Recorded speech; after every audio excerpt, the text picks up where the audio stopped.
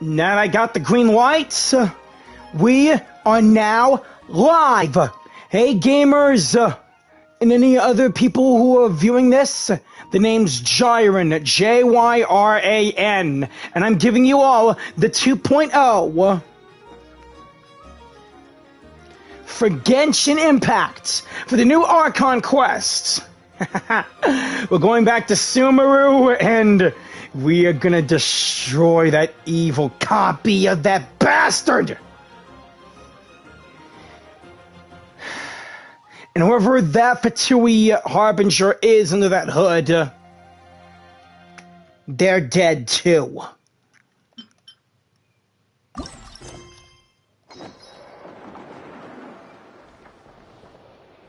Lucky me.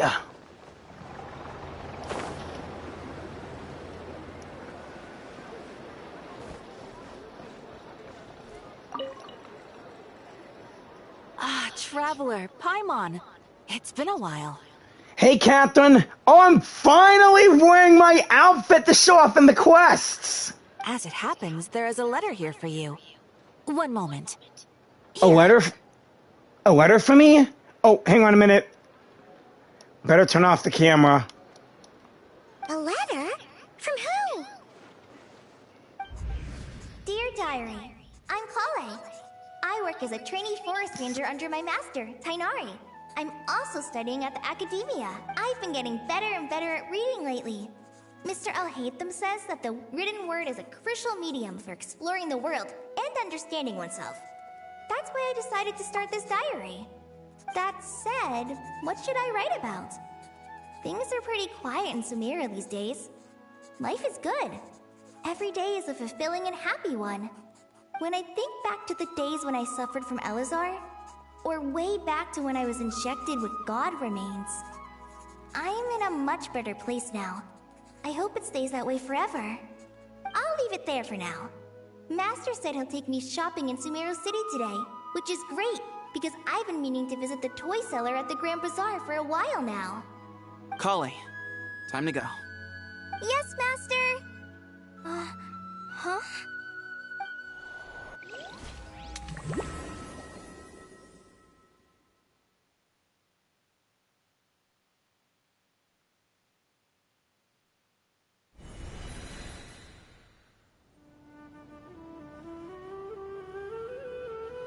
What's wrong, Kale? Is there something on my face? No, sorry. I didn't mean to stare. Did Master Tighnari send you to pick me up? Master Tighnari? What are you talking about? Tighnari is the General Mahamatra. He's probably busy arresting criminals in Sumeru City. I mean, if that's what floats your boat, I can introduce you, but... Wait, what? Sorry, just making sure the mic was working. Sethos is the Force Watcher now? Tighnari is the General Mahamatra? Then where's Sino? Who's watching the Temple of Silence? Wait, Master Tighnari is the General Mahamatra? But what about Mr. Sino? Sorry? Oh, you mean that guy who just joined the Vahumana Darshan? Rumor has it he's the leader of the Temple of Silence. If that's true, it's pretty impressive. Okay, Sino and Sethos swapped roles, except Sethos is taking Tighnari's position. Tighnari has Sino's, and Sino has Sethos. Sethos's. Sounds like you've been getting to know more and more people since you joined the academia. That's great, but don't let your Forest Ranger duties fall by the wayside, okay? Sethos. What's going on? Sethos is acting like he's my master, and Master Tighnari has taken over Mr. Sino's job. Is this some kind of prank? If so, it's a weird choice of prank. But anyway, Sethos doesn't look like he's joking. What is this all about? Hey, you're zoning out again. I'm gonna buy some tools for the Rangers. Why don't you stretch your legs a bit? It's been a while since you last visited the city, right? Wait! He's right. It has been a while since I last visited Sumeru City. Was it always like this? I mean, It feels familiar, yet somehow... something seems different. Yeah, kind of feels like the whole dream thing with the Akashas. Is this really Sumeru City?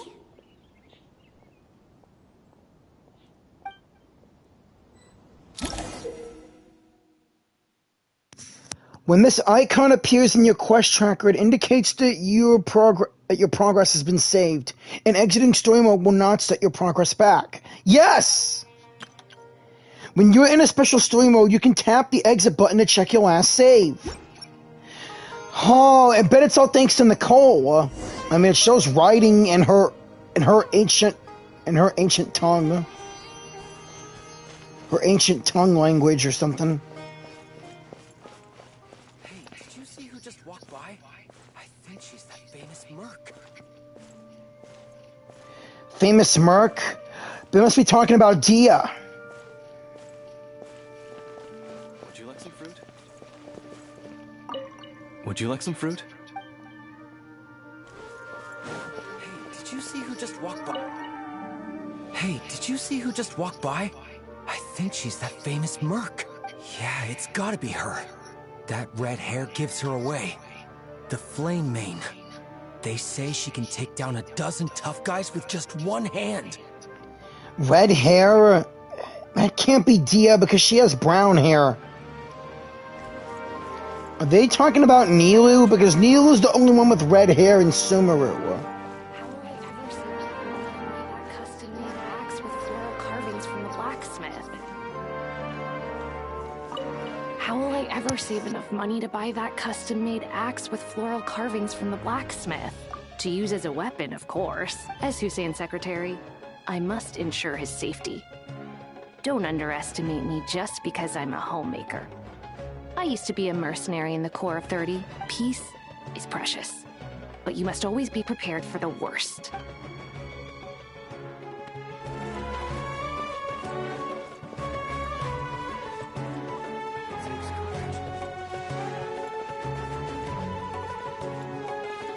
takes courage to maintain a peaceful life.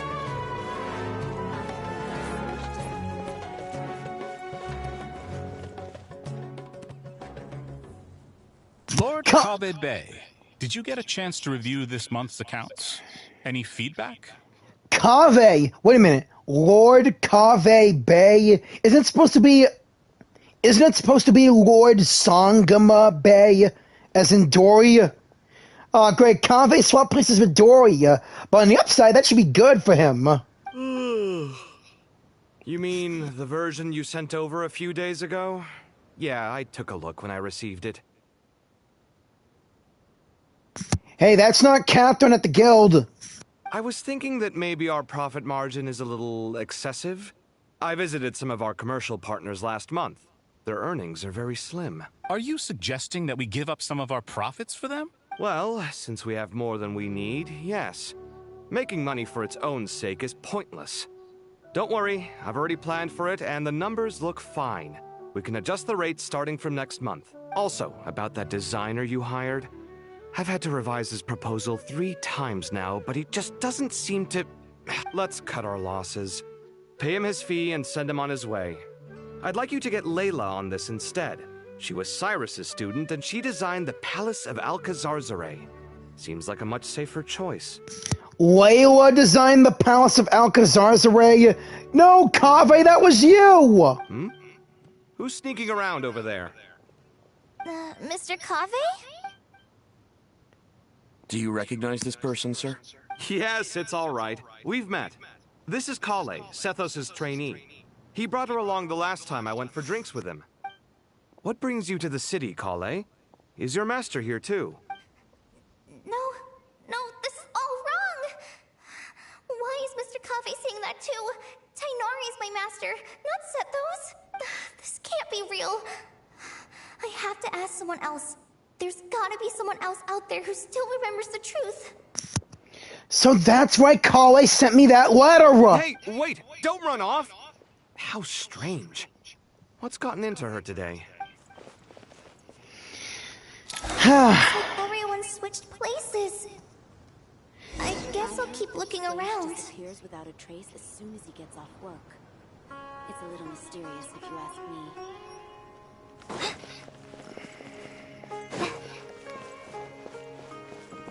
Oh, wait, he's the guild master here in Sumeru. My bad. Kind of makes sense for him to handle things for today, I guess. Hey, Dunyazad! There's Dia and Nilu. Would you like a cup of coffee? Dunyazad is the acting manager of the Puspa Cafe. Would you like a cup of coffee? The store's been pretty busy lately. Lots of customers have been feeding Ashru, who watches over the shop, and now Ashru's put on quite a lot of weight. Maybe I should put up a sign saying, please don't feed the cat. Ashru! Ashru! Don't tell me Nefer is in there. Yeah, I can't go inside.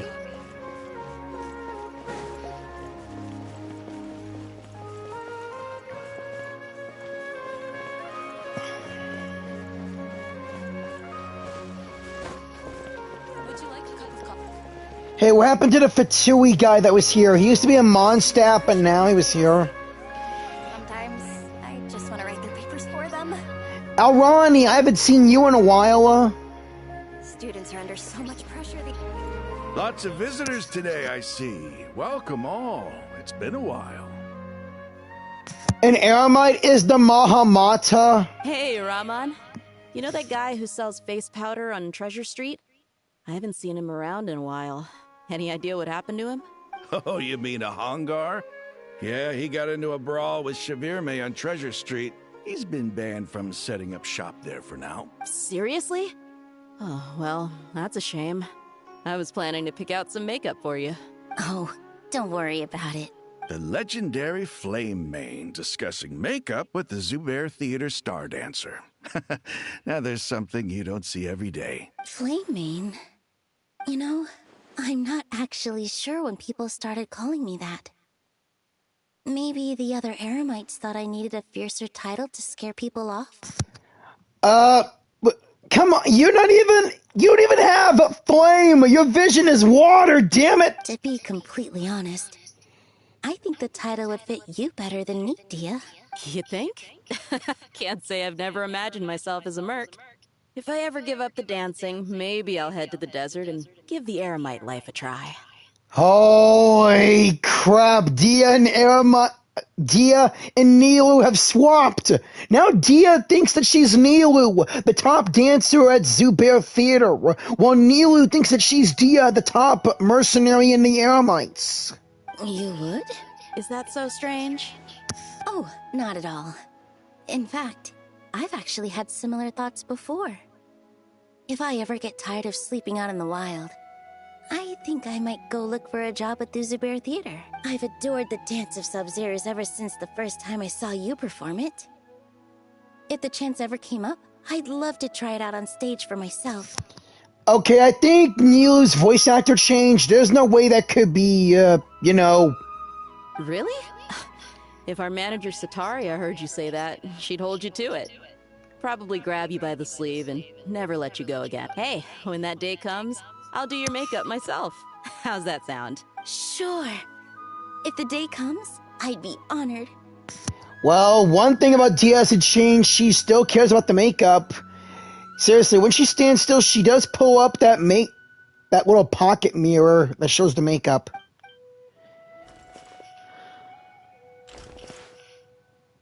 Everyone I know, everything I've ever known. Suddenly it's all a jumbled mess. The question is, who's right? Them or me? Oh, my head feels so heavy. I can't think straight. Hi, Mr. Sino. What are you thinking about? There's a chapter in King of Invocations, where the spirit of someone who died long ago possesses a living man's body. To the outside world, it looks like he's developed a whole new personality. I was just thinking how terrifying that would be for his friends. Imagine waking up one day to find that a friend of yours has suddenly become a different person. Huh? So what got you thinking about that? I don't know, but something feels off. Everything looks fine on the surface, but... can human perception really be trusted?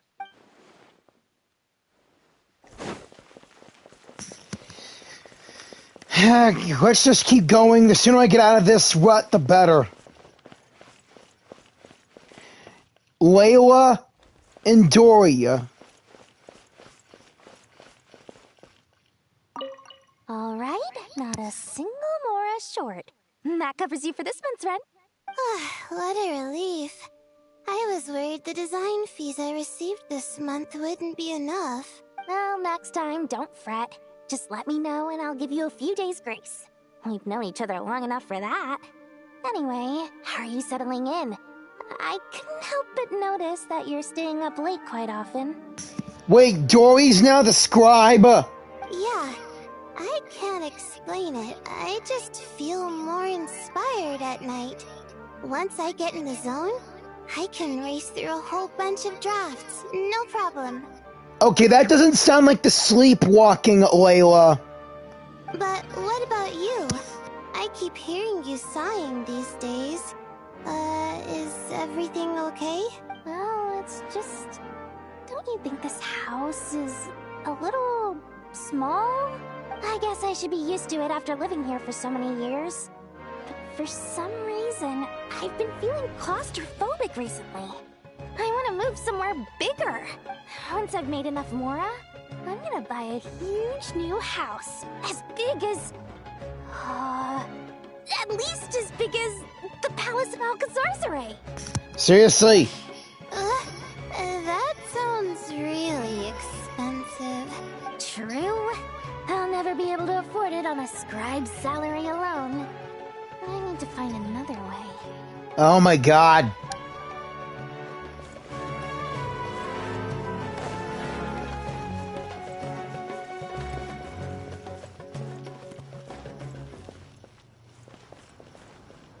Mahamatra Tainari, we've apprehended the suspect. They say that the fool is prone to blind faith, but the wise man is not immune to it either. Siraj, do you have anything to say in your defense? Tainari, you were the one who turned the sages against me. Just a few words of caution from you was all it took to destroy my research.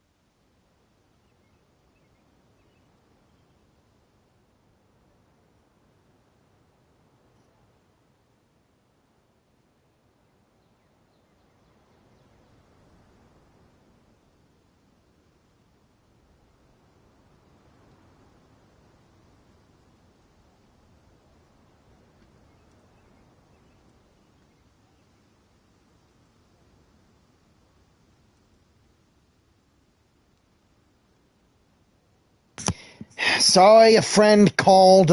Seriously, can I do a live stream without any interruptions? And now you're trying to stop me again? You should know that mechanical life is the future. We must cast aside our useless flesh and... Wait a minute, aren't you the guy that beat in Tainari's story mission? That's enough. I'm not in the mood to listen to your lunacy. Anyone could tell you how amateur your work is. Karina, Ilias, put him somewhere safely out of the way. Yes, sir. Next on the agenda is... Master? What is it? Wait, did Professor Zahahati send you? She's been encouraging me to take on an apprentice. Might be getting a bit ahead of herself there, though. No, Master! It's me! Kale! Listen to me. Something really weird is going on in Sumeru City. It's identities have switched around. You're not the General Mahamatra. You're a Forest Watcher. Just yesterday, we agreed to come to Sumeru City today to go shopping together and... All right, there's no rush. Let's back up a little. Your name is Kale, correct? Although this is our first meeting, you do seem strangely familiar somehow. Is there anything I can help you with? No.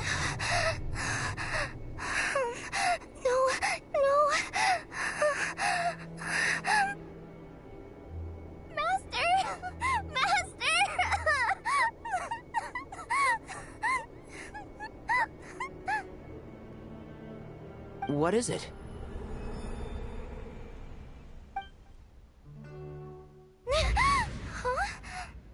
Did you have another nightmare?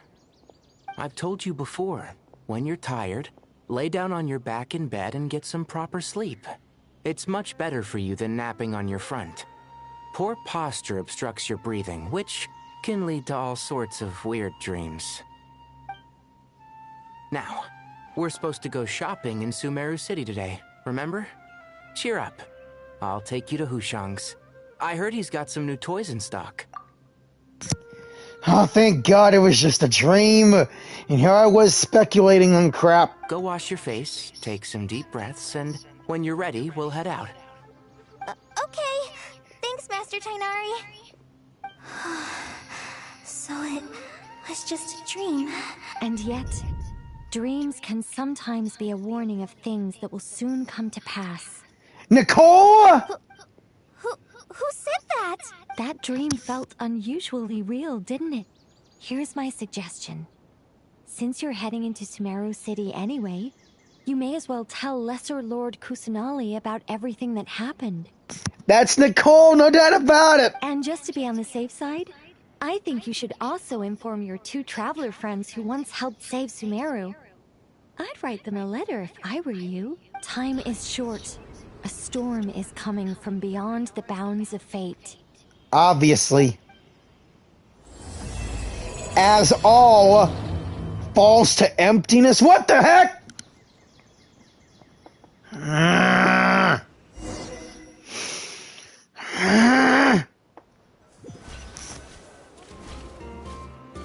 What a strange situation. No wonder Kale was in such a rush to write us a letter. Imagine waking up one day to find that everything around you has changed. You might not even recognize Paimon anymore. Whew, that's a scary thought. Let's get to Sumeru and find out what the heck is going on. Way ahead of you.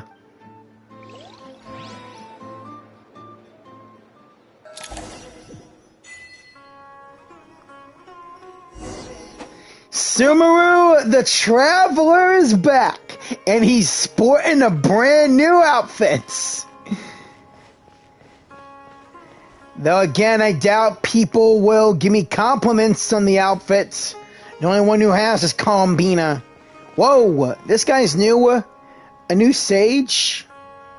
Of the Vahumana Darshan, wow. Vahumana, Sino was part of that.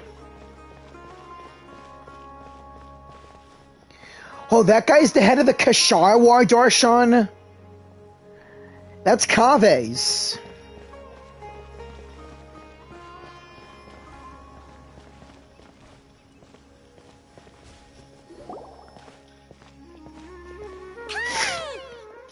Hey, you two! Traveler! Paimon! Thank goodness. I'm so glad you made it. Of course. We won't let anything happen to you, Kale. So, what's going on in Sumeru City? Looks like lots of people are moving or something. Yeah, I was just gonna say, after I wrote my letter, Master and I went to Sumeru City and told the Dendro Archon everything that I experienced, from start to finish. What did Nahida say? She was silent at first. It seemed like she was deep in thought. Then the next day, we got told that she was ordering everyone to leave Sumeru City immediately and move to Caravan Rebot. The entire population of the city has to move? What's going on? Not just Sumeru City. The evacuation also includes Lokapala Jungle, Avidia Forest, Ashavan Realm, and Ardravi Valley. Basically, Everyone living in the rainforest must temporarily relocate to Caravan Rebat. And once everything's in the green light, everyone can come back to the city? Yeah. Once everything's A-okay, everyone should move back to the city. But again, what's going on? Holy smokes! It's crazy! Yes, it's quite an operation. Even if people only bring the bare essentials, the scale is simply enormous. No kidding. They've requisitioned almost all the Sumpter Beasts in Sumeru for the task, including the entirety of Dory's Sumpter Beast Park. Yeah, obviously Dory would have a Sumpter Beast ranch. All on account of that dream call I had. Did Nahida give any indication as to why? The Dendro Archon said that what Kale experienced was not a dream, but a warning. After our meeting, she immediately summoned the 6 sages to analyze the situation and discuss countermeasures. They concluded that the events seen in the dream are very likely to become a reality, and that an unknown danger is rapidly approaching. Oh, please keep that to yourself. We don't want to cause widespread panic. The official reason they've given is a large-scale renovation of the rainforest ecosystem. People are skeptical, but there haven't been any major incidents. So far, at least. The Dendro Archon seemed really worried when we spoke to her. She said you can go visit her in the Sanctuary of Surasthana when you arrive. She also said she'd hold out until the very end. Hold out until the... Kale, you got a minute? I need a hand here. One moment, I'll be right there. As a forest watcher, I've been tasked with assisting with the relocation work. There's a lot to be done, and they need all the help they can get. This will be the final group of evacuees from Sumeru City. While they're away from home, they'll be heavily reliant on outside help. Thank you for coming in our time of need. As you can see, another crisis is upon us. Excuse me, sorry to trouble you, but could you help an old man find his medicine? It's buried somewhere in my luggage. Where's my mom? Where did she go? Don't worry, it'll be okay. Those items are worth a small fortune. Make sure you store them somewhere safe. You understand? I bet you thought you'd get away with this in the chaos, huh? Guess again. No petty thief gets past me. A mass evacuation inevitably comes with all kinds of problems. Nahida wouldn't have resorted to this unless it was absolutely necessary. The strange events of Kale's dream took place in Sumeru City. Whatever danger is afoot, it must start here, which is why everyone is leaving. We should go help the evacuees. See you around. Later. I'm so glad that you believed me and came all this way to help. It means a lot. Please stay safe. Don't worry. We may not know exactly what's going on yet, but as long as we stick together, we'll find a way through this. Yeah. Bye. Look after yourselves. Will do. See ya. Paimon's not sure how she found the words to comfort Kale because, honestly, she's kind of nervous herself. Let's head to the Sanctuary of Surasthana and see Nahida. Right behind you.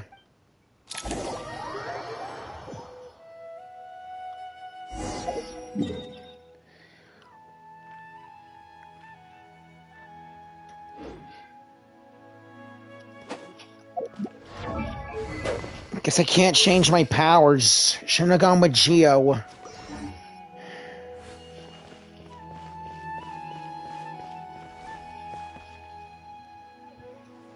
Who goes there?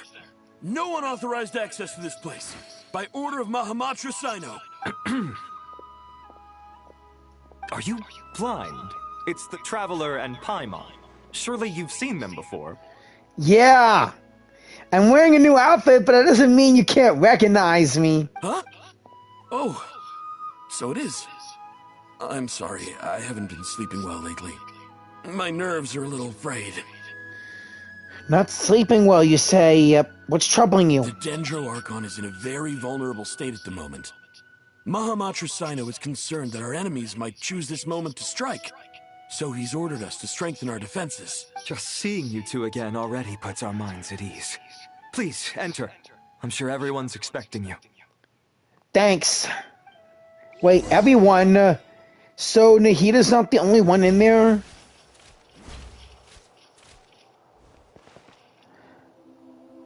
I'll hate them in Sino. And is that Cyrus?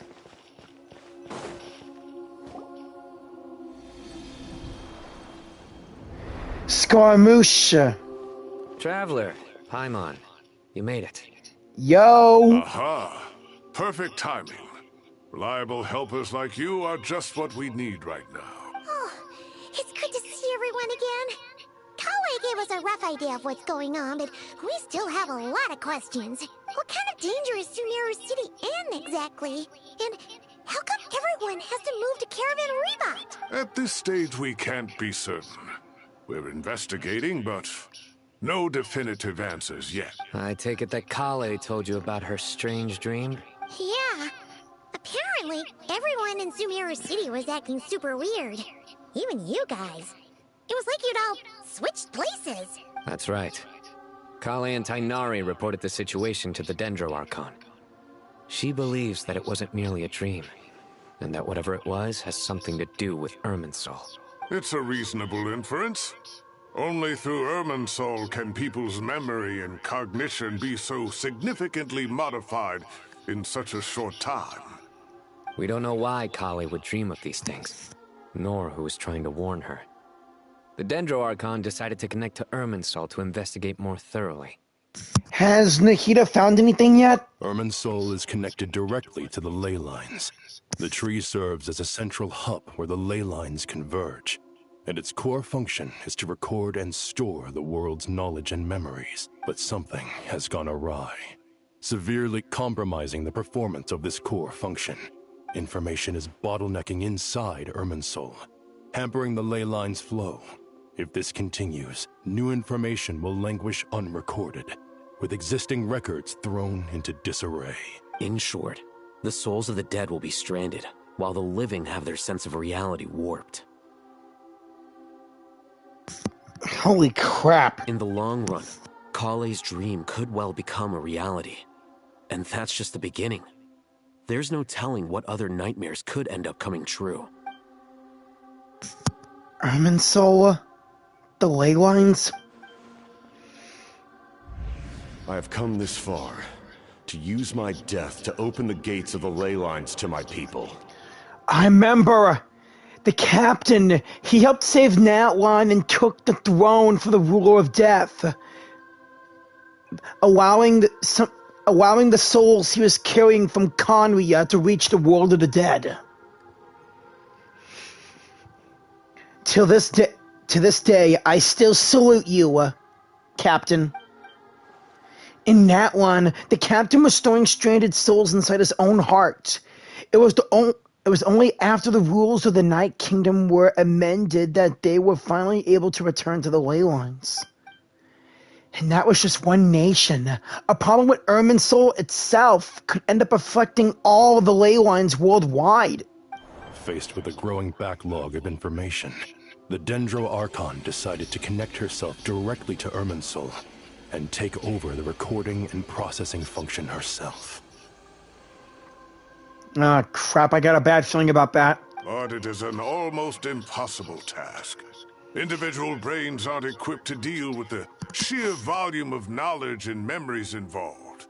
All that information flooding in at once would instantly fry any human mind. And for a god, even for a god, the suffering must be unimaginable. The Dendro Archon's power originates from Irminsul. Any issue with the tree itself takes a toll on her to begin with. On top of that, she's subjecting herself to the grueling task of processing all that data. It must be torture for her. And despite all of this, she is somehow finding the strength to investigate the Irminsul situation from within and send us her findings. I finished analyzing the latest data. Looks like our working theory was wrong. There's no signs of Irminsul having been attacked from the outside. So it's internal then? Some sort of disease, perhaps? No. I've spent half my life studying the ley lines. If Irminsul malfunctioned this easily, the world would have met its end long ago.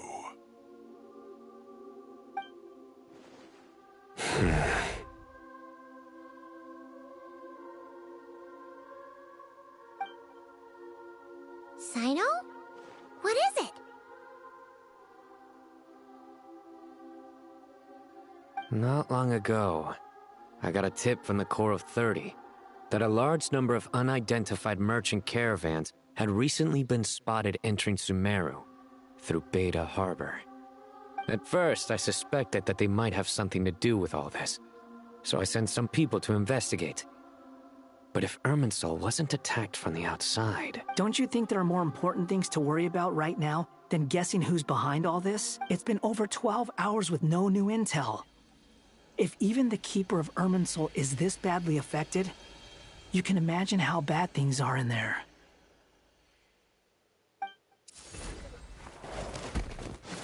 Nahida! Dendro Archon. Nahida! You okay? Nahida, speak to me, please! What's wrong?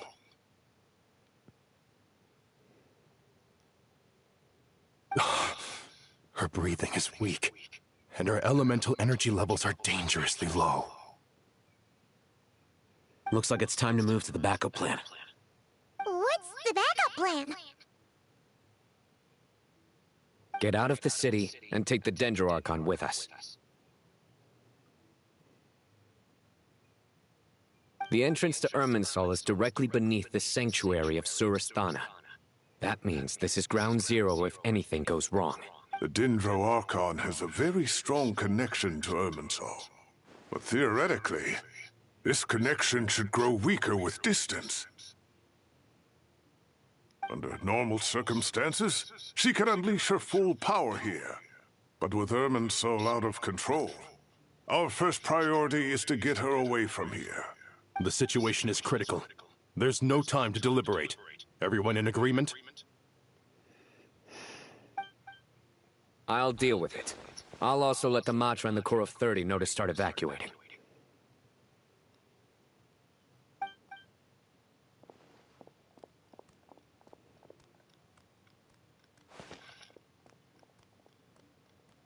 I got you, Nahida. Let's go. No sense grieving when there's nothing more we can do.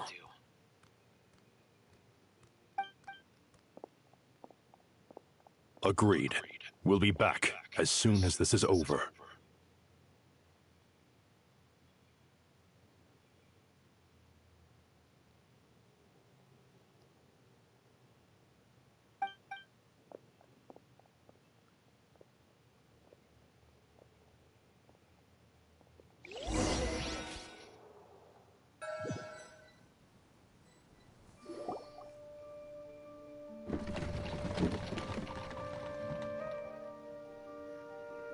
The last group of civilians has been safely evacuated. Dendro Archon's carriage will travel with them. Sino and Hat Guy will protect the convoy. That's good news, but you don't look very relieved, Cyrus. With the Dendro Archon in a coma, we've lost our means of investigating the situation. And with Irminsul still deteriorating, we have no choice but to evacuate Sumeru City. Feels as though we're being pushed along by an invisible hand. Stop moaning, Cyrus. We're the teachers here. We should be showing a little more confidence, don't you think? A wise judgment. Let's move out to Caravan Rebot. Oh, man.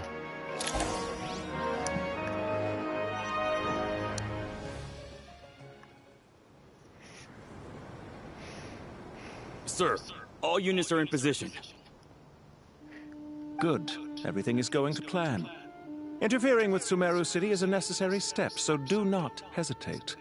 The Irminsul situation will not harm you. We need to speed things up here, too. We don't want to keep our client waiting, do we? Client? No, sir. You have my word. Everything will be completed on schedule. They say that fervent ambition attracts the favor of the gods, and with it, a vision. But we appear to be the exception. So, is our ambition not strong enough? Or does it threaten the very foundations of this world? How about both, you ignorant bastard?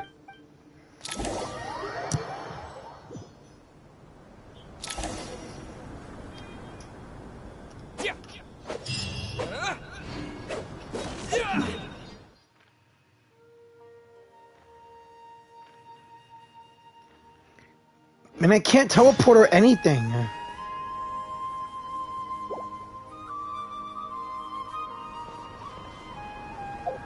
Nor can I change my team.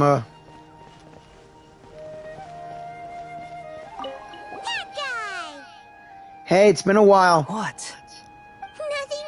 You just look like you were lost in thought there. Do you have any ideas about what's going on? From what I know about Irminsul, the system doesn't break down that easily. I don't have the faintest idea who could have done this. Actually, one name did cross my mind.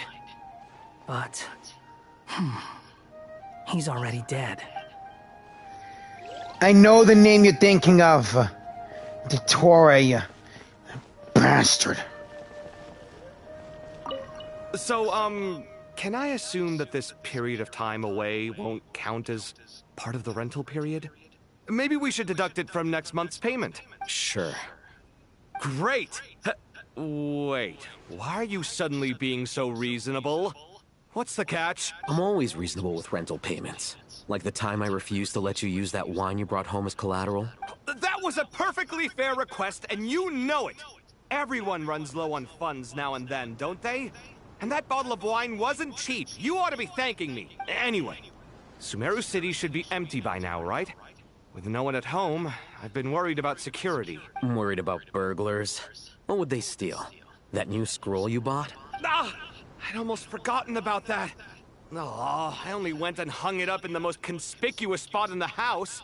If anyone breaks in, it'll be the first thing they see. Well, no one but you gave it a second look while it was on display in the shop. I doubt anyone would go out of their way to steal it. You say that? But what if there's a thief out there who shares my aesthetic tastes? Then you can only hope he shares your taste in expensive wine as well. Always worth having some collateral. You!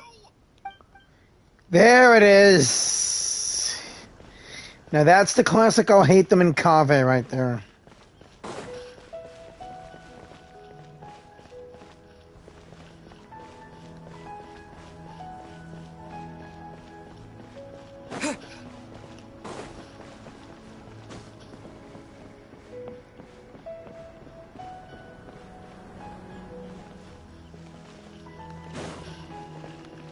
Hey, I remember that from Tainari's story mission. Can't believe they moved that all the way out here, too. So much for keeping it a secret.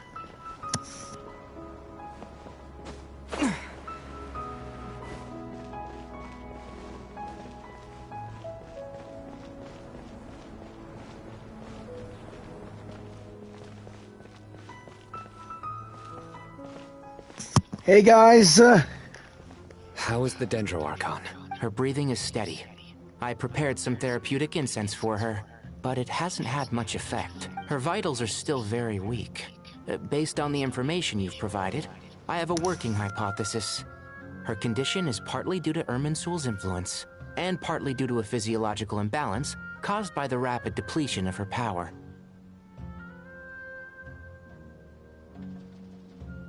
Elemental energy usually flows through the body at a relatively constant rate.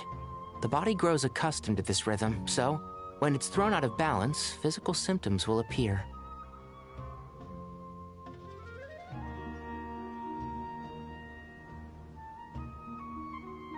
Is this similar to the ley lines? Overloading and withering both directly affect their vitality, potentially causing irreversible damage. Correct. From a biological perspective, if you overexert yourself, you pay the price with your life.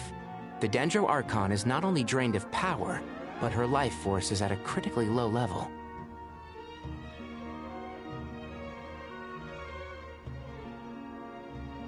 Is there any way to restore her health? I know the ley lines have strong self-healing abilities.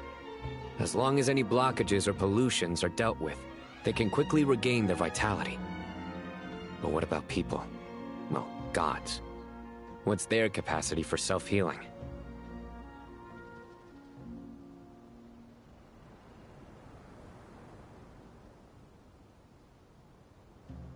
Before we think about that, there's a bigger predicament to resolve. Restoring the Dendro Archon's power requires us to heal Irminsul first. But that will be extremely difficult without the Dendro Archon's power. Paimon's already getting lost here. Tighnari and Sino are discussing the situation at Pay. Ugh.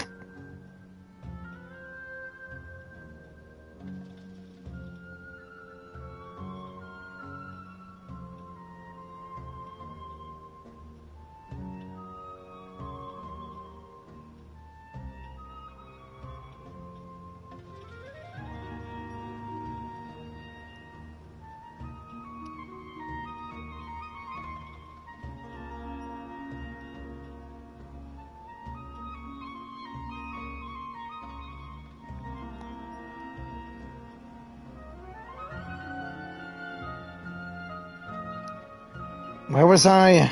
Oh yeah. Tighnari and Sino are discussing the current situation at Pace. I have to concentrate hard to keep up. Master Tighnari and Sino look so serious.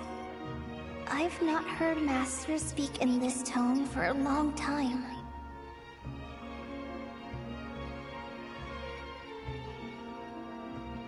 Tighnari. Oh, cool! The sages of the 7 Darshans. I mean, the 6 Darshans. My bad. Master Nephis? Sages? Tighnari, haven't seen you in ages. Have you gotten taller? Or did your ears get longer? Hopefully the former, Uncle Baladuri. Sino, where's Professor Cyrus? I thought he'd be with you. He went out into the wild to investigate the situation. He said that the Irminsul anomaly will likely start to affect the real world soon. He shouldn't be trotting around alone at his age. Which way did he go? I'll look for him later. Would someone mind introducing us? Ah yes, of course. Allow me to do the honors. I'm sure we're all familiar with the Traveler and Paimon. They're the heroes who helped foil Azar's conspiracy and save Sumeru. Don't forget, Dottore was behind all that. These gentlemen and I are the 6 current sages of the Academia. Balduri and I are part of the Old Guard, while the other 4 took office after Azar and his clique fell from power.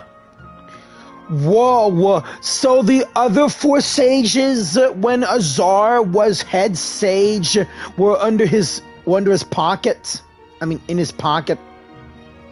We have Sage Alkindi of the Spontamod Darshan, Sage Farnas of Kasharawar. Oh, Spontamod is Sino's, and Kasharawar's Kave. Taoist Sage Shakir, and finally Haravatat Sage Rusht. Haravatats, that's Layla, and the Haravatats is Farzan. Nice to meet you all. It's an honor. We'll be working together closely to resolve. It's an honor to meet you all. We'll be working together closely to resolve this crisis. I've heard much about you. Delighted to finally meet you in person. Well, I'm delighted to meet the rest of the 6 sages. I've only met Tighnari's master during.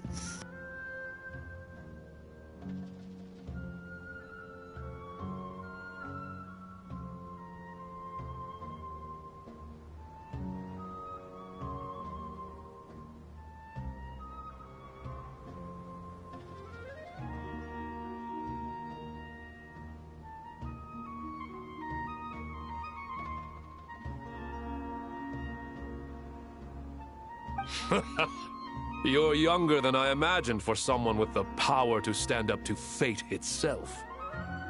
Thank you for lending your aid to Sumeru once more. Once we're on the other side of this, could we get a photo together? My daughter has a friend named Isak. He's always talking about you two. Of course! No true hero would deny a child their wish. Yeah. Back to business. So with the Dendro Archon currently in a coma, the people have taken temporary refuge at Caravan Rebot. But they cannot stay here forever. We need to come up with a plan as soon as possible. For Nos, any thoughts? Well, firstly, having reviewed the data, I'm inclined to agree with your assessment. This doesn't look like an attack on Irminsul from the outside. Rather, it resembles a malfunctioning machine. Calculations going haywire and sparks flying. That being said, before we consider how to fix it, we need to understand precisely what has gone wrong. Furthermore, we somehow need to ascertain this without relying on the Dendro Archon's power. We have no direct access to Irminsul. However, we might be able to gather the information we need from the ley lines. Study the branches to learn about the trunk, in other words. Wait, is that what Cyrus is up to? No wonder he ran off to research in the wild. Curse, always one step ahead of me, isn't he? I heard that while in the sanctuary of Surasthana, the Dendro Archon had to serve as the central information hub herself. This is a clear sign the situation within Irminsul might be far worse than we can imagine. Irminsul is vital, not just to the safety of Sumeru, but to all of Teyvat. We must be the ones to bear responsibility for this world. To be on the safe side, I think we need to consider some backup plans. Are you saying we should consider a scenario in which Irminsul is completely destroyed? I'm merely pointing out that the possibility exists. You have a valid point. But until worst comes to worst, I believe we should focus our efforts on resolving the Irminsul anomaly and helping it recover. Kale, I understand that you were the first to foresee this crisis. If it's all right, I'd like to talk with you about it in more detail. Of course. But even I don't know how I came to have that dream. If there are no signs of external damage, could it be a stress fracture? Metals tend to suffer from this issue with long-term use. And Irminsul has existed for centuries, after all. It's possible, but surely a stress fracture would be more likely to cause a complete shutdown rather than chaos. Sages, General Mahamatra, sorry to interrupt, but something has come up. What happened? Some citizens didn't believe that Sumeru City was really in any danger. They slipped away and hid during the relocation, intending to return home. How many people are we talking? About a dozen. Sakura found them while on patrol, but they appeared to be suffering from psychosis. For whatever reason, they were trying to kill each other. By the time we arrived, there were only 2 survivors. One was unconscious from their injuries. The other tried to attack us, but was subdued. Oh, crap. Where did this happen? Near Yasna Monument. That's not far from Caravan Reap. Master. I know. The Irminsul anomaly is beginning to have effects in the world. I didn't expect it to spread to Yasna Monument so soon. It almost feels like we're being chased relentlessly, with no time to catch our breath. Sir Cyrus said the same thing. He sent me back to report in, while he continues investigating. I'll go join him.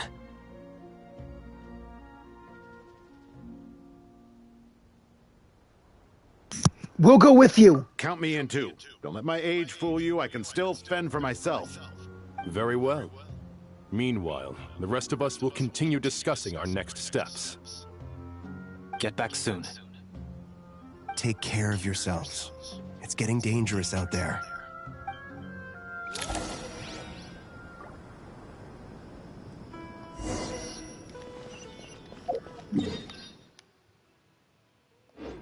Too bad I can't teleport over there. Thank you for everything, Tighnari. Don't worry about me. I'm fine. But if you don't mind me saying so, Master, you're looking a little nervous yourself. I only just got appointed as Grand Sage, and now this happens. It's quite overwhelming. Looking back now, I don't think I handled the situation with Azar very well at all.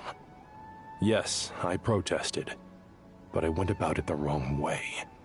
Instead of helping, I just ended up getting locked away. Now that I'm the Grand Sage, I have to be responsible for everyone's lives, including the dozen or so who fled to Yasna Monument.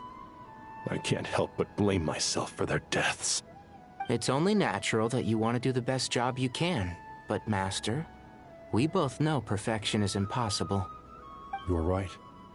We may well be heading into the desert before long. Feeling up to it?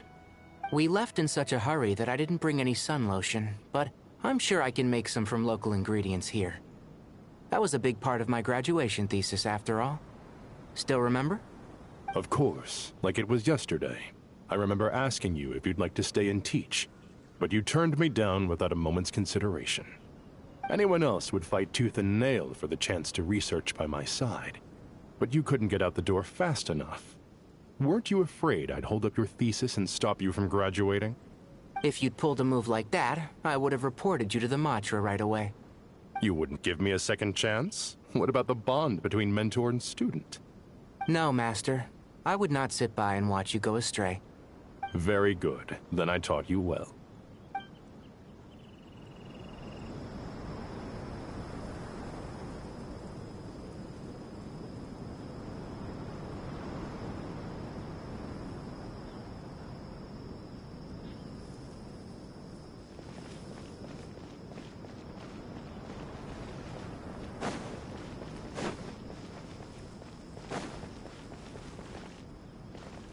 Don't be nervous, Kale.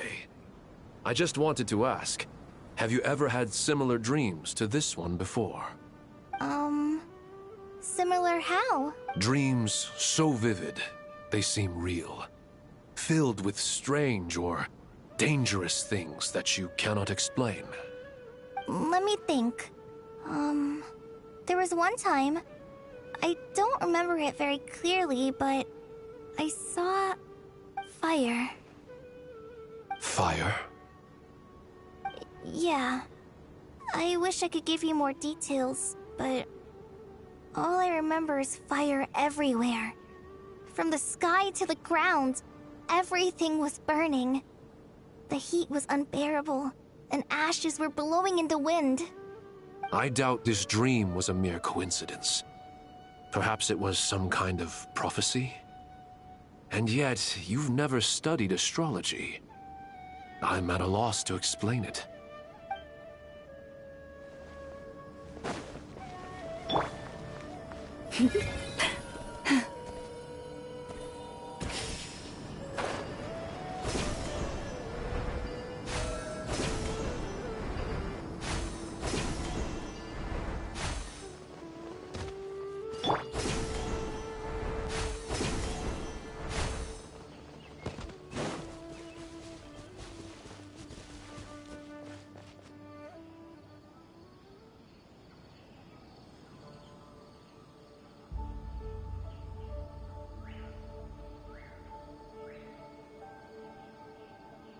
Please, don't go any further.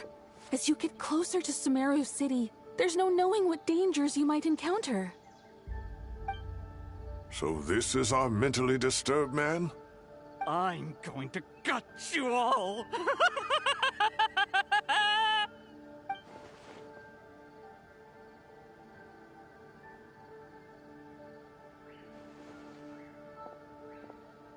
Cyrus, you didn't even bring a single guard? Do you think you're some sort of warrior? It's fine.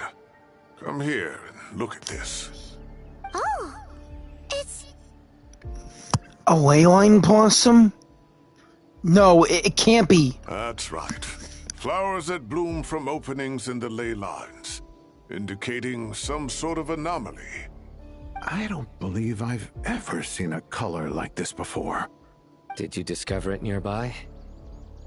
Not just here. Way over there, too. They're everywhere. There's even more in that direction. How did you ascertain the situation further ahead? Didn't you just say that we can't go beyond this point? Yes. This area is relatively safe so far, but if you continue forward, delusions will start afflicting your mind. However, some vision-bearing mercenaries were able to maintain their sanity a little better. They're the ones who brought back news from further afield. Sino, do you remember the class I taught on dissecting ley line blossoms? I do, Professor. I received full marks in that course. Good. After all these years, it's time to put that knowledge into practice. There must be anomalous information hidden within these blossoms. Alkindi, I'll need your help as well. Been a while since we worked on a project together, hasn't it? Sure has. Well, what are we waiting for? Let's get to work. Anything we can do to help?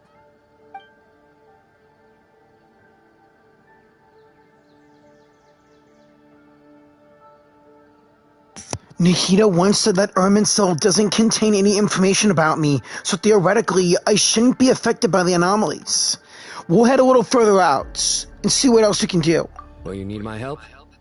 I should be fine, Sino. All right, well, don't go too far. There's too many unknowns at this stage. Let's regroup at Caravan Rebot later.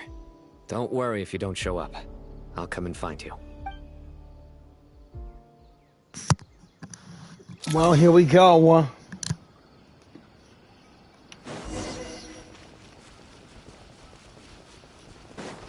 Blue and red leyline flowers. Dark clouds gathering in the sky, a sure sign that a storm is approaching.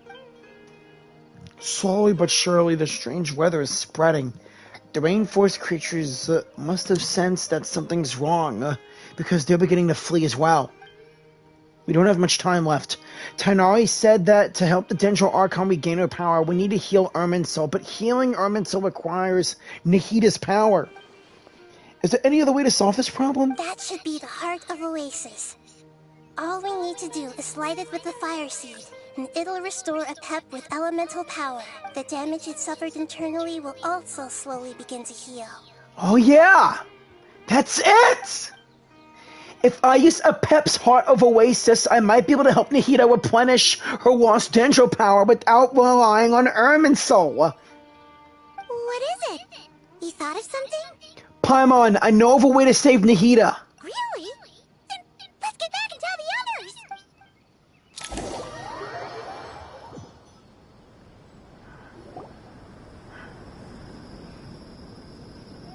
Whew.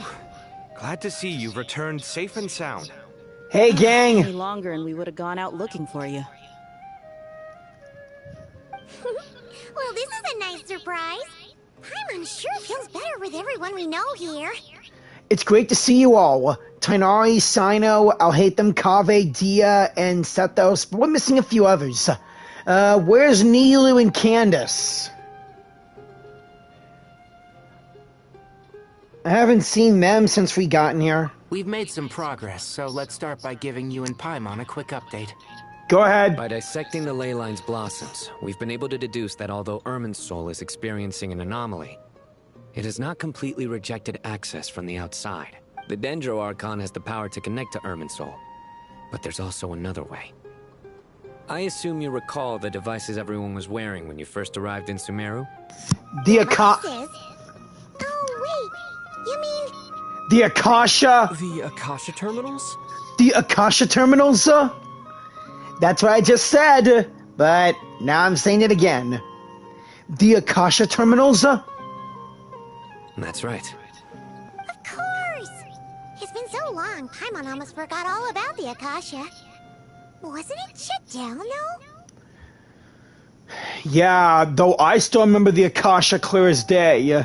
It's always the green thing on your left ear. It always reminds me of Aloy's focus on her right ear. Yes, but although the system isn't currently operational, the technological infrastructure is all still there. And it turns out that a certain someone gets so bored at work that he's actually read through every single one of the instruction manuals.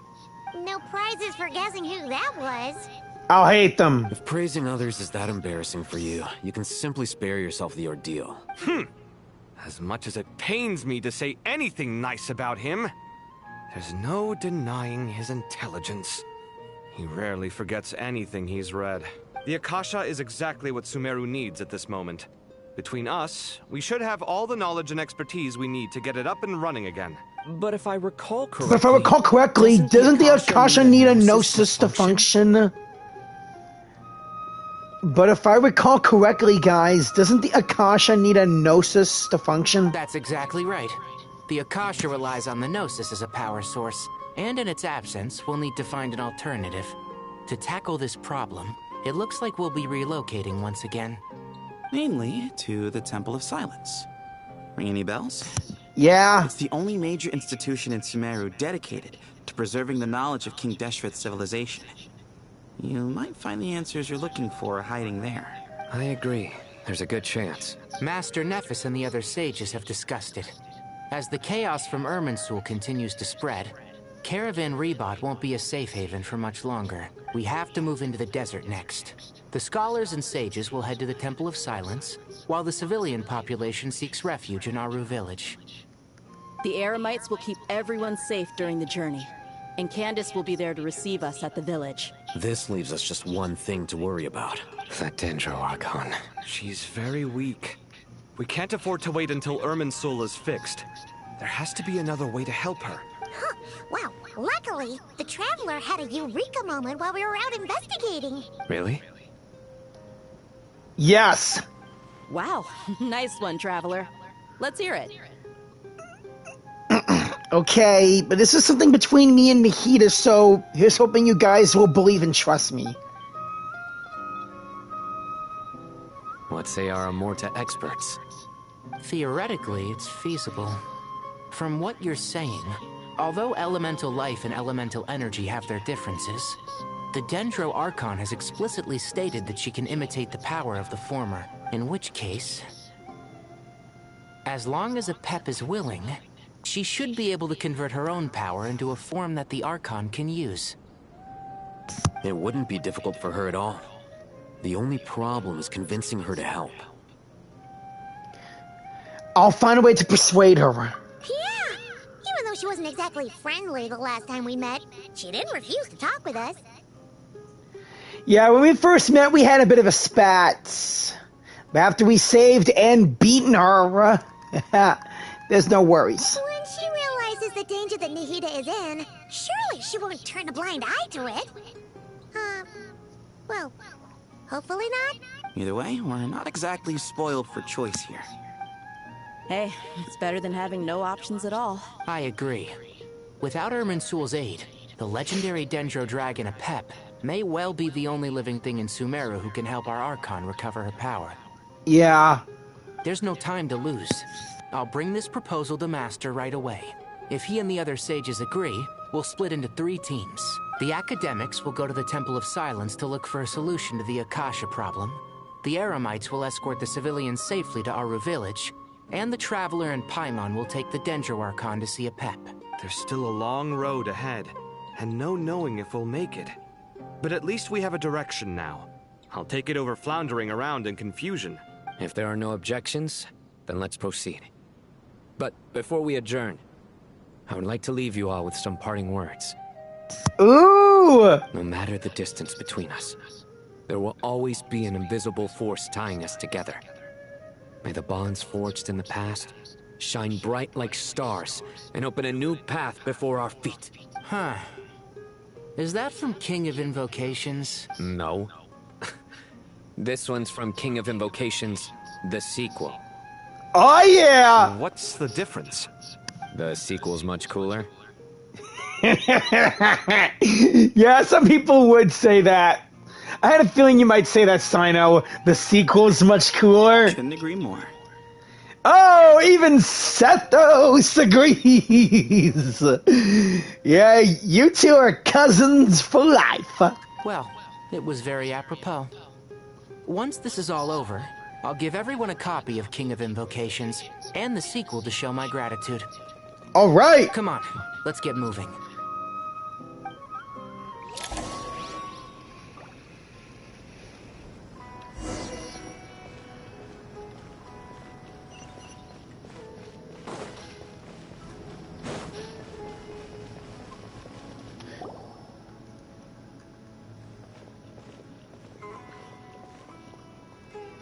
Tighnari has brought me up to speed. I approve of your plan of action, but we can't proceed with everything right away.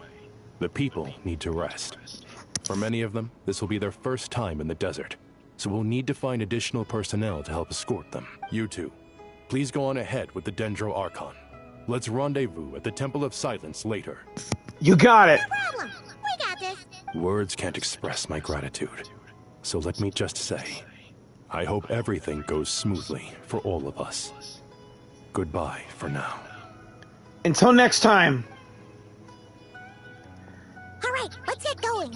If Paimon remembers correctly, the last time we saw a pep was in... Traveler, Paimon. Could I borrow you guys for a moment? It'll only take a second. Kale, what's the matter? Well, the thing is, Master Tighnari once told me, after you raise a problem, you should think about how to resolve it.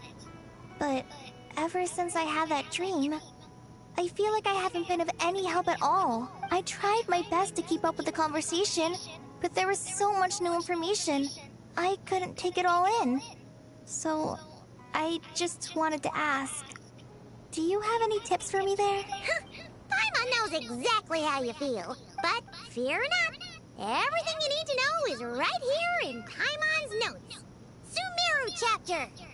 When did you write that? Or make it, to be exact? It's got tons of info about all the things we've seen and heard on our adventures. Some parts are a little simplified, but hopefully it all makes sense. You sure kept that one quiet, hmm? You see? Being the greatest guide in Teyvat isn't just a fancy title. It takes a lot of hard work. Paimon doesn't always understand the things you're talking about with other people. Whenever that happens, she notes down the confusing parts and goes over them in her own time. This is perfect. Could I borrow it? Sure. Matter of fact, you can keep it if you want. Paimon has another copy. When did you make another copy? The spare copy was originally meant for the Traveler. Paimon used to worry that one day he might not need a guide anymore, so she wanted to have a gift for him, in case we ever parted ways. But it doesn't seem so necessary nowadays. We have so many more places to see together. One copy will be enough for both of us. We only have one more place to go, and that's Shneznaya. And we can't go to Konria because the place is destroyed. The whole entrance to it is under the deserts. Thank you so much. But still, these are your treasured memories. I think I'll make my own copy and then return the original to you. Anyway, that was all. I won't keep you any longer. Have a safe trip. See you again soon. See ya! See you later, Kale. Alright, time to bring Nehida to see a pep. Let's hope that old grouch is in a negotiating mood. Best not say that in front of a pep.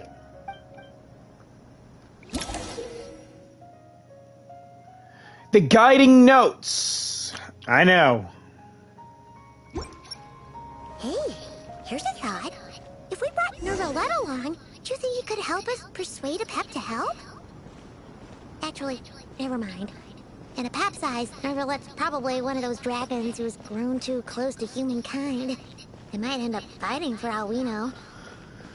It's a possibility, And heck, Nervalette himself said he judged the Archons. And it's in the profile screen. Even Farina didn't have anything to say about the other Archons.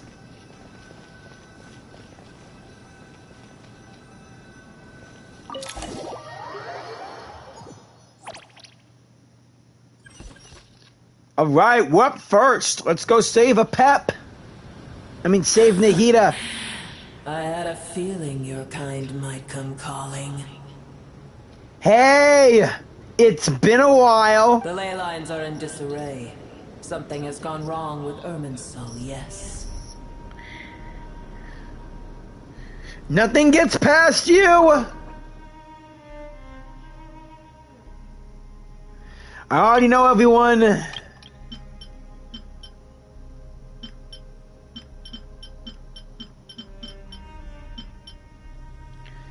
Scaramouche, aka the Wanderer, but I call him Rio. If only other people would call him that instead of Hat Guy. But no, Nehida had to give him that name. Still funny. Anyways, nothing gets past you. I guess we can skip the explanation then. Even from a great distance away, I can sense that Sumeru is headed for destruction.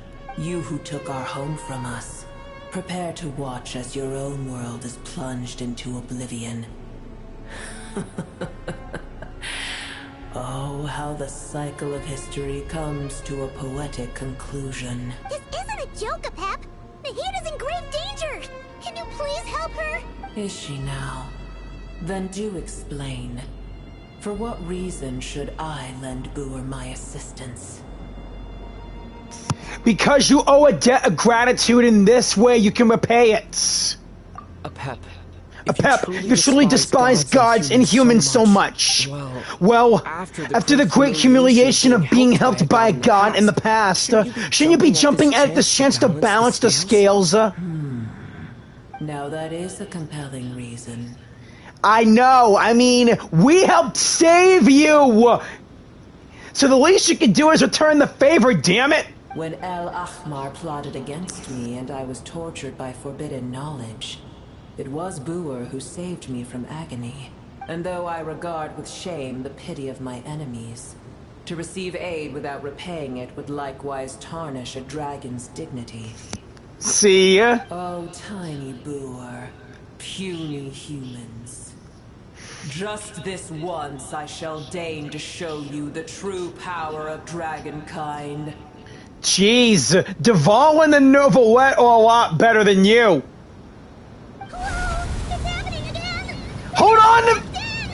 Hold on to me! We don't have the protection of the fire seed this time! Paimon!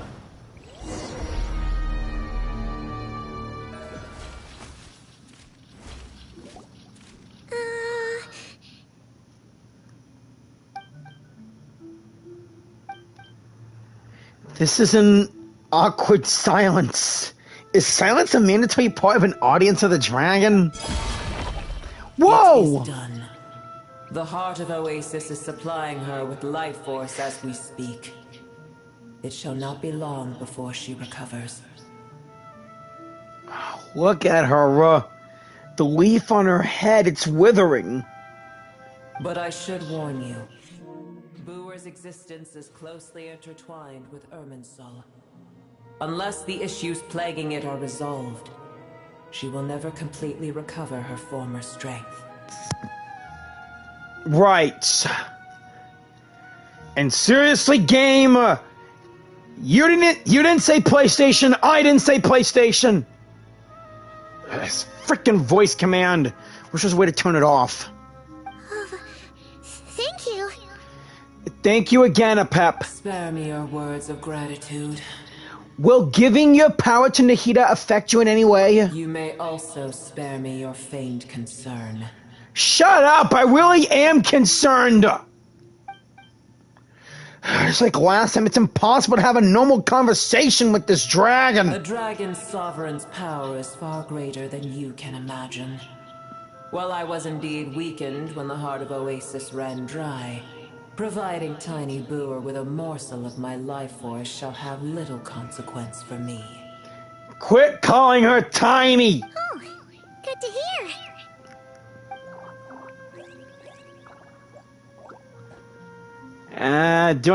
Seeing that fungus do that makes me miss Bongo Head. Just like Apep once said, the elemental life forms who merge with her have now been reborn. The knowledge, memories, and emotions. The knowledge, memory, and emotions that they've once had are gone. They're brand new individuals now, and yet, for some reason, they seem drawn to me and Paimon. Ever held in high favor, I see. Well, you know. The compliment was sincere. Simply accept it. Come to think of it, I'm curious how Apep sensed the Leyline anomaly from so far away and immediately guessed that something was wrong with Irminsul. Could she know something that we don't? Apep, do you know anything about Irminsul? I did once. That tree was not planted by the heavenly principles. Irminsul existed before they ever arrived in Teyvat. Really? So Irminsul's been around for as long as the 3 moons? Even the dragons? What? Well, I'll be damned. There was a time when it belonged to Teyvat, to dragonkind. Obviously, it had to be around when the dragons still... Obviously, that tree had to have been around when the dragons had rule over Teyvat, before the gods came and took it under your steads. And then the heavenly principles, the 3 moons, etc., etc. Its appearance and function then differed greatly from today. The ley lines flowed with an abundance of a familiar, primitive form of elemental energy. You may know it as the power of the Light Realm. From Natlan! The heavenly principles usurped and refashioned Irminsul, made it serve humanity, and used it to anchor the fate of the world.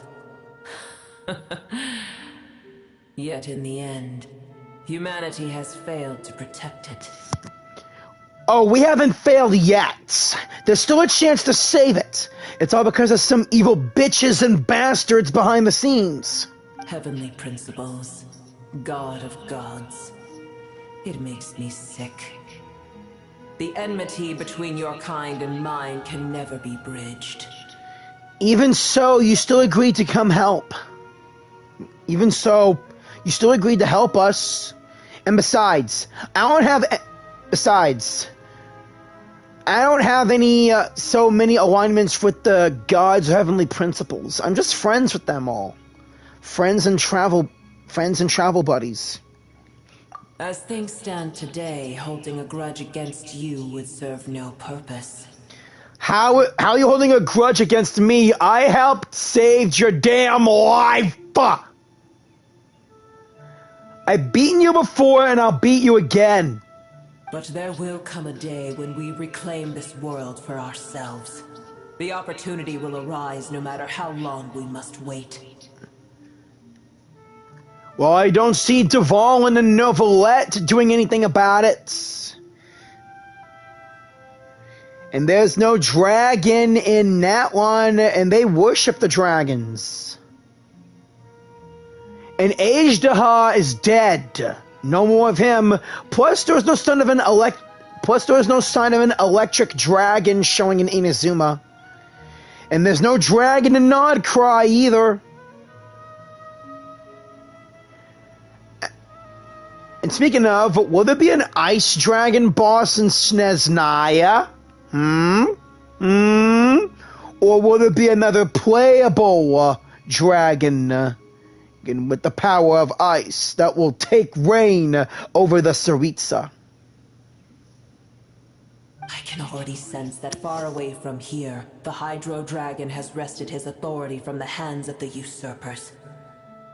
Though we have yet to meet, I know that we are both preparing for our revenge day and night. I doubt Novelette wants to do revenge. It's probably best if we don't tell Apep that we're on good terms with Novelette.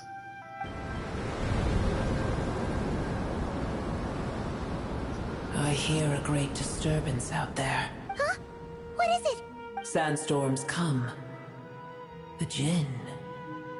I see. The Jinn? What's going on? Another calamity approaches. You both seem restless. Let us part ways here. Booer is safe with me. Once she has recovered, I shall return her to your side. Oh, thanks again. Take care, alright? You stay safe, Apep. I told you already I have no need of your feigned concern. It's not feigned, damn it! Here she goes again. We done what we came here for. Let's just go.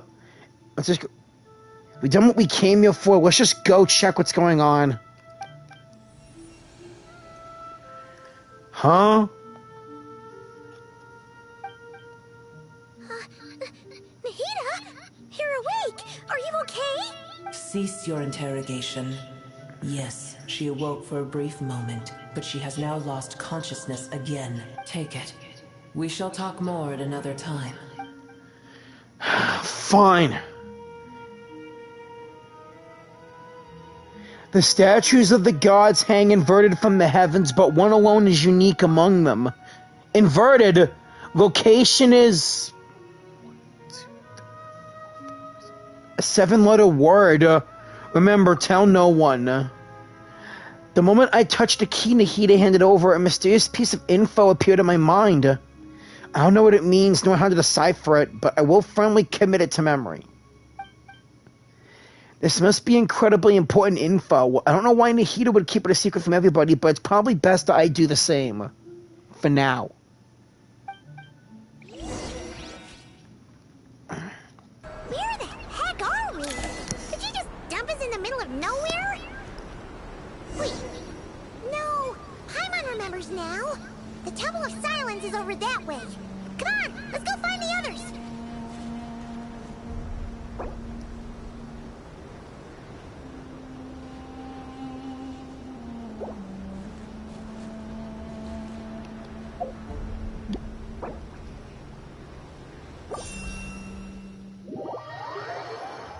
Sorry, I just really have to change my powers.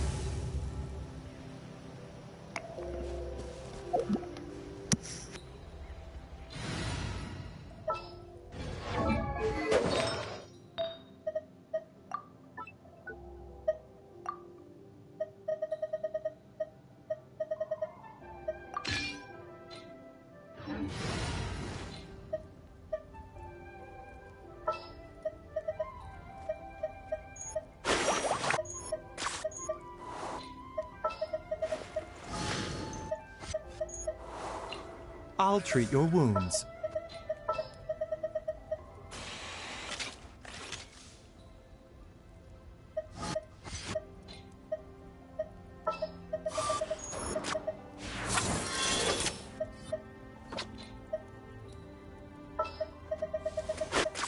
Ready to do my utmost.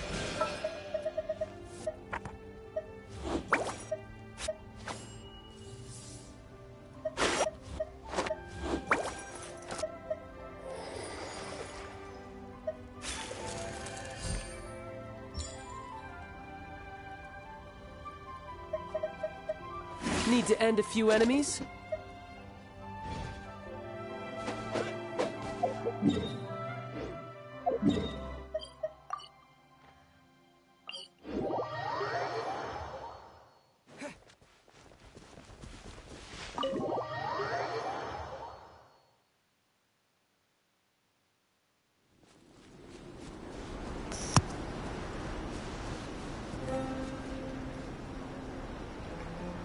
Holy crap!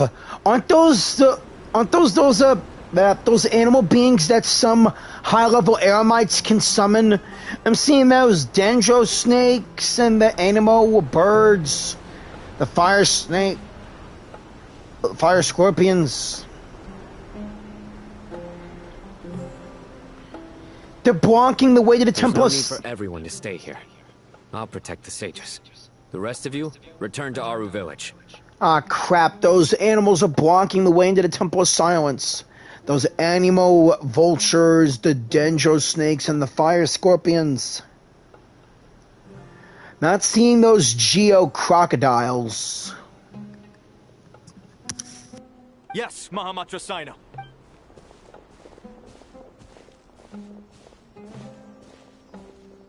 Sino! What's going on? We're back! You're back. How is the Dendro Archon? She's still with a pep, but she's recovering. What a relief. What's with all the sandstorms? It's the Jinn. Countless Jinn have stirred up violent sandstorms across the desert, blocking our path to the Temple of Silence. The Jinn. Familiars created by the goddess of flowers. Nabu Malikata.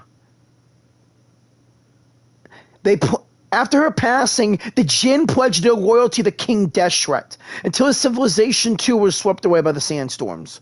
As a legendary race, they live on in tales and songs of the desert people, and even now, their kin may still be encountered amidst the sands. Hey, I have a Jin with us, huh?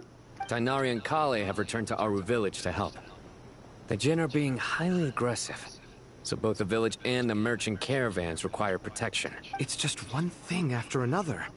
Where did all of them come from anyway? In all my trips to the desert, I've never seen anything like this before. As I see it, the only possible candidate is Gurabad. The city of Gurabad. Oh yeah, I'd been there before. The royal capital of a mortal kingdom that once stood above the great red sand here in the desert of Sumeru.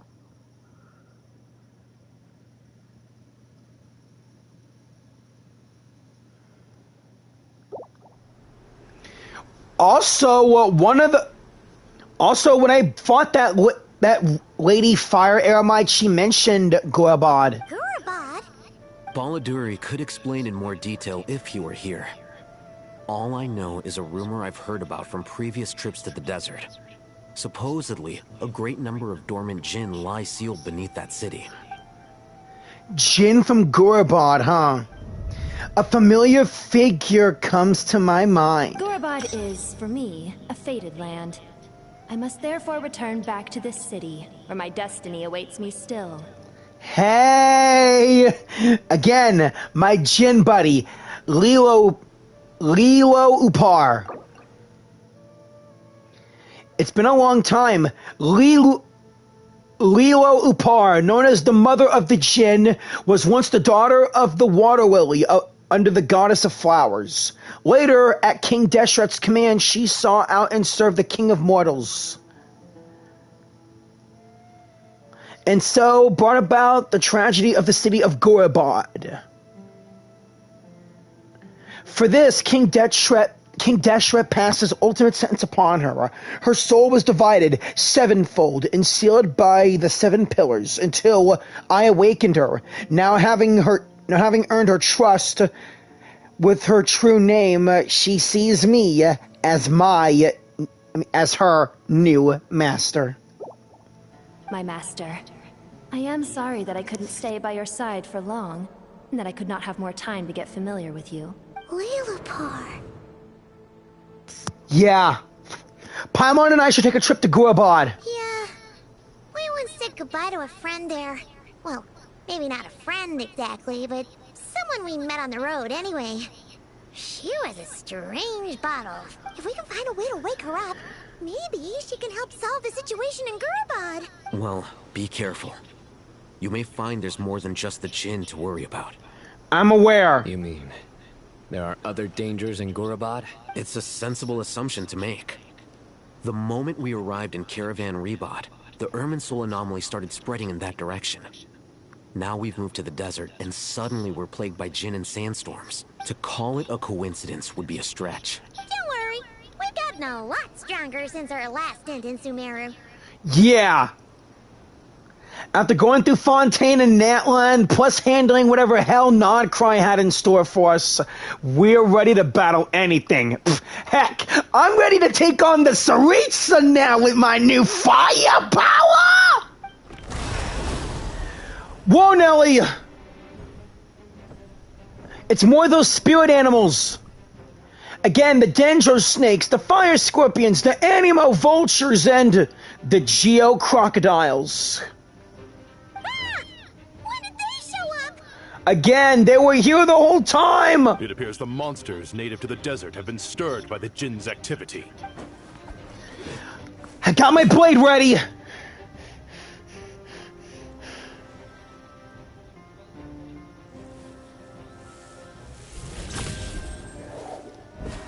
Wish I'd swap to water for I'll hate them and going. We'll take care of things here. Are you sure? Be careful, guys. You too. But wait, Kaveh looks better with a water user. Don't do anything too risky. You got it? I won't, Kaveh. I promise.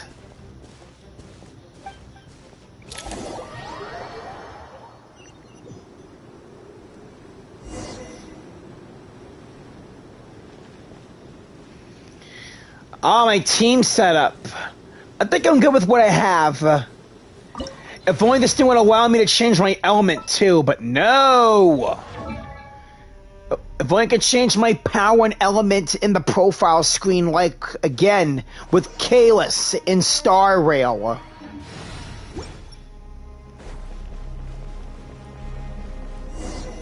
The Jinn are swarming out of Golabad! Looks like Alhazen was right! Let's get inside and see what's going on!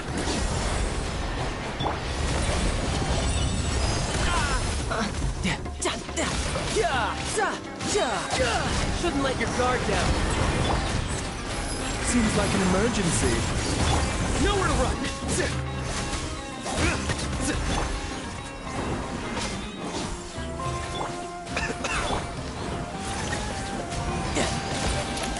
Bring it on!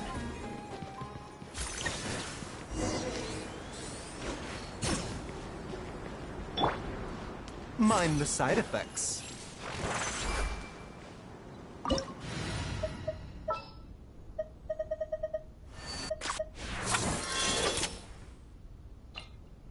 My blade will lead us through the shadows.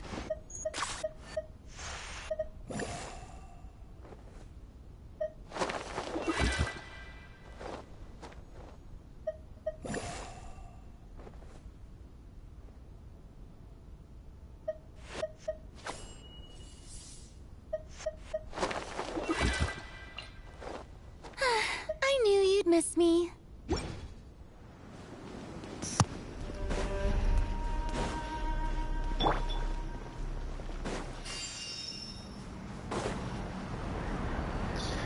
That device that clears sand out of the way. They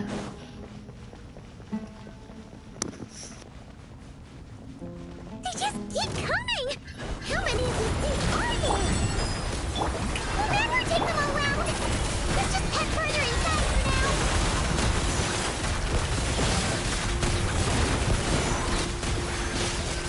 Hunt them down!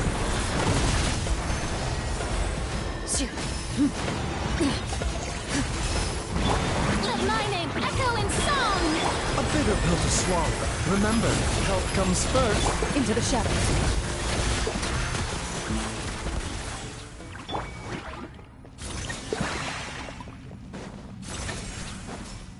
Target spotted! All units at the ready. Fatui! They must be using this place as a stronghold! Are they the ones behind all this? They gotta be! Let's take them down! Why are Fatui forces from Nodcry here? And, you know what? Let's let them fight each other. Fighting Jin with one hand and Fatui with the other? This is pure chaos! So much for letting these guys fight each other. Farina's things had to jump in. Shoot on sight. Mind the side effects. Seems like an emergency. Blazing light! Blazing light! By everlasting flame! I've been wanting to do a YouTube video of me saying the Traveler's firepower lines, but I guess I missed my chance of that. A bitter pill to swallow. They all took their sweet time, but no! They had to... The voice actors had to initiate a strike. Obviously, I'm on the voice actor side. Mind the side effects. The doctor was seen. Taking a turn for the better. Ready.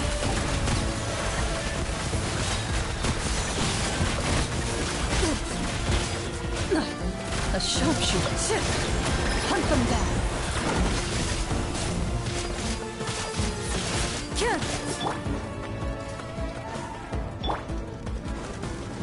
I mean, the fighting's endless.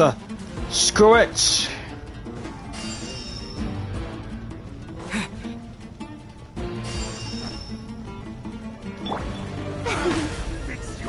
Oh, brilliant!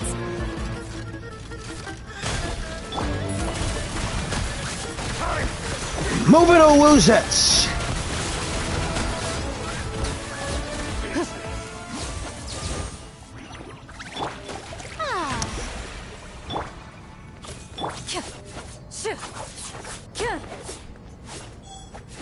A bitter pill to swallow.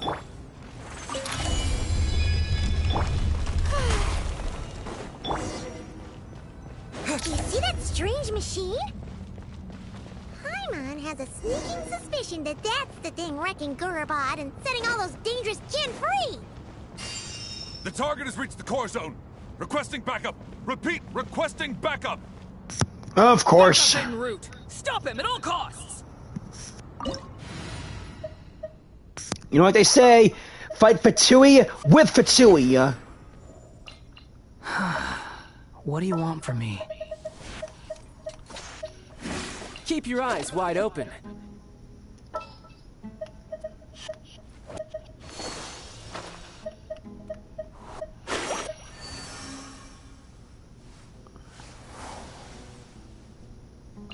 Allow me to lend you some moonlight. Sorry, Columbina. I need one more.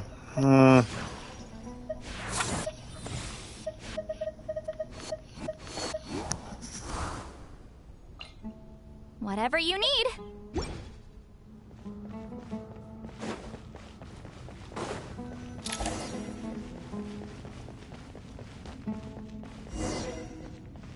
Careful!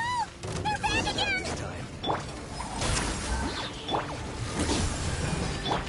The wind rises. Yeah.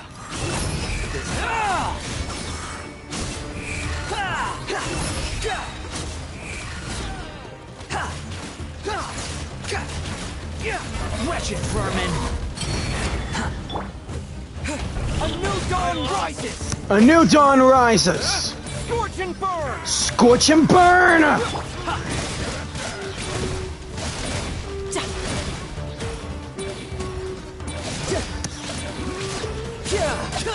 Get to work! Squall and fury!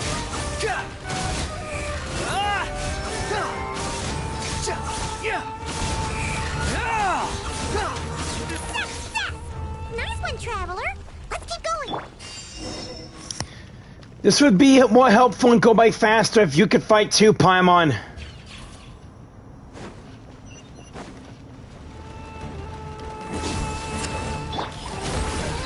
Lolene! He's Papa! Get him! You can run, but you can't hide!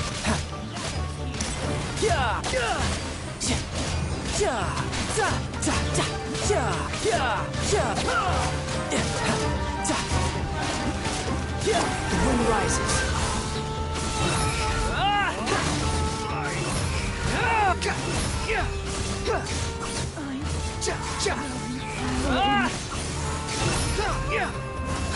Get to work!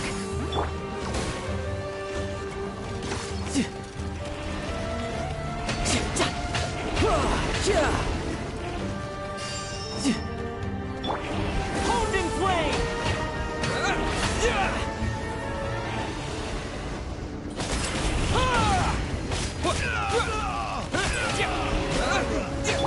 This gen's gone kaput! Now we can finally... It seems my subordinates failed to stop you in your tracks. Apologies, sir. There is no need to apologize. You did well to hold your ground against such a powerful adversary for as long as you did. I must commend your courage and perseverance. So, you're in charge here, huh? First the problems with Irminsul, now this mess in Gurabad? Are you the ones responsible for all this? I'm afraid I cannot answer that. You better answer for your own damn good! I assume you aren't naive enough to expect answers from an enemy. Oh, this guy is so snooty! However you want to spin it, you're clearly involved in this somehow. So you can either start talking, or we'll have to make you talk. Let's get him! Traveler, what's wrong? Something seems unusual about him.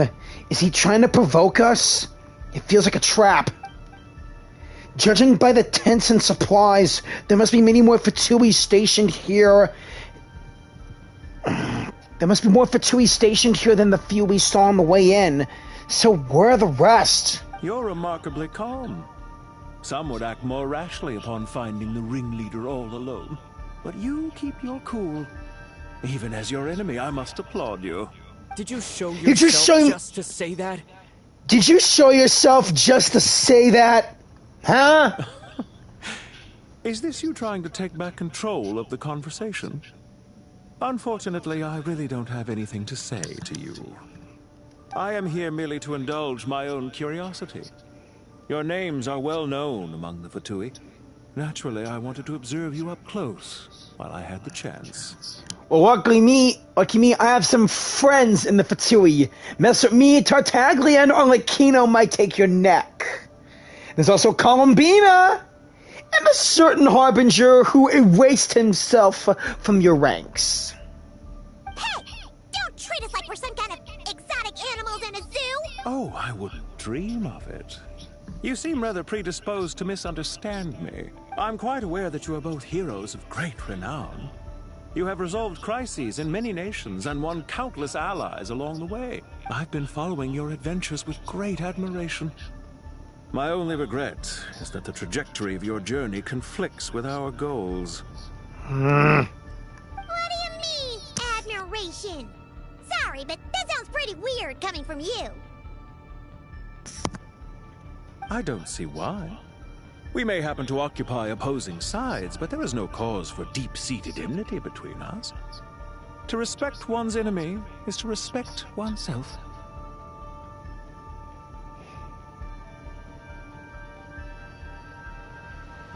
Well, now that you're observing us up close, what do you see? Well, now that you're observing us up close, what do you see? Well, now that you're observing us up close, what do you see? I've observed as keenly as I can. Yet, while I endeavor to understand, your true strength remains a mystery to me. Violence is not my area of expertise either, so, you see, I would much rather converse with you like this than determine a victor with the edge of a blade.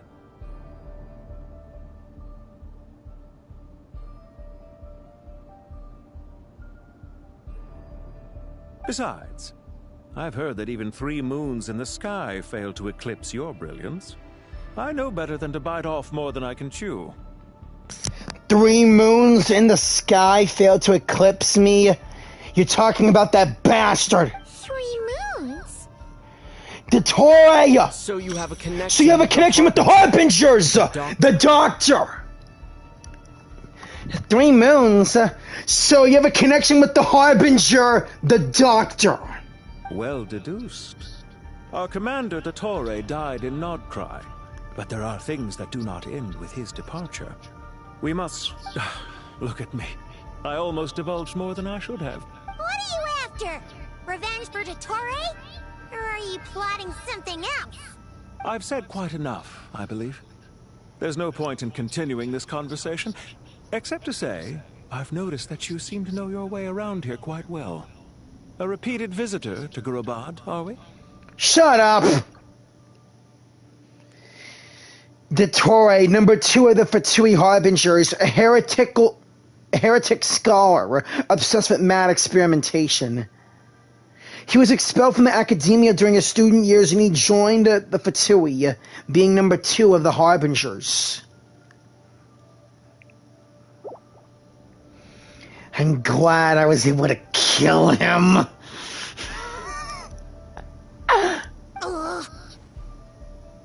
I'll take that as a yes. Then I'm sure you'll have heard the story of this place. The mother of the Jinn, Lilupar, and the tragic tale of her vengeance that spanned 3 generations. It was right here that Lilupar once helped the wise to ascend to the throne. But from that moment on, every king who sat upon it was corrupted by power. These degenerate rulers lost control over their nation, and with it, the right to occupy that exalted seat. What are you trying to say? What are you trying to say? I once admired you for your adventures. That is the earnest truth. But it appears to me that your journey serves ultimately to uphold the rules of this world. Are these rules truly just? Does the heavenly principles rule with wisdom or folly? And how can we be sure that the Seven, who wield authority over the world, will not be corrupted?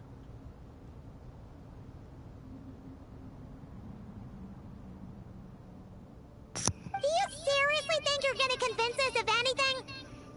Convince you? I'm sure my commander already tried that. Why would I waste my breath doing the same? Your commander? If a few words from a stranger were enough to make someone completely change their stance, it would only prove that they never had a firm will to begin with. I am merely stating my position, so that we might understand each other better. One's enemy in the present may not necessarily be an enemy for life.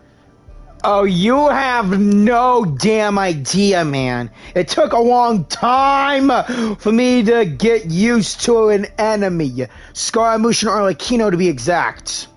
As for what game I'm playing here, I'm simply buying some time. But now I must bid you farewell. Buying time for what? It was a wise decision not to attack me immediately. Since you did not fall for my ambush, I will now have to ask those in hiding to reveal themselves. Leave this to us, sir. Very well. I trust you to do what is necessary. Stall him while I execute the next step of the plan. Sumeru City, Irminsul. He's going after Irminsul! Hey! Stop right there! Don't you dare leave without explaining yourself! All units, stop them! Protect the commander! Oh, you all are gonna get it now! I'm sending you all straight to hell! He mentioned Sumeru City and Irminsul! He definitely knows something! We can't let him get away! Get rid of these pesky soldiers, quick!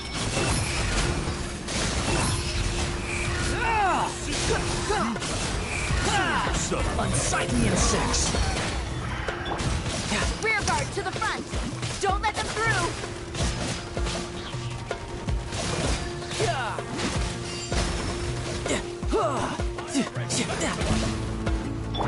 Show no mercy! Suffer the wrath of Eastling!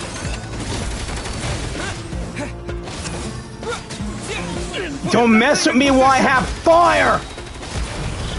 Burn! By everlasting flame! Hold on!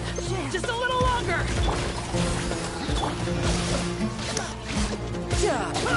Brace yourself! This is gonna hurt! No touching!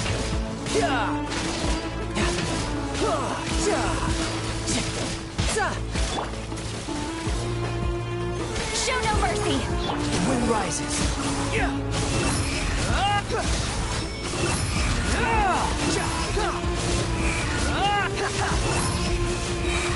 Nothing worth mentioning.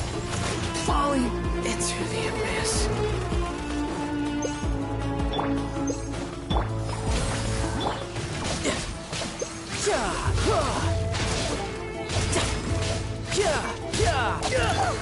We finally beat them! That mysterious guy can't have gotten far! Let's catch up with him!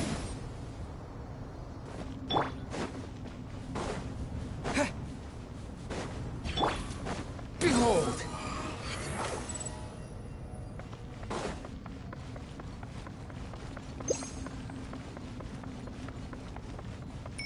The wind rises.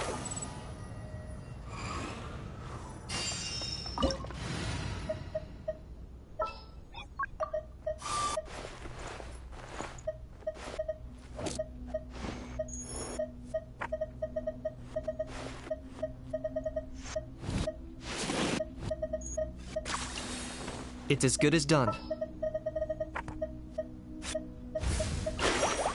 Whoa! What a lineup! We'll be unstoppable! Is it time to go? Found him! Over here! You're very persistent. Hey, you! Stop running and explain yourself! What are you trying to... Paimon, wait! Paimon! What's this? He's trapped us inside! Relax. A small trap like this won't be enough to hold you. The sandstorms from Gurabad will die down soon enough, but this small window of time was all we needed to launch the next phase of our plan. So there was more than one ambush. Shouldn't have let my guard down. Don't be discouraged. I knew that someone would come here eventually, so I planned ahead. Where to chat with you, which door to exit from, even which mechanism to wait by for you. I thought through every detail. You, meanwhile, know nothing of who I am. So far, you've only heard my voice, and for all you know, it may not even be real. But not to worry. This is only our first meeting. It shan't be our last. Just answer me. Just answer me one last question. Why do you continue to follow Dottore?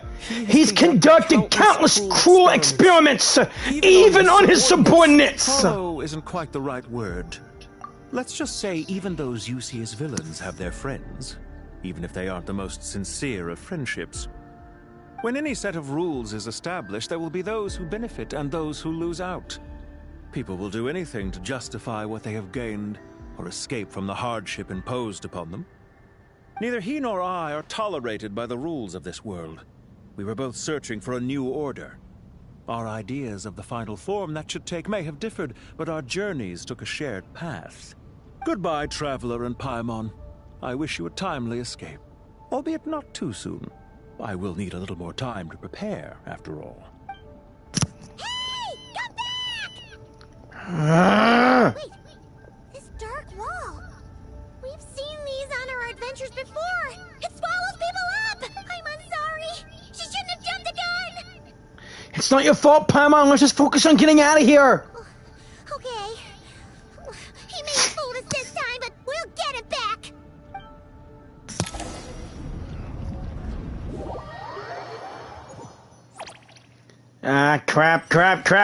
Crap. Sino and his team are guarding the north. We'll take this side. There's so many Jin. We can't let them get into Aru village. Don't fret. I am well prepared for this situation. And how is that? Huh. So you have a solution? Perhaps you're unaware that I have a trusty genie partner of my own, Plumpy. If I send her to negotiate with the others, this whole thing will be resolved before you can say Mora. You named your genie Plumpy? Off you go, Plumpy. Yeah, that's a dead no. Oh. Come on, what's the holdup? 5,000 Mora. 20,000 Mora. 100,000 Mora. Final offer. Ah, so she's a hired partner.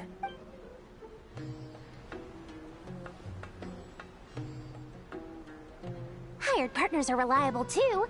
Plumpy here is a highly skilled negotiator. You'll see.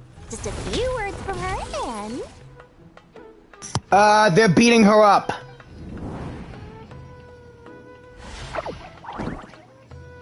You see? Don't you Jin have any respect for the rules? This was supposed to be a negotiation! How dare you treat my messenger like this? You wanna play rough? Two can play at that game!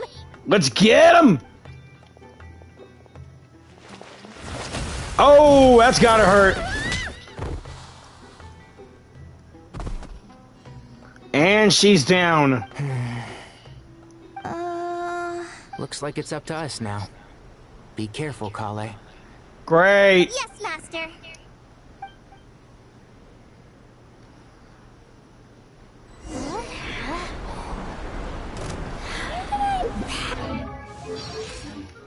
You know, this reminds me Oopsies. of when you first arrived in Avidia Forest. You were trying to help a child retrieve a lost toy when you stumbled upon Spino Crocodile territory by mistake. Yeah, I member. Our first time fighting side by side. Fighting side by side? I seem to recall swooping in to rescue you with a team of forest rangers. Please stop. One thing after another.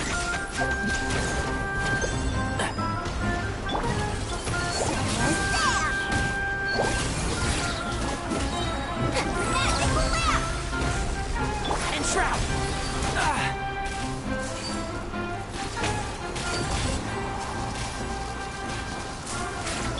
Hi! Just like we rehearsed.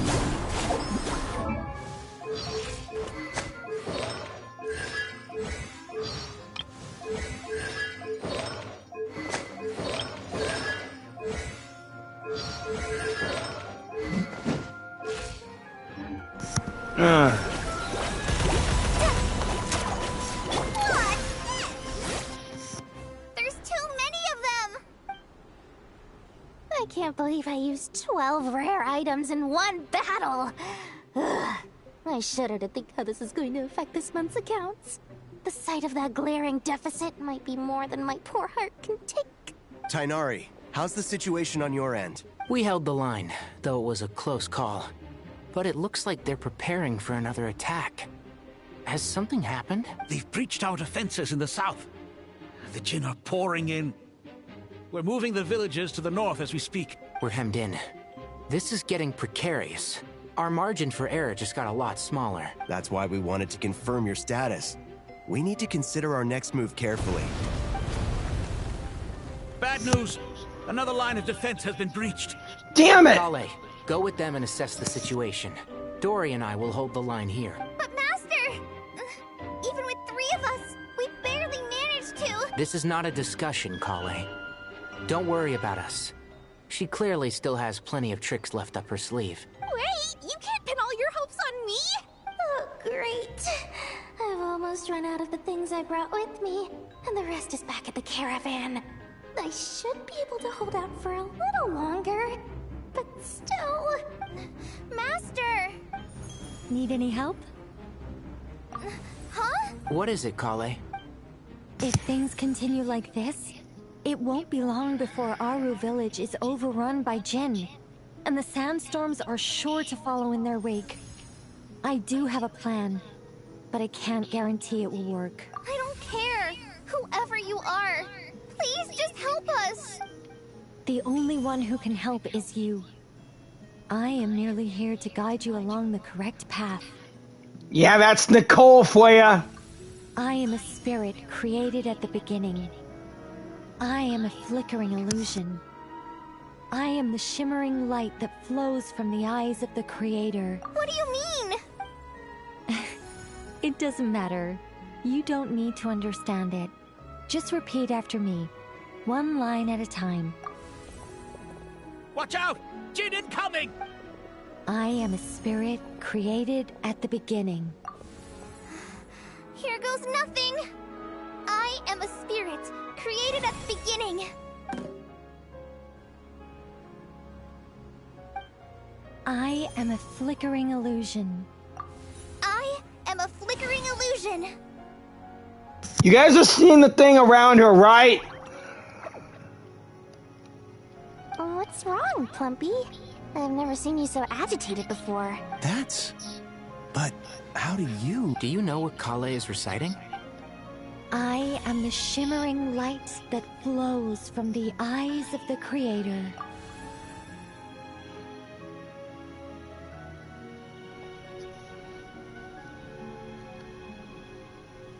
I am the shimmering light that flows from the eyes of the Creator!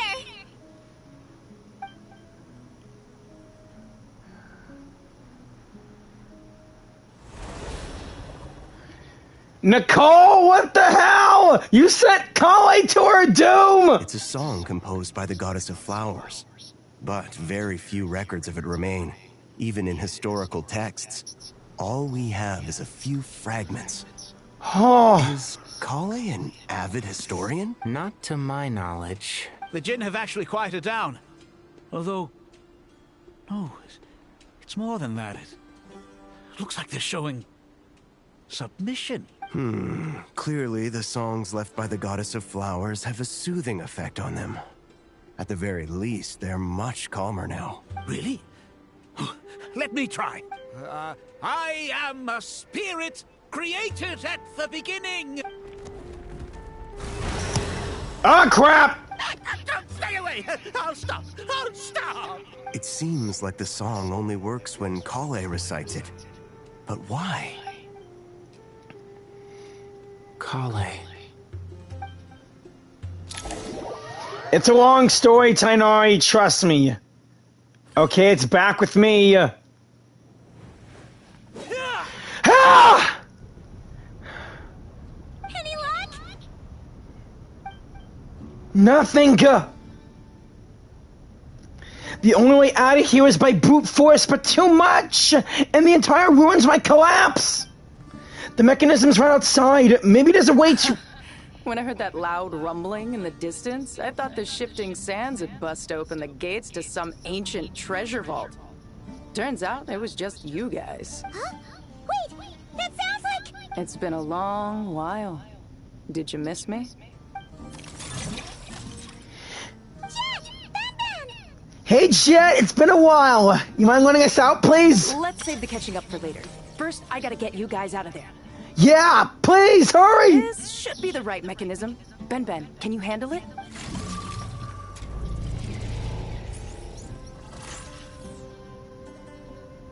There we go. Whoa! Thanks, Jets. Even though you prefer my sister more than me, I'm happy you came to our rescue. Come on, let's leave this place.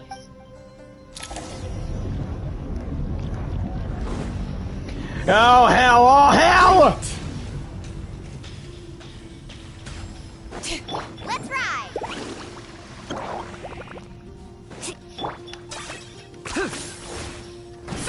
Glad I chose my Natwan, friends. Help me get out of here.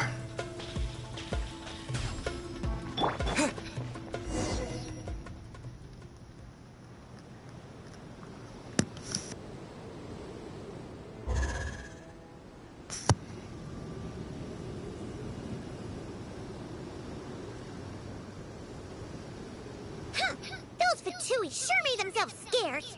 It's like they were never here. The Fatui? They came to the desert again? Yeah. Yep. No idea what they're planning this time. They were being very coy about it. How have you been, Jet? How have you been, Jet? Well, since we last met, I've started my own band of mercs. We've actually made quite a name for ourselves. Oh, yeah. On a slightly different note, I have some good news. What's up? I finally took care of Masaira. Not much to write home about. It was just another day. Found his hideout. Dragged him out of his cozy little bed. He tried to talk me into seeing his point of view, as usual. But I'm way past that by now. There was nothing he could say to save his life. Remember to wipe the blood off your hands. What about you guys? Bet you'd forgotten all about me and Ben, huh? No. Of course not! We're super duper best friends! Yeah. Speaking of, I wonder what she'll say to Lumine. Wow. Sounds like I should make time to visit some other nations too. Anyway, what brings you to Gurabat? Oh, right. I almost forgot. We're here to look for Lilupar. Oh, that bottle? Yeah! We need her power to calm the Jinn and stop the sandstorms. Here's hoping we actually manage to find her, after all the trouble we've been through. Surely, with everything's been going on in Gurabat, she must have woken up, right? Only one way to find out.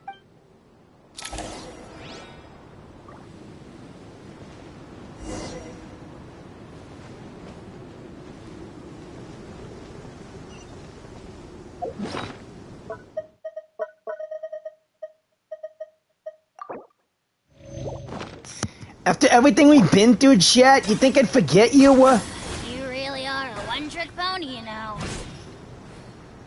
Jay?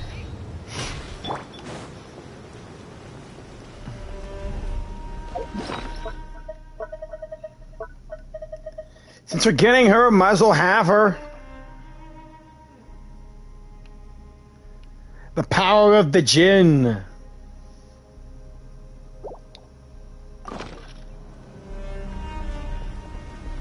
Oh man, I can't bring her out.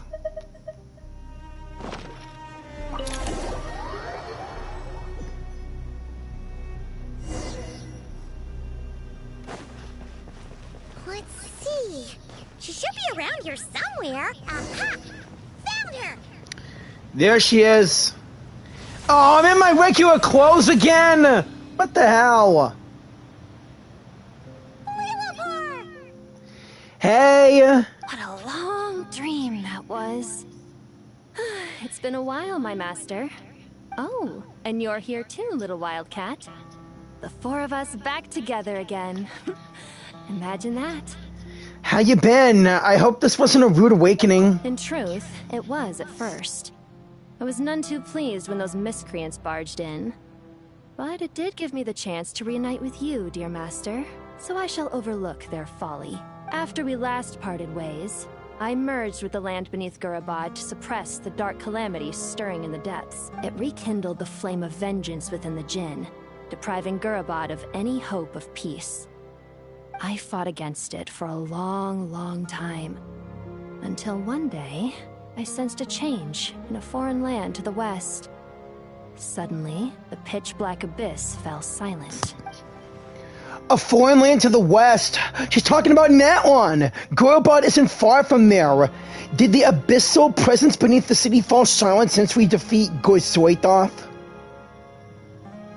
Once satisfied that that dark power could no longer bewitch the Jinn, I too fell into a deep slumber, from which I have only now awoken. Why have you returned to Gurabad, my master?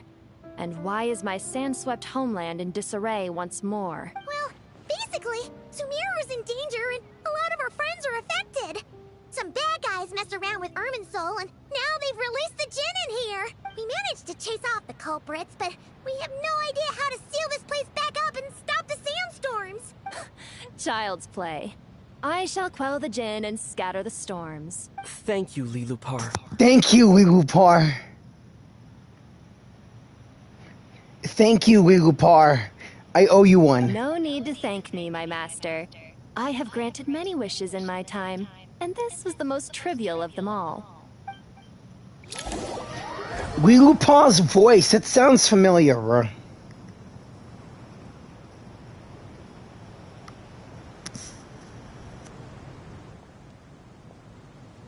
The sandstorm's gone. The sun shines bright again. Yeah. When I said that we'd meet again under a lovelier sun, this was exactly how I imagined it. I bet it would be a lot more better if you had Lumine here, since again, you love my sister a lot more than me. Yay! Although, honestly, Paimon would love to hang out with you more, even if the weather sucked. The same goes for me. Well, there shouldn't be any more Jinn breaking out, right? Are we okay to head back? Yeah, let's all head back to the Temple of Silence. Sounds good. You can introduce us to your other friends. Another adventure begins. Lovely.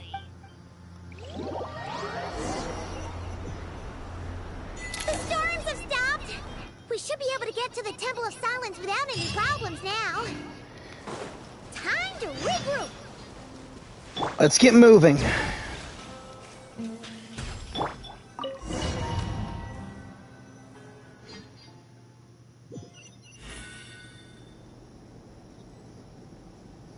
Here we are now, the Temple of Silence. Oh, I can't wait for Jet and Lilupar to meet everyone else here. Guys!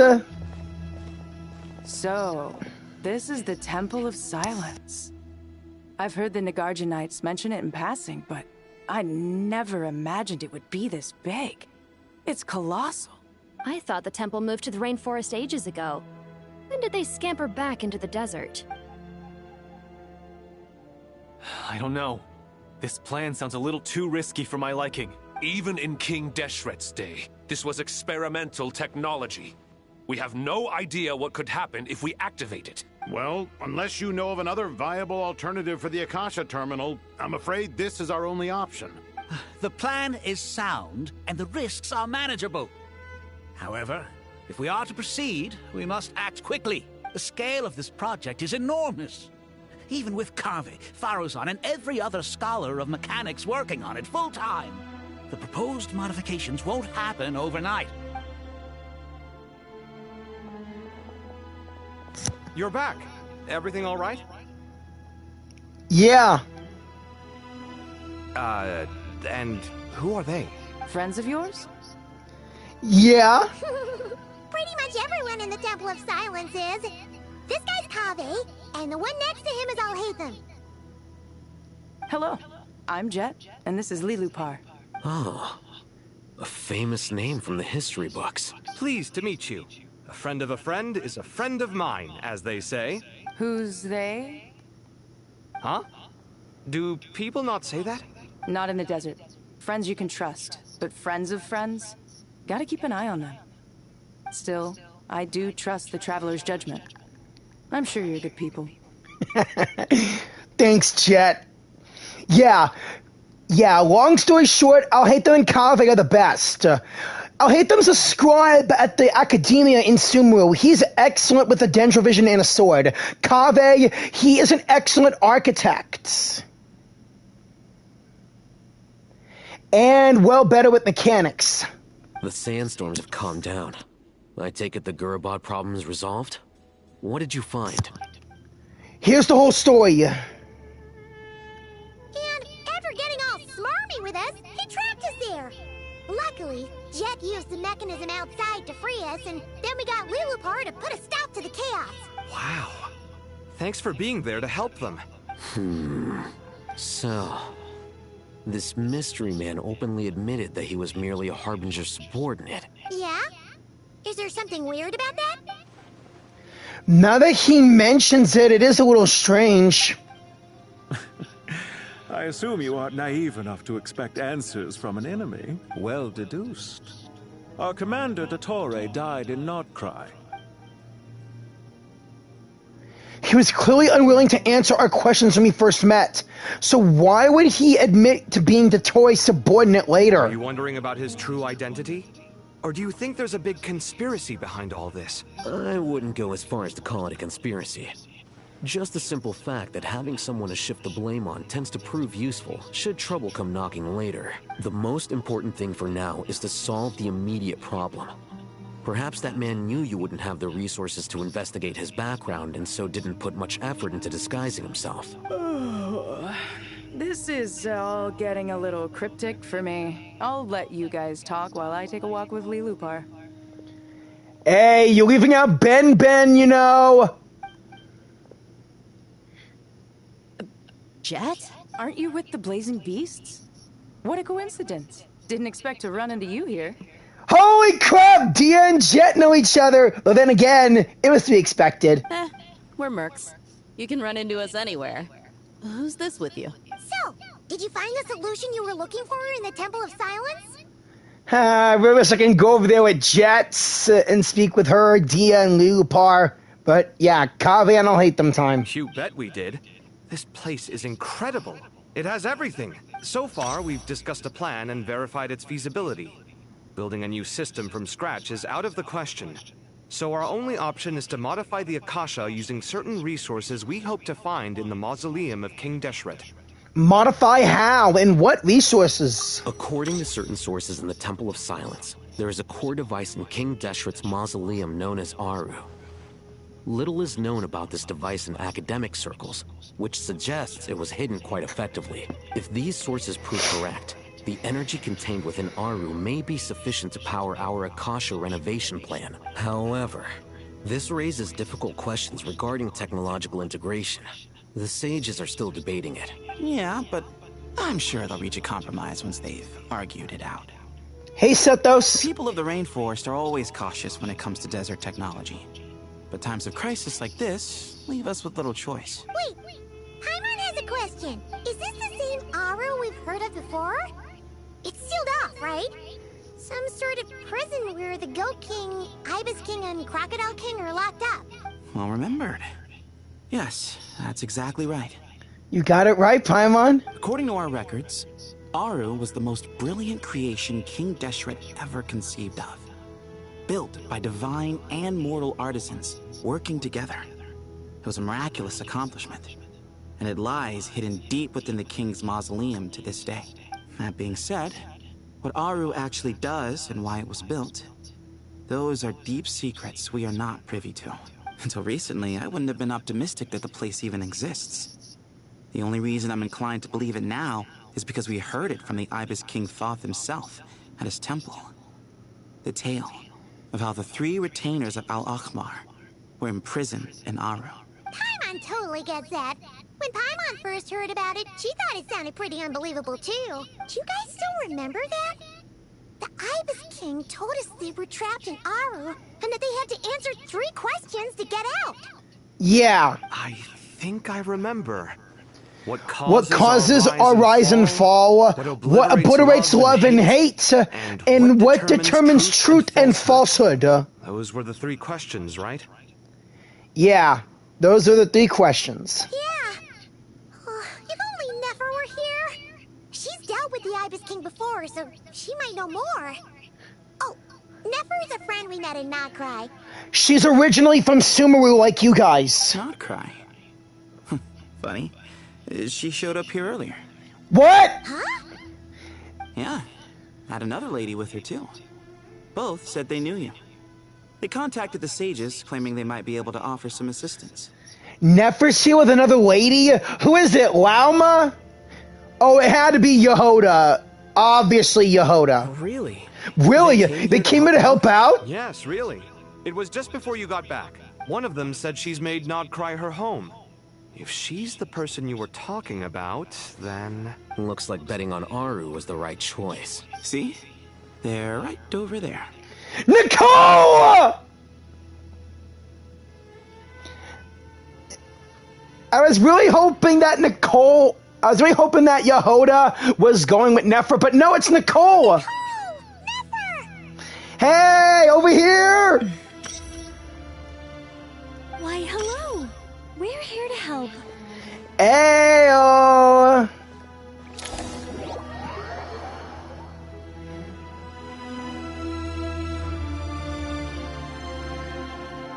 It's a good thing we left early. We almost got locked out. Locked out? What do you mean? Huh? Oh, you haven't heard? An invisible barrier has appeared around Sumeru's borders, cutting off all travel in and out. What? No one can leave and no one can enter. Sumeru has become a lonely island. It's like Dottore invading Nodcry all over again! Are the Fatui behind this too? Actually, no. This has nothing to do with them. I suspect it's a defense mechanism within Irminsul itself. Irminsul is the source of Teyvat's ley lines, after all, and Sumeru is the nation closest to it. I imagine this function was put in place to seal the entire region off in the event of serious damage, preventing the disaster from spreading to the rest of Teyvat. It may have been implemented long ago. Wow. But doesn't that mean that the people here won't be able to escape to other nations if the anomaly keeps spreading? Currently, that does appear to be the case, which is precisely why I am here. This is a critical moment for the world, and Sumeru is the eye of the storm. So you brought Nefer here too? I'm surprised you managed to convince her to come back to Sumeru. Indeed. Even for someone of my wisdom and eloquence, this tested my skills to the limit. And why should it concern me that Sumeru's in trouble? Surely you don't think I still have feelings for that place? Judging by your tone, I suppose you don't. Sounds like you don't know much about my past. And here I thought you knew everything. All I know is that the Ibis King is the source of your power. He was quite a prominent moon envoy once upon a time, so I do know a thing or two about him. As for your past, I have ways to learn the full story if I wish to. But everyone has secrets they'd rather keep to themselves. Wouldn't you say? I'm glad you see it that way, Miss Nicole. I've chosen to call Nodcry home, which is why I did my part in its hour of need. That doesn't mean world savings become a habit with me. I have no particular desire to play hero in Sumeru, thank you. I understand. Human emotions do not appear and disappear without cause. There is always a reason to be found behind both salvation and destruction. Still, if time has taught me anything, it's that human emotions are often complex and in conflict. That's why people change their minds about things all the time. But that's where we angels come in. Our duty, ultimately, is to guide people towards their deepest, truest desires and help bring them to fruition. So I wish to hear about your past, because I do not believe you are motivated by hatred alone. And if we still arrive at different conclusions in the end, that's okay.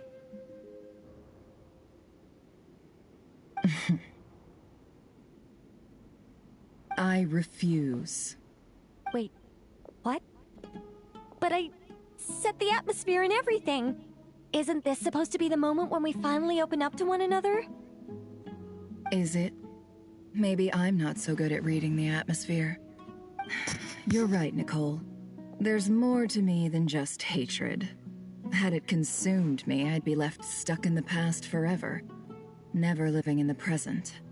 But I don't think that your guidance can change my mind. The all-consuming sands, the bloodshed, both deserved and undeserved. Those old emotions cling to me like a shadow. Do you wish to shake them off? No. I hope to remember them forever. Those emotions and memories shaped me into the person I am today. They'll always be a part of me. In that case, would you like to hear my perspective, at least? Sure. It's not every day you get to hear an angel's opinion. A long, long time ago, when the angels still walked freely upon the earth, I found life tedious. Monotonous work, lukewarm relationships. Things weren't nearly as interesting as they are now. And yet, since the angels' demise, I have found myself missing those days on more than one occasion.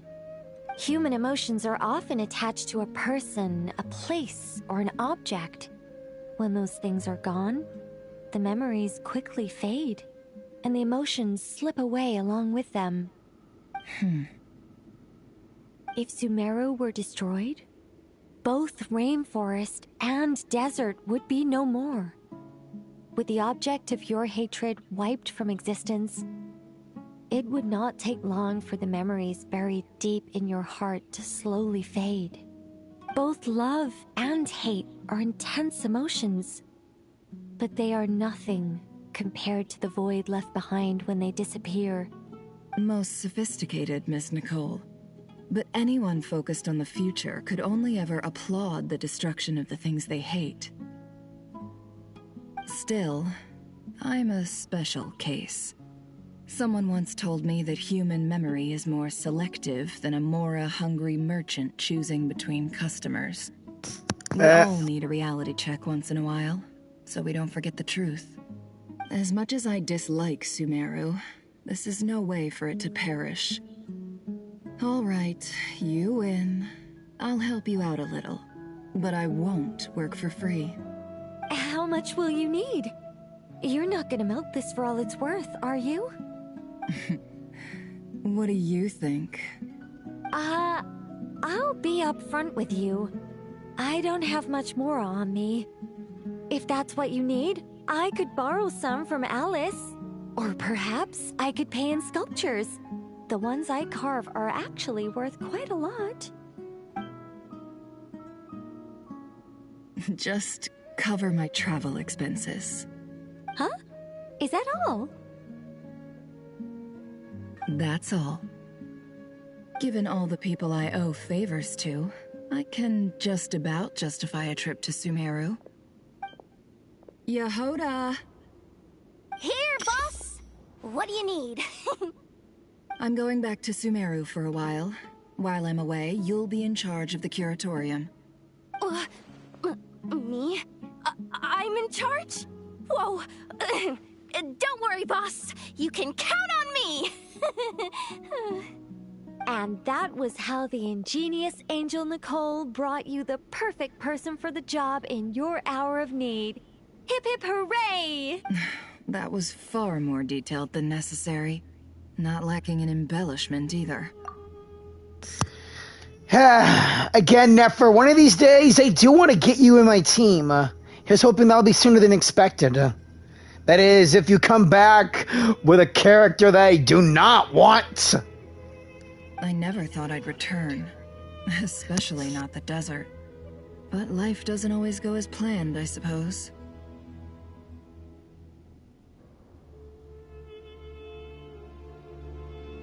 What's Candace up to? I don't think I've seen her yet. She is still taking care of things in our village. Should be joining us before too long. Hey, everybody's here! Hey, gang! Wait, where's Jet? Oh, and sorry. Hope we're not interrupting anything. We have some good news, though. We're planning to go to the mausoleum of King Deshret to look for the legendary Aru, then use it to try and restore the Akasha system. According to records in the Temple of Silence, the mausoleum houses something called Aru's Chute, which can be used to establish connection with Aru. We still have some time before we leave, so there's no rush. By the way, who are these two new faces? Just call me Nefer. I'm based in Nodcry. Did I hear you mention Aru? Correct. Well, I happen to have a connection with one of the 3 retainers imprisoned inside, the Ibis King. I'm here to get things done, so if you don't mind, I think I should come with you. Nefer's a big help, trust me. That sounds perfect. Miss Nefer, are you from the desert by any chance? Why do you ask? I don't know. There's a familiar air about you. Plus, you mentioned Candace. Sorry, I don't mean to pry. It was just a random thought. I'm Dia, an eremite mercenary. My work usually keeps me out in the desert. I'm on good terms with Dory, and she's mentioned you all before. It's nice to finally put faces to the names. However, my associate here is probably less well acquainted with you. Why don't you all introduce yourselves? Actually, I'm a little better acquainted than you might think. Huh. Are my eyes playing tricks on me? It looked like you spoke without moving your mouth. Ventriloquism. I have heard tell of it before. Except she's not using a puppet, Sino! She's speaking to us telepathically! What is it, Kale? It's you! You're the voice who's been speaking in my head, aren't you? You encouraged me to report my dreams to the Dendro Archon, and got me to recite that magic prayer. I have many titles, but let's go with the most pertinent one. I am Nicole Rain, an angel who has lived since ancient times. An angel? Sounds like a big deal, but, what exactly is an angel? Well, we're a rather long-living race of beings. Not gods, technically, but we can still tell you a lot of stories from ancient history. Yep, and she's also an amazing sculptor. Yeah, she's also with a group of witches who made a pact to help out Mondstadt. They're called the Hexenzirkel. They're a group of witches who control fates. You could say she's a real creative type. Well, ma'am, if both the Traveler and Paimon give you rave reviews, you must be pretty impressive. Oh, please don't call me ma'am. I find it so awkward when people get too formal with me. Just relax and be yourselves. No need to be nervous. Miss Nicole, if it's okay, could I ask you a few questions? Yes, you may. I can see your heart is filled with confusion, and you are desperate for answers. I also know which questions you want to ask me. Why did you dream of Sumeru City in disarray? Why did those verses soothe the Jinn only when recited by you? I can guide you to the truth, but it involves a personal secret of yours. I'd prefer to speak with you alone, if possible.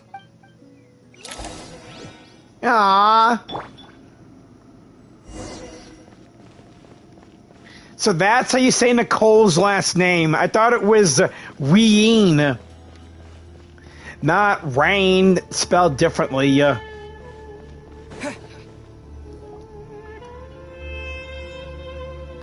thought we were going to speak alone.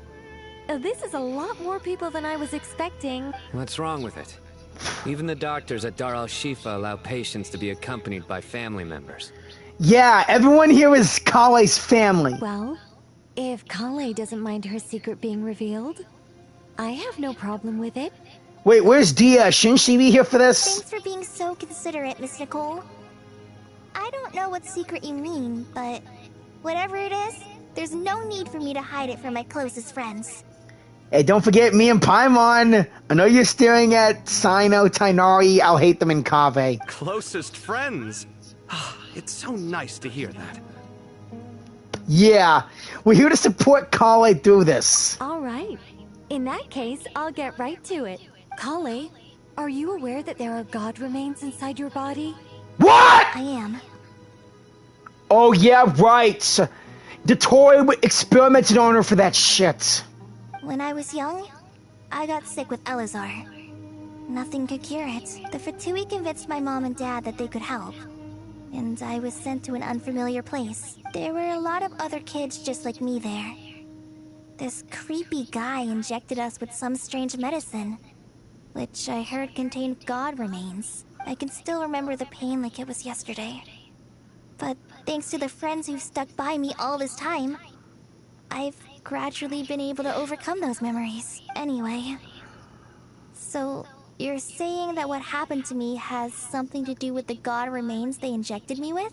Yes. Those were the remains of Nabu Malikata, the goddess of flowers.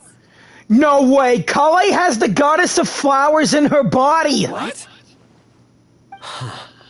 Fascinating. What? It is fascinating indeed, I'll hate them. I mean, I was thinking that same thing. God remains inside her, so Kale had the goddess of flowers in her. You don't seem surprised like the rest of us. Why? Yeah, why Tainari? And also, why Ligupar is here? She's not even close friends with Kale. The possibility crossed my mind when Kale recited the Goddess of Flowers song and calmed the Jinn. You made Paimon jump! What are you doing here, Lilupar? I was merely passing through when I heard the name of the Goddess of Flowers.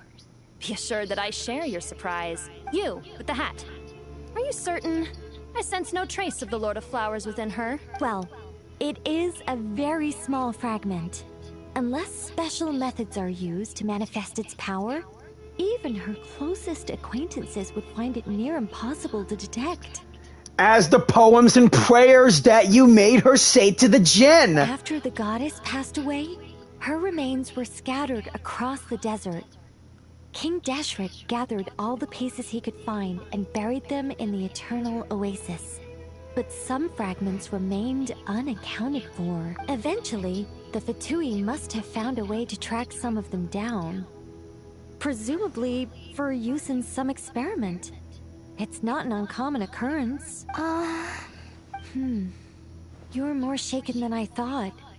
In one sense, you've been extraordinarily lucky. So many people who yearn for this kind of power never attain it, yet you have coexisted with her all this time without even realizing it. I don't know what to say. I'm glad that I could help everyone with this power, really. But knowing that a fragment of the Goddess of Flowers is inside my body is... it's a strange feeling. Hey, I'm tongue-tied now. Hey, during Nahita's next birthday extravaganza, you can be the Goddess of Flowers. Come on, Kale. You can do the part. I know you can. Well, people value their autonomy very highly. Even a well-intentioned intruder can shake one's sense of self. I understand how you feel, Kale. But once you get used to it, you'll find it's nothing to be concerned about. Huh. I guess you, of all people, have a good reason to speak on this. 2 good reasons, in fact. Incidentally, 3 is the maximum number of Hermanubis' Ba fragments that I could bear. And 3, you have one for yourself, and you took the one off Sethos. How the heck did you get a 3rd? Let me guess. Because 2's company, but 3's a crowd? Oh, you did a Sino! Well done, Tainari. Thanks for helping to explain the joke, Tainari. Yeah. Ridiculousness. Not my intention. It was. Goddess preserve me. I should take my leave. This boy in his wolf's head hat speaks much too differently from the Hermanubis I remember. Lilpa, all I'm wait! trying to say is, no matter how many Hermanubis fragments there are within me, you wouldn't think of me as Hermanubis. In the same way, you are simply you. I know you're still watching us, Lilpa. Yeah, I know what you mean. So about that dream I had, was it a warning from the goddess of flowers? Yes. Just like me, she was an angel created by the primordial humans, born with the instinct to guide living beings. Primordial humans? So you're calling angels primordial? Though her body and soul have perished, her essence retains its natural instincts. Even her smallest remaining fragments would do their utmost to send you that warning. The Mother of Dreams? Lord of Flowers and Oases? She must have had a premonition. That is why she gave that dream to you. We won't let our efforts go to waste, but I still don't understand. Why me? Yes. Why indeed? You weren't the only one injected with god remains, but only in you have her fragments persisted. I suspect it may be because of the firm will you showed in the face of suffering. She was likely assimilated by that will. Of course, this doesn't mean you have to shoulder any extra responsibility. As this young man said, you are who you are, and that will not change. His name is Sino. Remember that. Cyno. Sino. All right. Any further questions from the family members of the patient? If not, we should head to the mausoleum of King Deshret. Let's move out. Time to put our plan into action. We all hope it'll work. But will we really be able to open Aru? And even if all 7 pillars of King Deshret agree to let us proceed, the scale of the work to follow is daunting, to say the least. No kidding. Haven't you handled other big projects before? I mean, the biggest project I've worked on to date is probably the Palace of Alcazarzaray, I guess? But this is orders of magnitude beyond that. It's a total nightmare. Look on the bright side. At least this time you're actually here when Sumeru needs you most. You won't have to come asking me for details after the fact. Mock me all you want. But now that I'm here, things will be resolved far more quickly and smoothly than last time. You mean during the whole Azar incident? Seriously though, I really wish you was around for that time, Kaveh. And at the end of it all, it was my first time meeting you. Kave's self-doubt disappeared in an instant. Like magic. Well, this confidence is most gladdening. Now, go and pack your things. We'll head to the mausoleum as soon as you're ready. Right behind you. I just need to go and change powers real quick.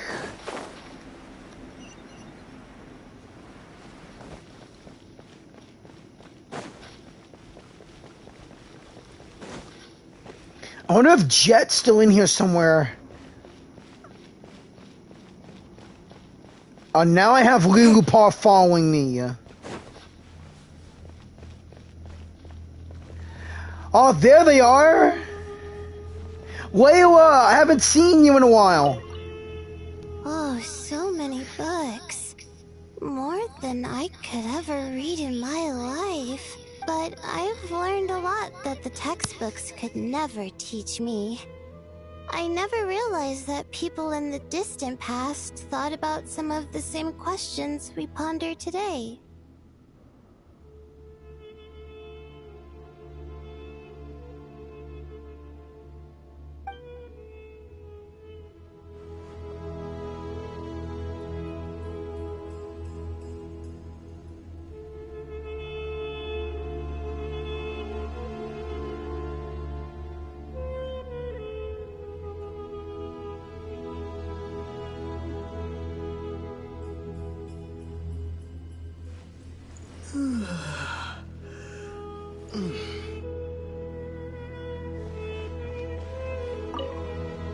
What's wrong? You look a little depressed. Kale got a fragment of the Goddess of Flowers, and all I got was one of the 7 pillars who served under King Deshret. I lost out, didn't I? That's what you're upset about? You're such a child. Really? You're complaining you're complaining about having the power of one of the 7 pillars, and not the Goddess of Flowers? Jeez.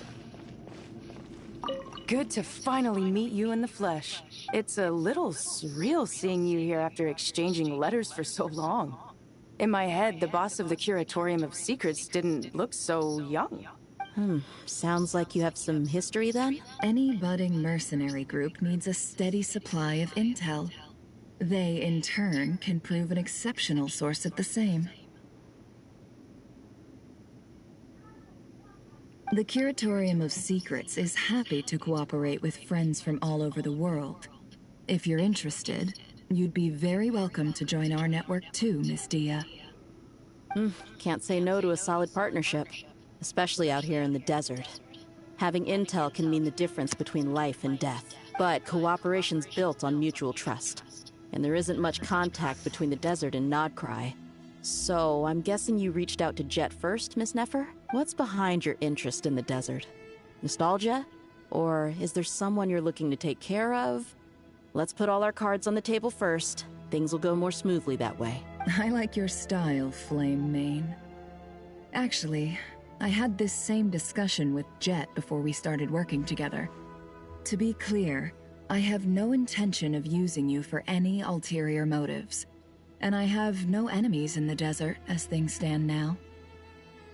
Were that to change, I wouldn't drag outsiders into a conflict that doesn't concern them. There's no point in doing certain things if you don't do them yourself. Wouldn't you agree? Well said. Taking responsibility for one's own affairs is the way of the desert folk. Huh. It's like you're one of us. You sure that's a compliment? Absolutely. I'll take it. Perhaps we can discuss our cooperation in more detail now? Sure. I love working with no-nonsense people. And you certainly fit that description. I look forward to a fruitful partnership. As do I, my friends. Mm-hmm. Bring it!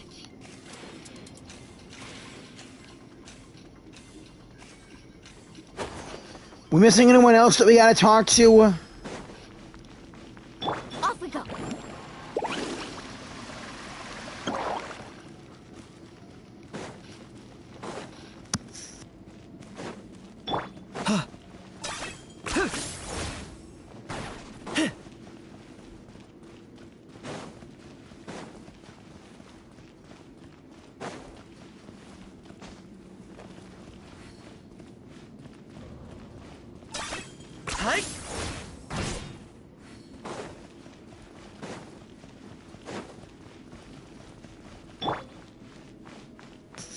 Well, if that's really everybody, then we should get going. But again, I may want to change my powers.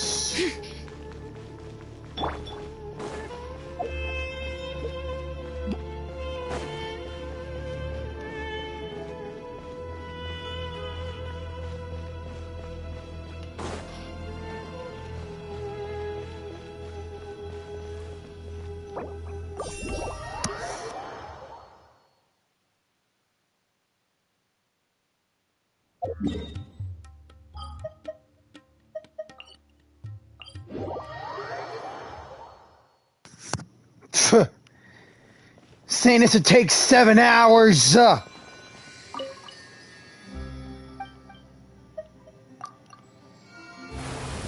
Grant me water.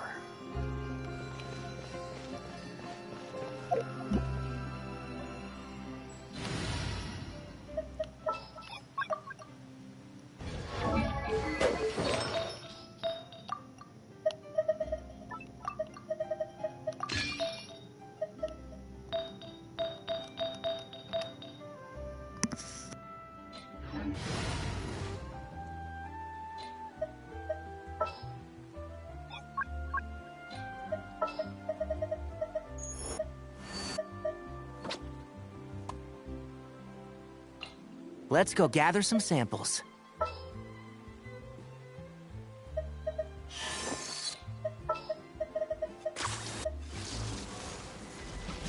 Who's our next target?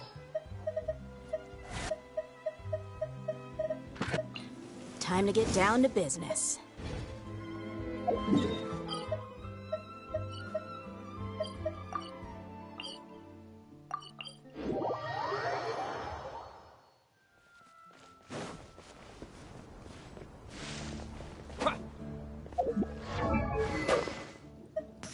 Wait, I forgot to change my blade. I normally go with this one with my Animo, Geo, and Fire powers. And this one with water.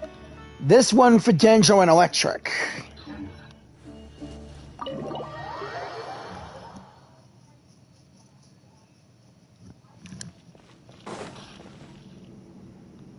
Oh, Miss Nicole.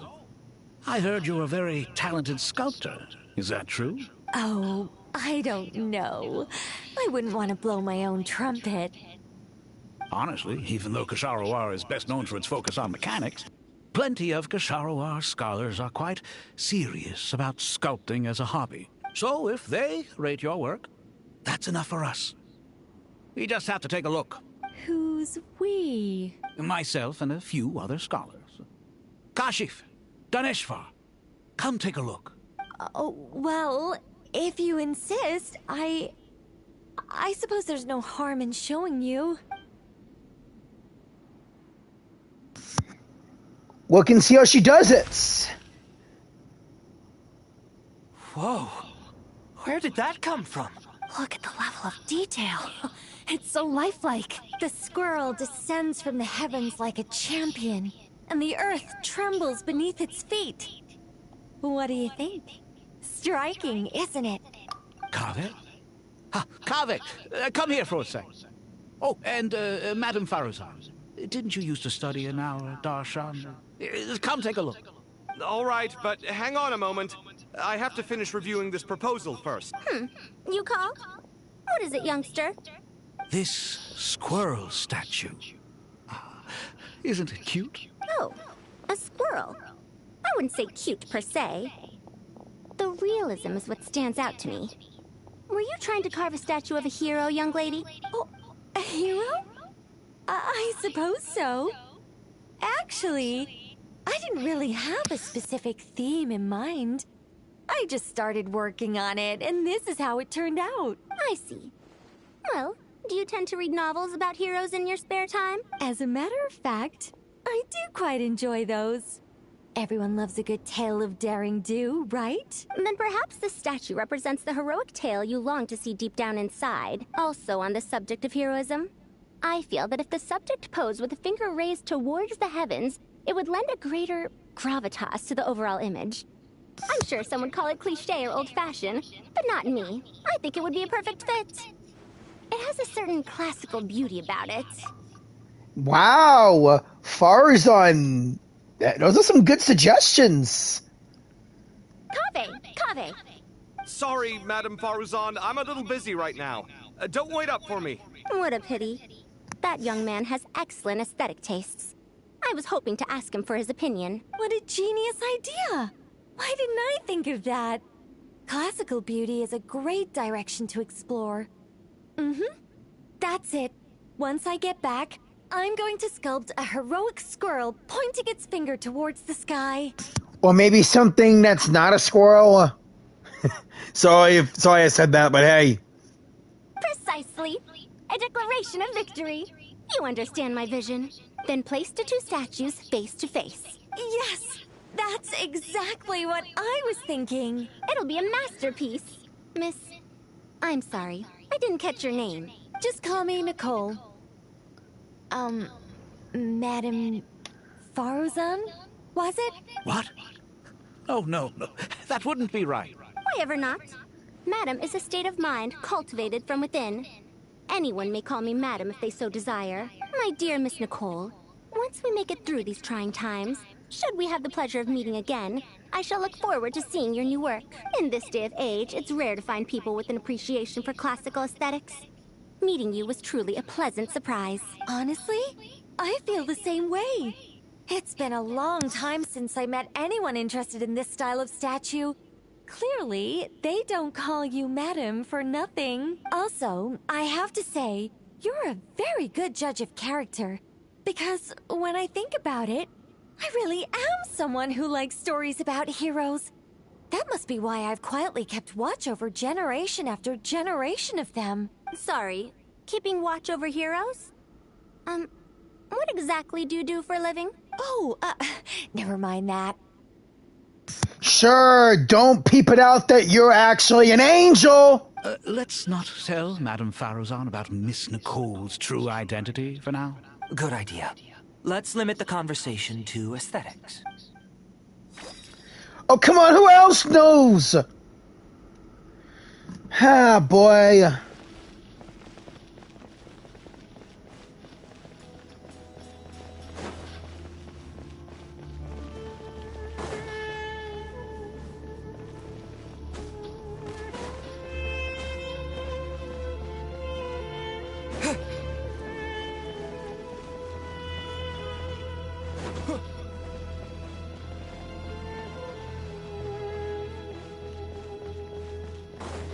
I wonder where Sethos went. I want to say goodbye to him before we head out to the Seven Pillars.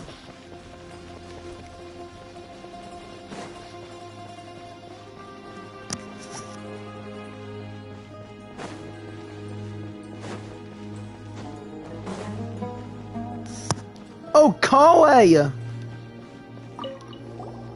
Paimon! Thanks again for your notes. I'm done copying them, so here you go. You're welcome! Just let Paimon know if you ever need help again. Alright, I think it's enough time wasted. Let's get to it.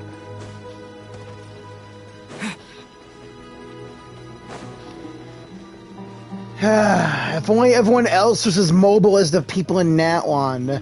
I mean, grappling hooks, surfboards, roller skates, and drills. A fire motorcycle, gliding and flying.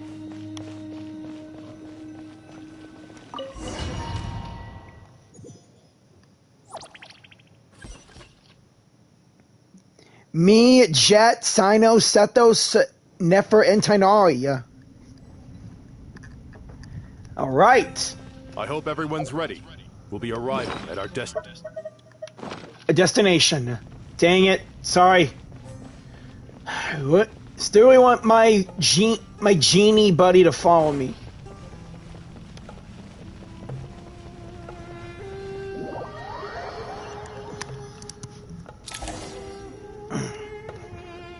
Whoa! Look at this place. Oh, wait a minute! I remember being in here. And then I was fighting something on the roof of the temple. I even put my own portable teleport waypoint up there. But now it's gone.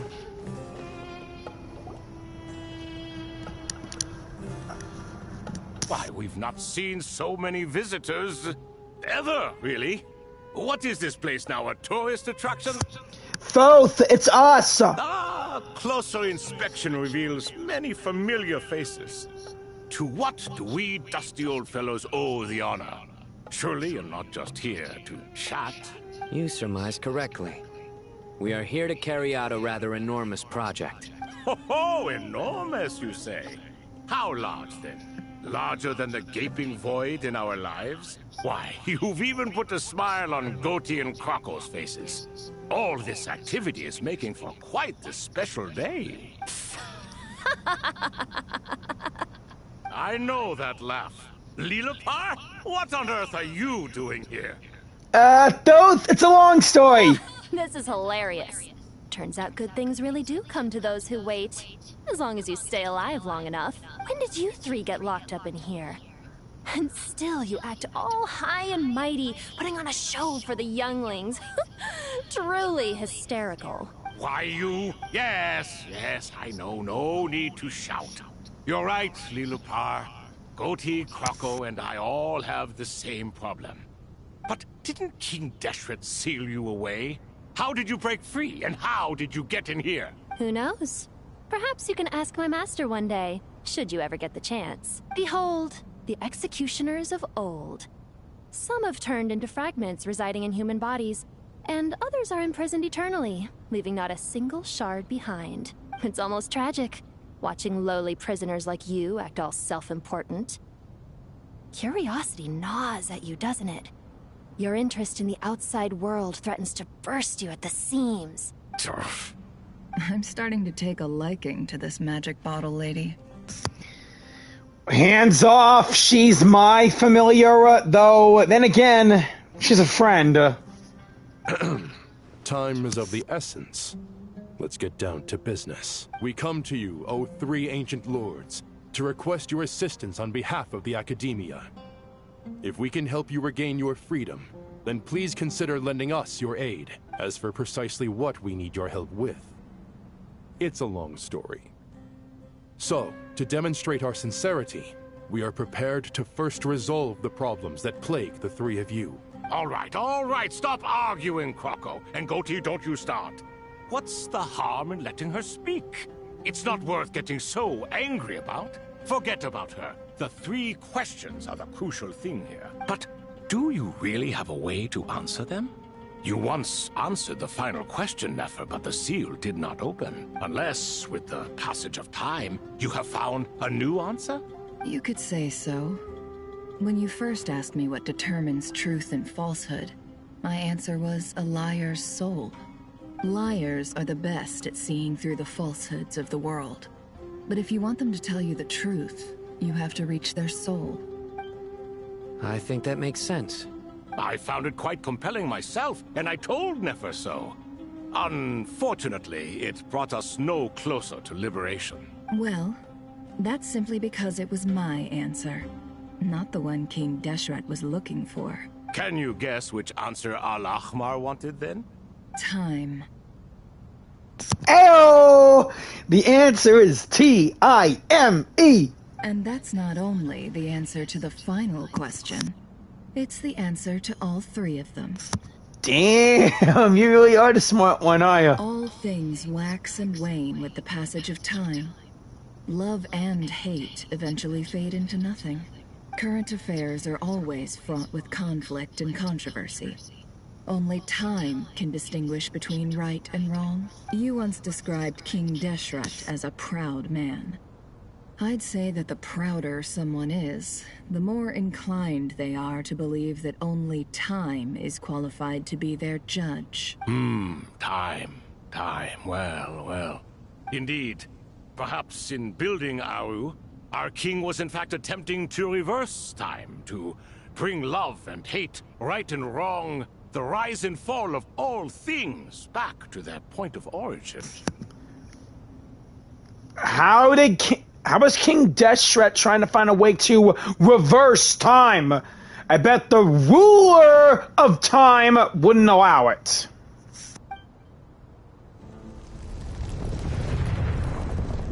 Whoa!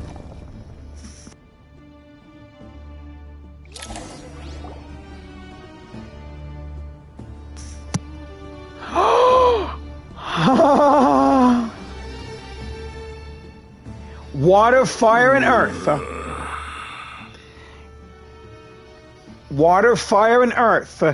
Sobek, the Crocodile King. This is the most eventful day I have experienced in a long time. You have my sincere gratitude. And Thoth, he's in the red for fire, the Ibis King. Are those three of the 7 pillars? Yes. Turns out the statues were quite faithful to the source. You three seem to be in good spirits. Yeah, they are. Prison can help a person grow and learn to cherish what they have. Yeah. Nevertheless, after everything you've done for me, I sincerely hope you never have to experience it for yourself. Hello, Nefer.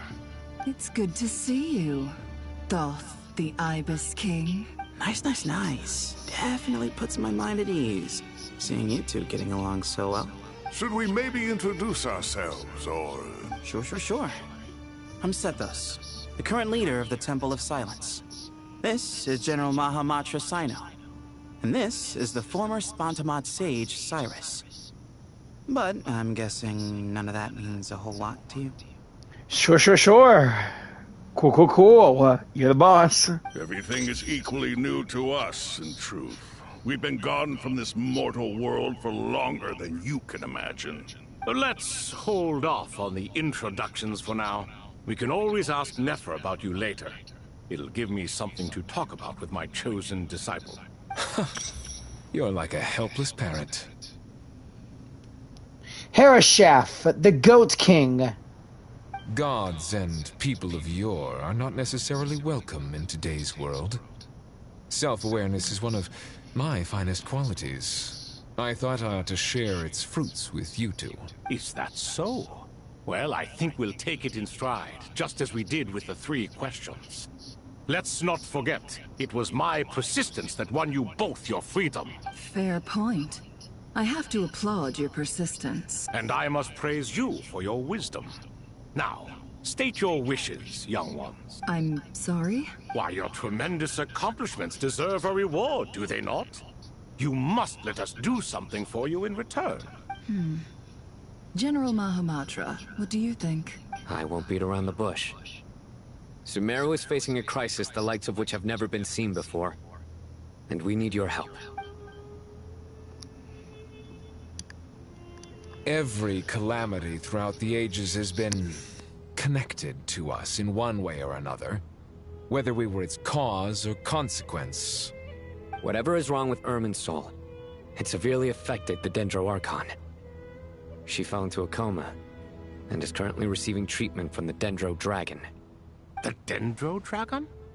I'm sorry, the Dendro Dragon is helping to heal the Dendro Archon?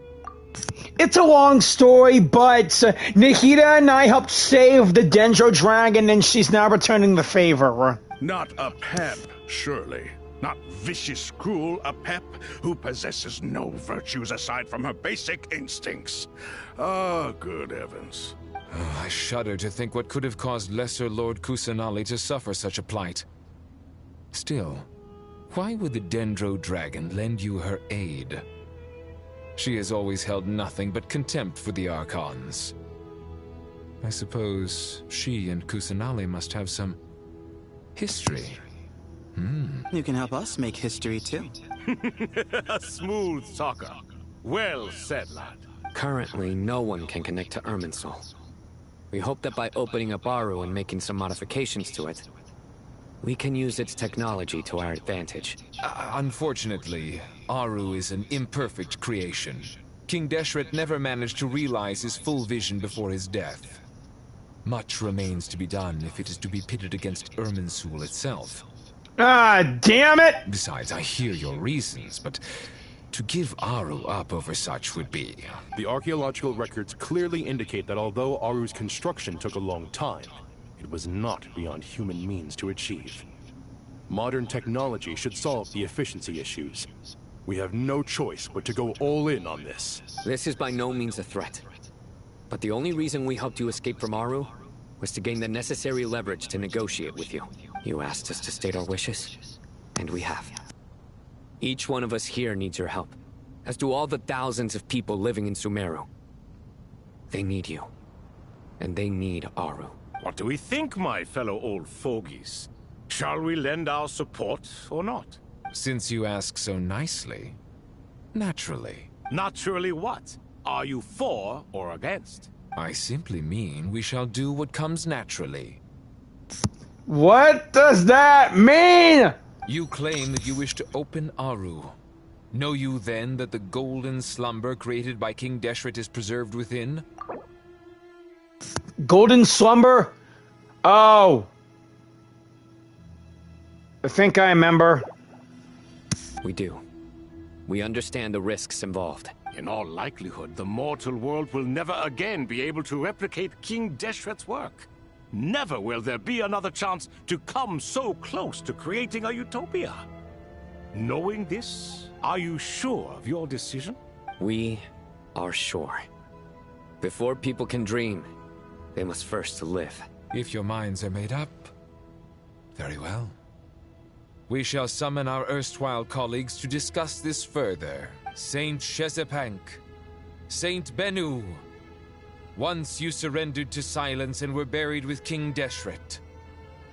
But now, we invoke the right to awaken you with our voices.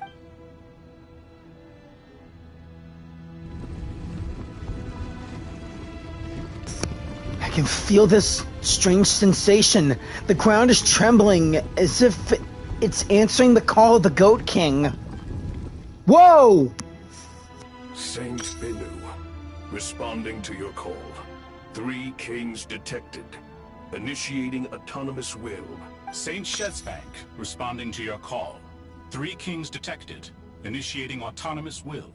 Ah, Lord Herreshoff. What a long time it has been. I trust you are keeping well. Then your trust in my well-being has long outlived your physical body. You have always opened with that same phrase, in life, death, and now even beyond. Al-Akmar is long gone. What is the reason for this meeting? You're awake? Good. We are voting on whether to give the people of present-day Sumeru access to Aru and permit them to perform technological renovations. You have the right to support or oppose the motion. Aru is the pride of Al-Ahmar. Opening Aru requires the unanimous consent of the 7 pillars. I hope you have a convincing reason to present to us. Sumeru is currently in the midst of a major calamity. Let us not forget that while Al-Ahmar was a stern ruler, he was also a teacher of wisdom. A god without his people shall cease to exist, and King Deshret's greatest wish was to provide protection for his people. Let us then honor our God King's wishes as we consider our decision. I do not mean to mock these proceedings, but what is the point of a unanimous vote when we know that the last of the 7 pillars, the Dendro Dragon Apep, will never communicate with us? This will no doubt surprise your mechanical mind, and I have no intention of trying to persuade you it is true. But Apep is, in fact, healing the Dendro Archon as we speak. Huh? Can someone attest to this? Do we have any proof? I ask the 3 kings. Can any of you vouch for the truth of this claim?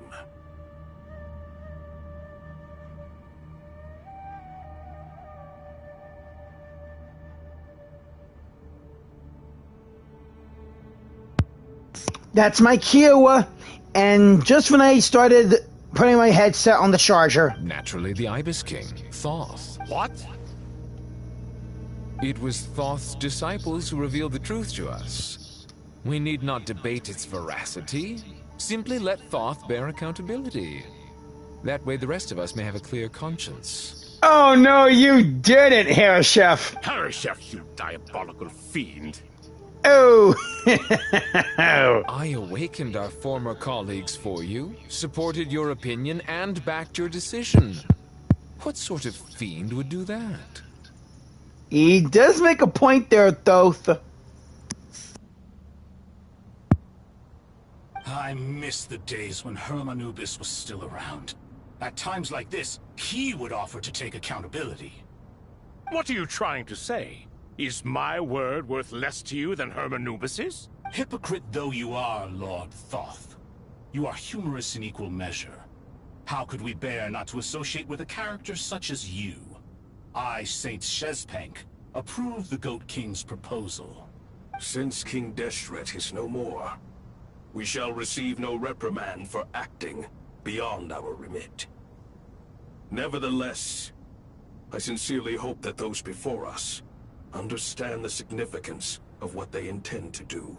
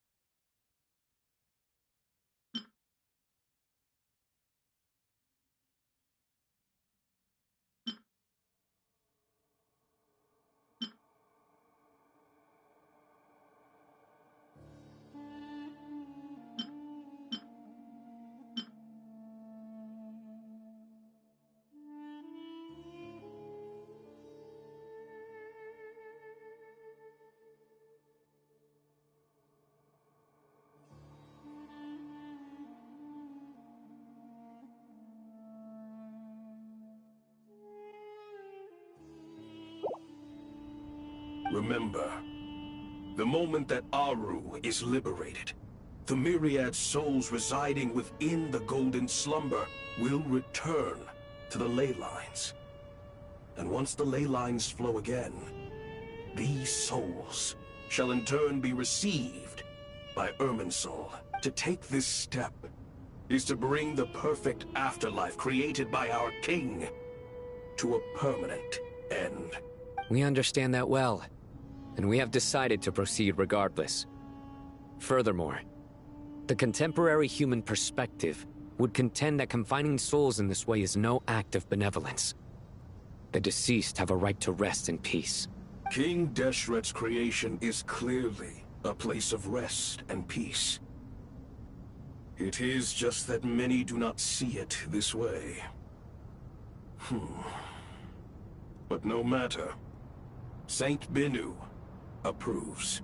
Hermanubis' representative and the Dendro Dragon Apep made their choice ahead of time, while the Goat King, Ibis King, and Crocodile King have also granted permission to liberate Aru. By the grace of His Majesty, guided by his wisdom and will, let the gates of Aru be reopened.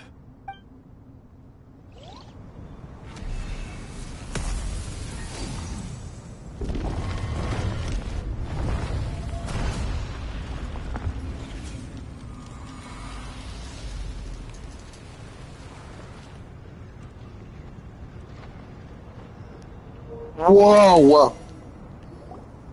Hey! Look at that! What's this? Are we under attack? No. Wait, it's...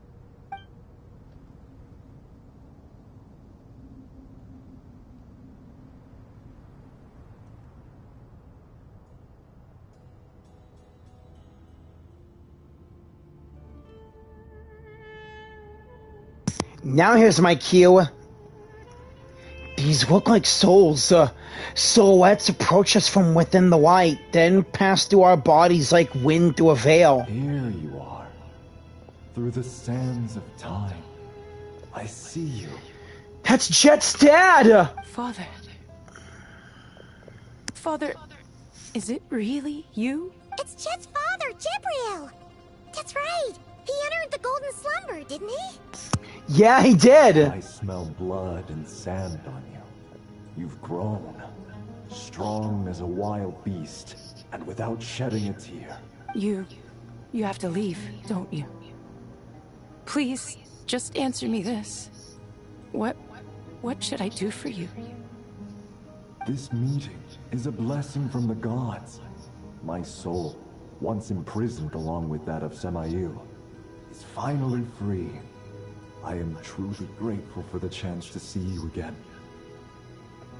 That the dead should meet the living is itself a miracle. One brief, precious moment is enough. Enough to set my heart at ease. Do not weep for me, Jet. I know you will accomplish many great things in your life. You will go further and climb higher than I ever did. All I ask is that you take good care of yourself.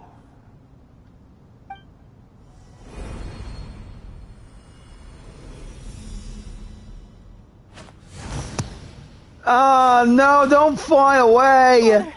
Father! Father. Jet. Hey, Jet.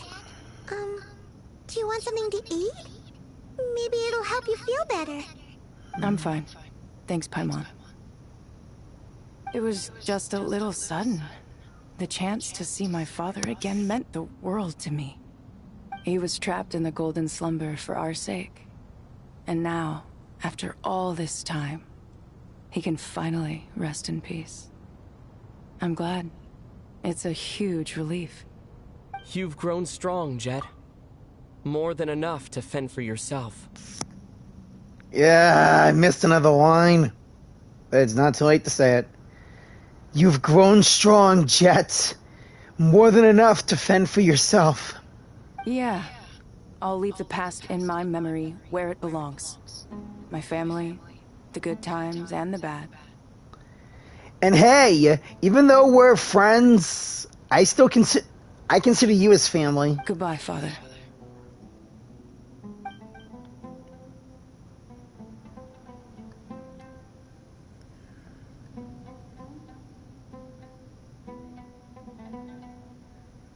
Why do the souls turn into birds, huh?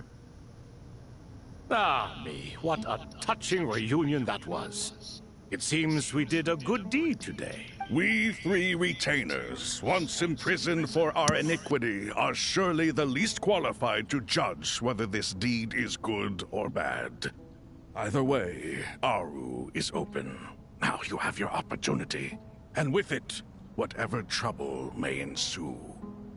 Although Aru was created by a god, human craftsmanship was nevertheless required to build the gate that connects it to this world. Perhaps the relationship between gods and humanity follows a similar principle.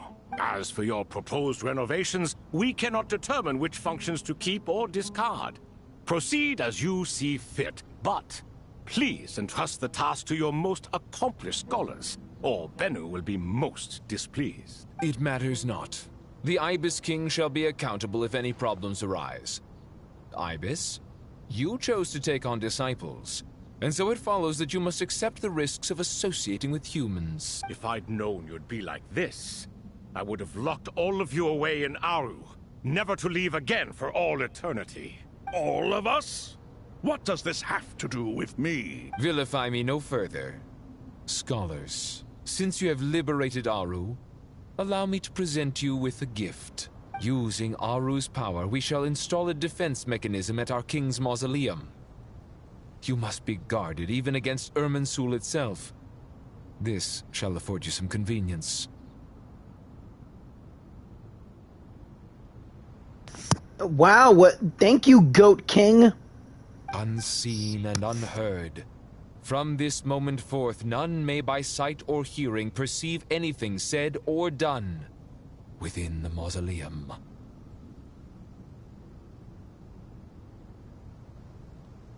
Amazing.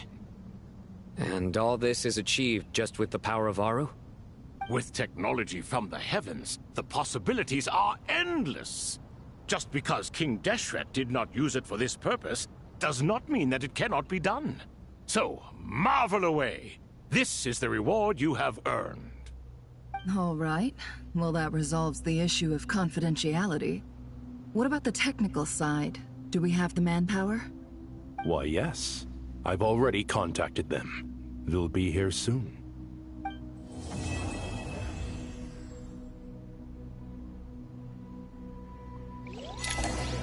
That takes care of things on this side.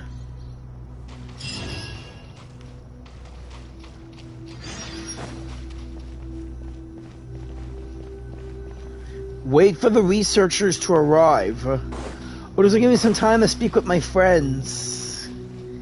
Hey guys! Ah, fresh air. A wondrous feeling. Naturally. I have a sudden urge to stretch my legs. Can anyone recommend a suitable leisure activity? I might have had some recommendations for you were this the past, but here and now, for someone who has just left prison, there could be no greater joy than simply being outside of it at last. I could not agree more.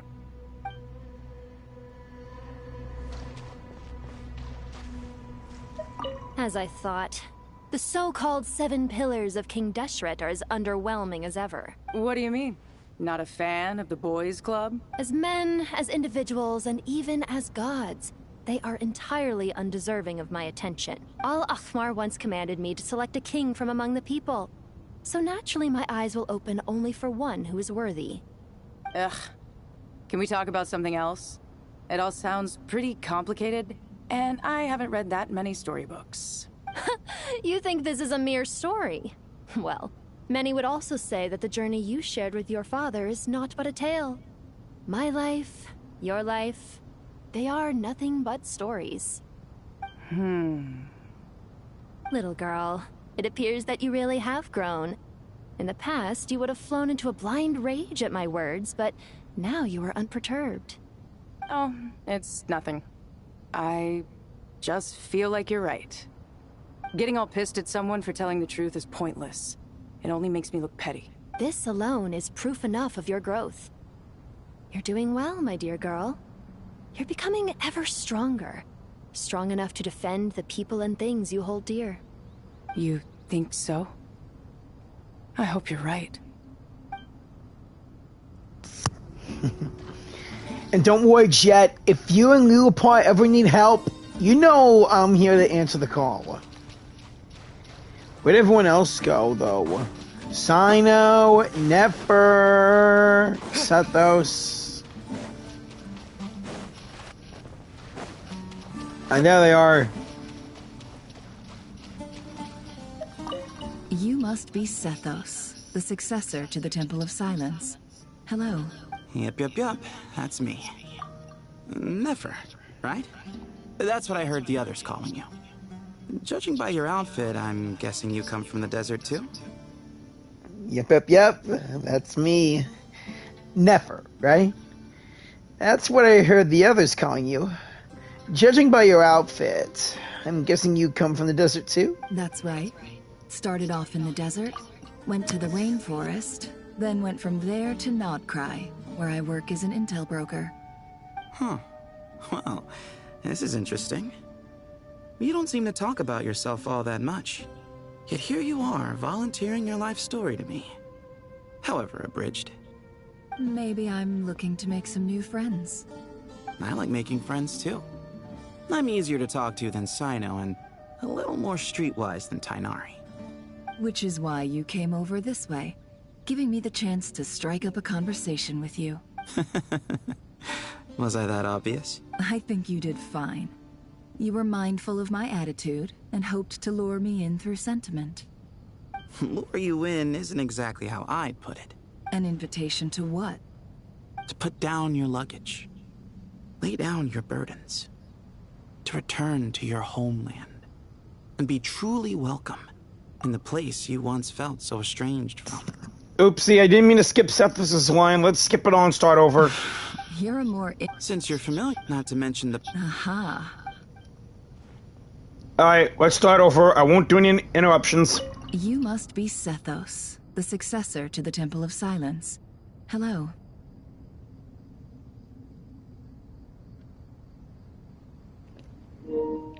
Yep. That's me. Nefer, right? That's what I heard the others calling you. Judging by your outfit, I'm guessing you come from the desert too? That's right. Started off in the desert, went to the rainforest, then went from there to Nodcry, where I work as an intel broker. Huh. Well, this is interesting. You don't seem to talk about yourself all that much. Yet here you are, volunteering your life story to me. However abridged. Maybe I'm looking to make some new friends. I like making friends too. I'm easier to talk to than Sino and a little more streetwise than Tighnari. Which is why you came over this way, giving me the chance to strike up a conversation with you. Was I that obvious? I think you did fine. You were mindful of my attitude and hoped to lure me in through sentiment. Lure you in isn't exactly how I'd put it. I see it more as an invitation. An invitation to what? To put down your luggage. Lay down your burdens. To return to your homeland. And be truly welcome in the place you once felt so estranged from. You're a more interesting heir to Bamun than I was expecting. Since you're familiar with my grandfather, I'll assume you're aware of our situation. I'd like to make friends with you. And I think you'd be a great asset to us. Not to mention the power you and I both hold. Originally belonged to the same organization. Aha. There we go. Now we're getting somewhere.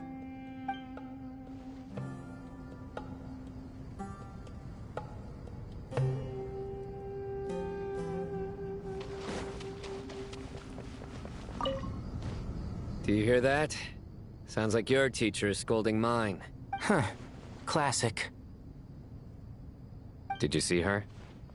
She's a former Vahumana student who dropped out of the academia and went to Nodcry to work as an intel broker. There's more to her than meets the eye. How can you tell? Do the Matra have information on her? Some, but nothing telling. I'm basing it on the fact that she seems to be an expert liar. She can fool many with her words. A sixth sense for liars after investigating so many of them, I take it? Yep. What about you? What do you make of her? A little earlier, in the corner, I noticed she gave some supplies to Jet and had her deliver them to the main group. She's meticulous and highly observant. Besides, what was it you said? Making it to the top is no easy feat in any profession. Anyone who's at the top of their game has to have some sort of edge over others. It's true, but she's not the only one at the top of her game. I also am. Sure, but what's to guarantee she won't overhear us talking about her? Don't worry. I have my methods. Sethos is distracting her. Ah, I see.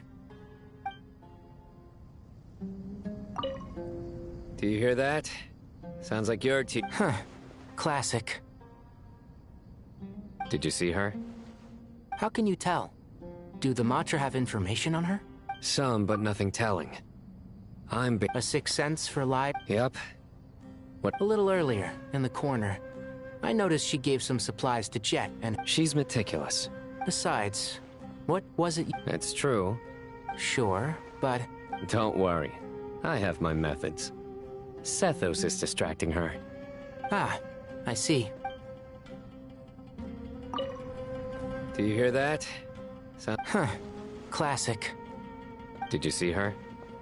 She's a former Vahumana student who dropped out of the academia and went to Nodcry to work as an intel broker. How can you tell?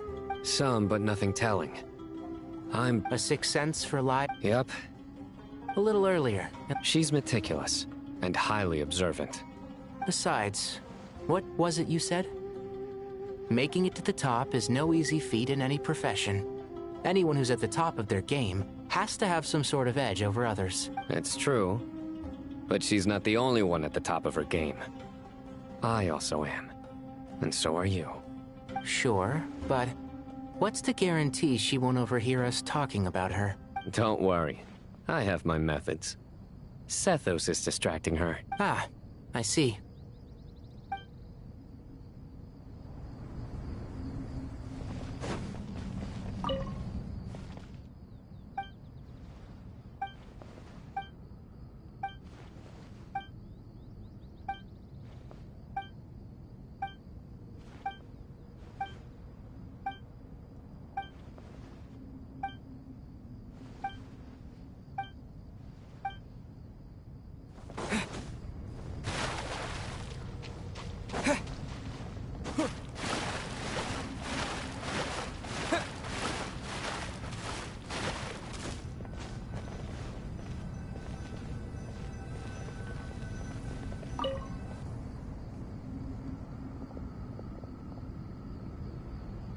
You must be the ones tasked by the Academia with renovating Aru? That's right. Good afternoon. I'm Kaveh, and these two are Termezi and Naisaburi. Hey, I'll hate them! Come and introduce yourself! We've met before. This is Thoth, the Ibis King, and everyone knows these two. Afternoon, gentlemen. I've only ever seen these two in murals! Ah, the paintings in the temple. They show us chatting, playing cards, playing chess. Precisely the activities we most enjoy, funnily enough. No, only you enjoy playing chess. We were just humoring you. I wouldn't go that far. Back to the matter at hand. A preliminary assessment by the Academia indicates that this project requires expertise in various disciplines, including the deciphering of ancient texts, mechanical engineering, the restoration of ancient ruins, and elemental theory. The most capable minds in their respective fields are here before you. If there are no objections, we'd like to begin our work. The artisans who built Aru for Al-Akhmar gave their very lives to create this splendid work. Follow their example by giving your utmost devotion to this project. I didn't know that. We'll do our best, of course, but we certainly won't be sacrificing our lives. Such brazen words. Humans these days are a far cry from their ancestors. What little respect you show for King Deshret. No, that's not what he meant. Please, don't mind him. He shares your sentiments, just not your, penchant for hyperbole. Assuming that's what you were going for? I just think it's important to manage expectations. Forgive my lack of courtesy, but we simply can't sacrifice our lives to the gods on completion of the project like people in the legends of old. Here's a first draft of the project proposal for your perusal. Please let us know if you have any requests. Normally, I'd have made it look a lot more visually appealing, but we were really pressed for time on this occasion. I hope you'll forgive me if it's a little rough around the edges. Naturally. If my fellow ministers deem this meager display of respect sufficient, I suppose I can consider agreeing to their proposal. Why are you so preoccupied with the ostentatious displays of respect to Al-Ahmar? We should be trying to make things easy for them. You never know. We might have to rely on these young people to look after us in our old age. Exactly. This is Aru's mainframe.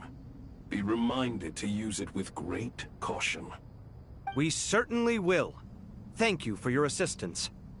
You may attempt to lay out punishments should you so desire, though I'm afraid it would be futile. You and I both know that certain components of Aru can only be operated by humans.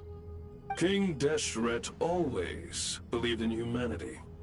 Still, the reason that Aru's modules are designed that way is not so much because he trusted them, but more because he was wary of you. Is that true? No wonder human artisans helped to build Aru then. He actually required human assistance to create his greatest work. Naturally. Have you noticed that the Goat King keeps giving superficial responses? It's like he's just going through the motions and leaving the real debate to his colleagues. He understands the art of perfunctory speech. That's what earned him his position as the Minister of Ministers. It seems the rumors about King Deshret being a poor judge of character are baseless after all. Excuse me for being blunt, but it sounds suspiciously like you're putting yourself on a pedestal and mocking me. You're mistaken. And while there's nothing strictly wrong with making every conversation about yourself, it's not exactly a positive tendency either. You? Whatever. I knew it'd be like this working with you. All right, let me past. I need to look at this console. It's your job to activate it after all. Let's begin.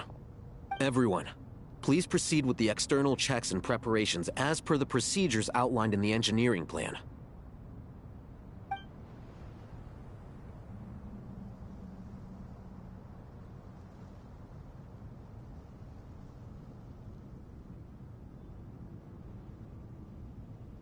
Hello there, youngsters. Whoa, the Ibis King came to life. What do you mean, came to life? I've been alive the whole time. You did say we could start our research, right? Are you having second thoughts now? I've reviewed the proposal. The work you're planning to carry out on this grand device is ambitious in its scope. You have ample confidence in your abilities, I take it? I wouldn't say I'm feeling hugely confident, but given how bad things are, I'd rather at least try something than sit around waiting to die. You are the top scholars of your day. I trust you are aware that there are countless links between Aru and the Akasha? Aru and the Akasha? But I thought the Akasha was the Academia's greatest technological accomplishment, created years ago by the Dendro Archon to help her people access knowledge. And you too? Do you not know either? You've read the instruction manual, right? You tell them. An instruction manual? The Akasha has an instruction manual? The Dendro Archon is a kind and thoughtful god indeed. It used to sit on a shelf in the corner at the House of Dana. Not the most popular read. If the manual is to be believed, Aru was in fact the original inspiration for the Akasha system. What? But there are so few records about Aru anywhere. And practically none of the scientific expeditions into the desert had anything to do with it. Ah, but this is something you could not possibly have known. You may have heard many stories about the desert, but what is the most important aspect of history? Consider this a quiz. Anyone from Vahumana present? I'm from Vahumana. It's, well, veracity. Precisely. And a large part of veracity is the chronological order in which events occur. I may as well tell you. In the beginning, Nabu Malikata, the goddess of flowers, descended upon Sumeru. The glory of the heaven was within her. She brought life, oases, and knowledge to this land. Then she created the Jinn, enlightened them, and ordered them to serve her. 2 other gods also walked upon this land where wisdom flowed in abundance, and the 3 met beneath the great green trees. It was the first and greatest alliance. We should speak with reverence of this covenant between the 3, which transcended both time and life. For they promised that in Sumeru, wisdom would be shared with all. All the great changes in Sumeru's history began with the goddess of flowers. For King Deshret's sake, she pried into the secrets of Celestia, and for this was burned to ashes by the flames of wrath. So grieved was King Deshret by her passing, that he lost all interest in state affairs, and devoted himself instead to the knowledge that she had brought back. It was after learning of the technology from that floating island in the sky that he first conceived of Aru. And so, the Akasha was inspired by Aru, while the basis for Aru itself came from Celestia's technology. Well, if the 2 share a common technological origin, then connecting one system to the other is an entirely feasible idea. Unbelievable. Have you no reverence at all for celestial technology? No, I do, but there's no time for that. The schedule is too tight. Blame it on the deadline. Perhaps you could try coming up with our cutoff dates. You know what it's like having to turn around 5 different drafts in one day? I wouldn't wish it on my worst enemy. Yeah, also, Sir Ibis, King, you don't plan on getting directly involved at all, do you? Yes, well, you strike us more as having come to give a popular science lecture. Or, wait, does this count as more of a first-hand witness statement? Neither. Anyway, this sounds like far too much work for me. Still, if Aru is so powerful, why didn't King Deshret use it for more ambitious ends? Because it was never fully completed. King Deshret had grand plans, but he perished before they could come to fruition. In the beginning, his wish was to create something that could rival the very world itself. The Lord of Flowers sacrificed everything for that ambition. What he desired, she bestowed, and thus was knowledge brought into the world. Her courage and sacrifice had to be honored with the most splendid of monuments, or King Deshret would surely have deemed it a grave injustice. And that monument, built from knowledge and technology, etched with a sacrificial and courageous love, even in its unfinished form, it deserves to be treasured. At that time, King Deshret said the following to the Lord of Dendro. Since we share an eternal covenant, I shall never be your enemy. Hence, the fruit of wisdom from the heavens is not to be devoured. Remember, it is not that I lack the power to become the enemy of wisdom. Yet you and she have taught me much and shown me kindness. For this, I cherish you both. In the end, Aru was only used to store a portion of the souls. It was but a primitive form of the masterwork the king had envisaged. His final hope for Aru was to return to the past, when she yet lived. So the point you're making is, King Deshret was both powerful and ambitious, and he only ceased his imperious ways out of affection for the goddess of flowers and the Dendro Archon. You could see this as an act of mercy, but you could also see it as the sentiments that lay between these three gods placing constraints on him. This was, after all, the foundation of the alliance between them.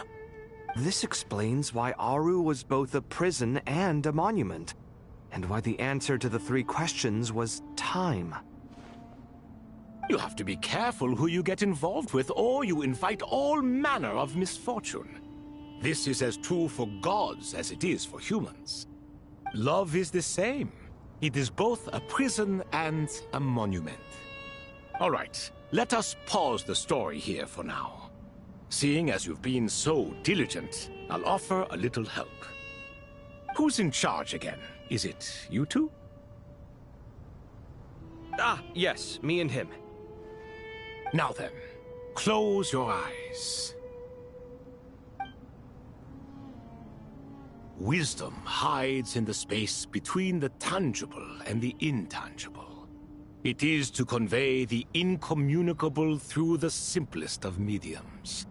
By the power of King Deshret, I shall grant you a glimpse into the unseen secrets that lie at the threshold of existence.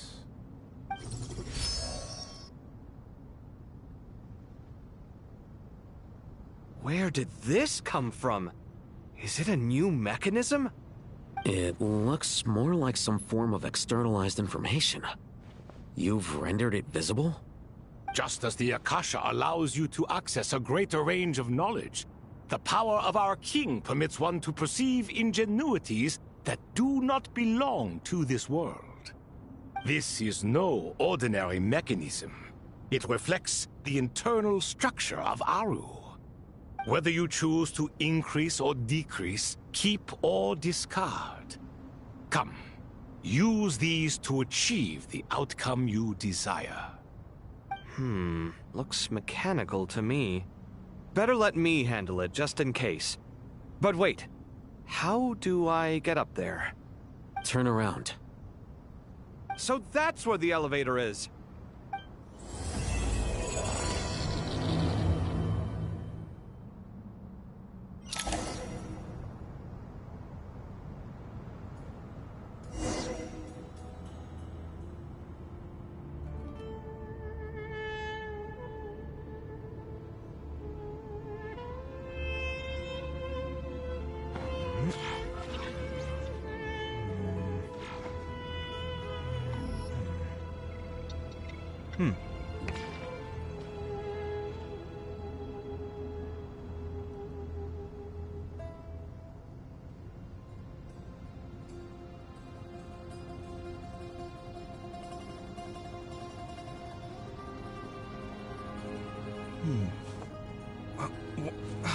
Where's my key? Not again.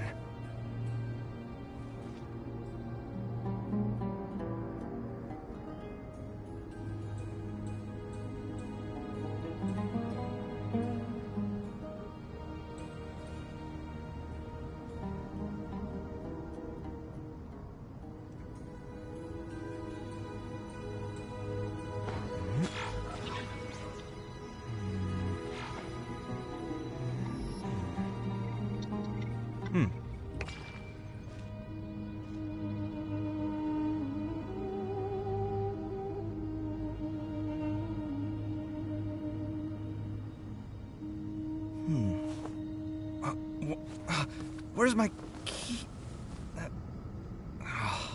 Not again.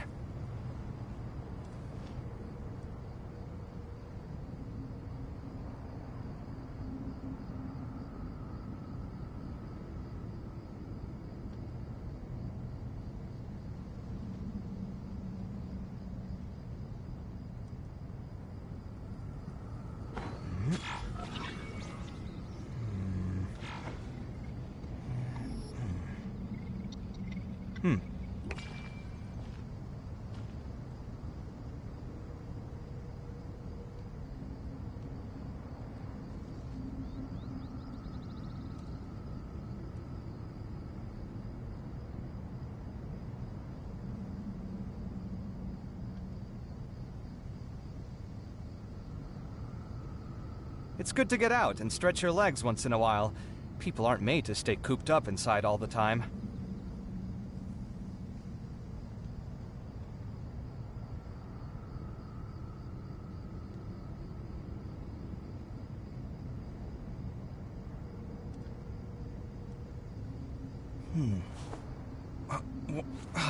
Where's my key? Not again.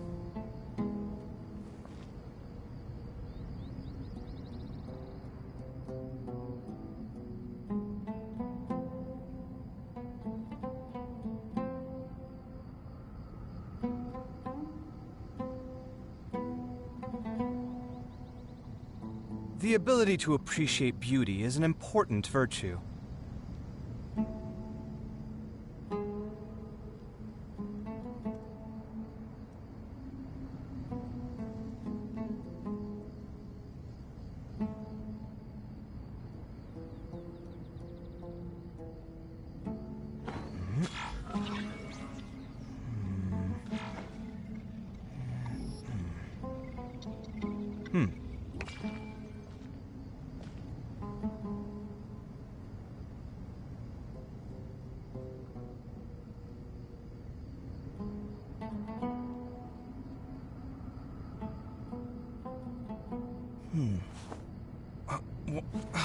Where's my key? Not again.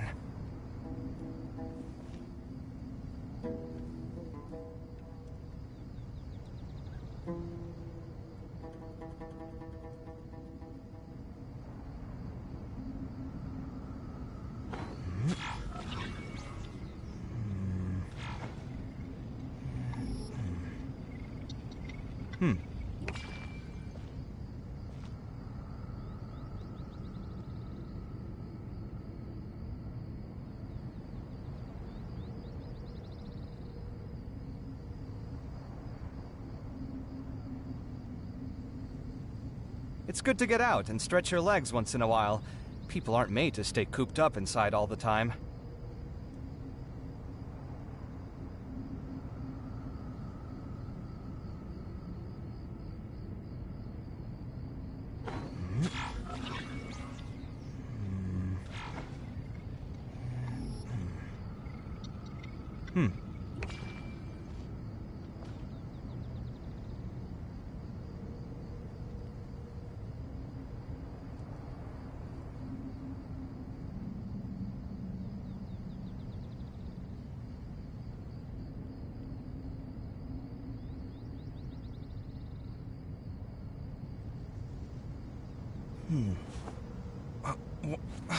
Where's my key?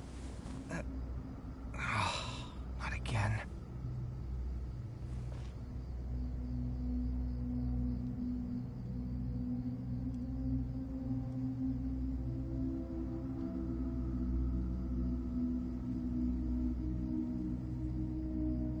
My latest design's getting there, but there's still room for improvement. Better make my finishing touches before the deadline creeps up.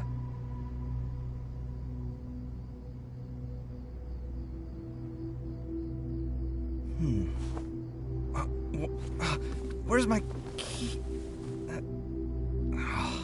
Not again.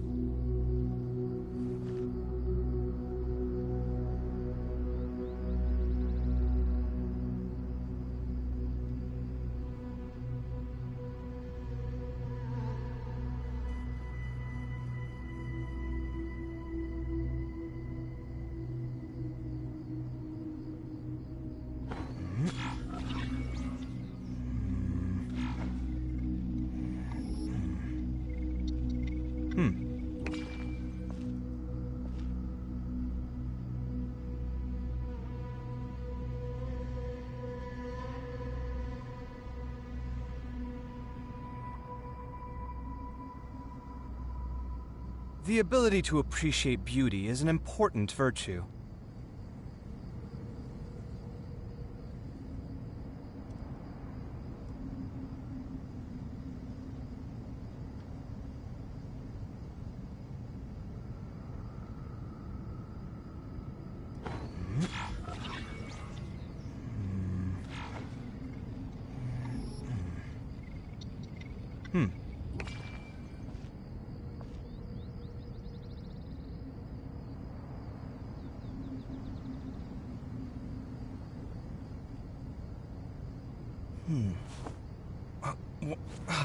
Where's my key? Not again.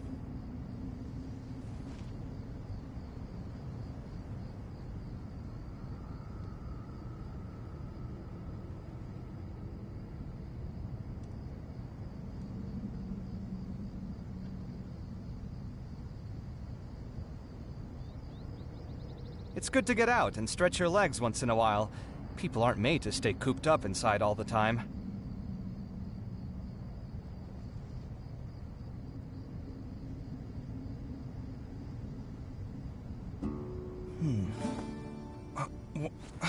Where's my key? Not again.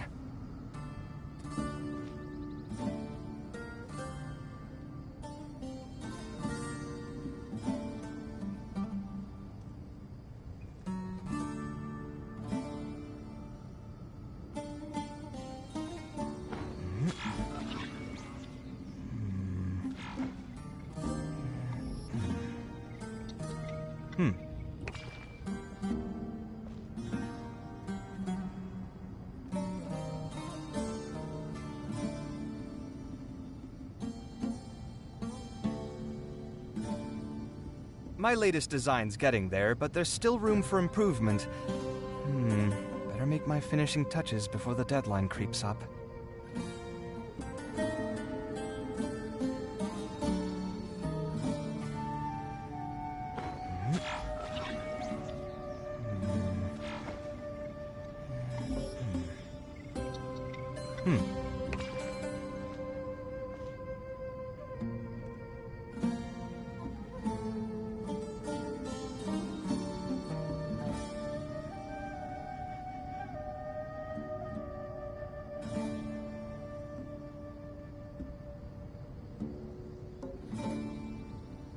It's good to get out and stretch your legs once in a while. People aren't made to stay cooped up inside all the time.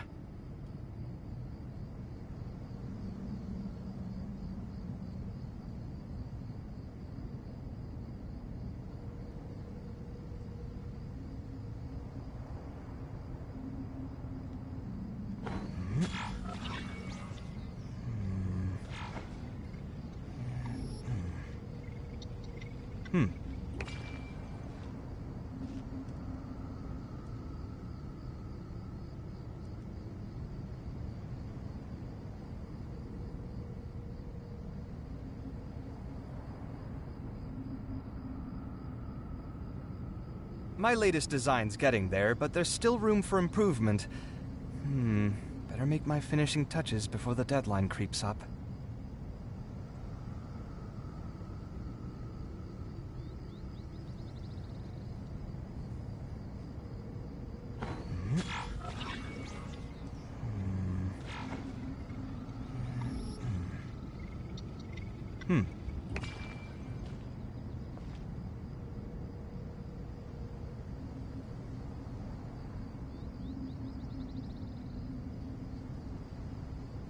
It's good to get out and stretch your legs once in a while.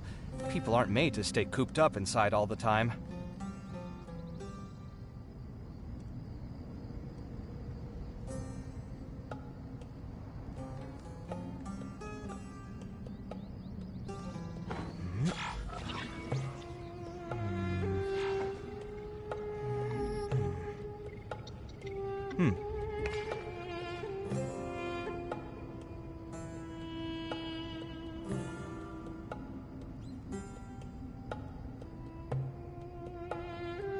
My latest design's getting there, but there's still room for improvement.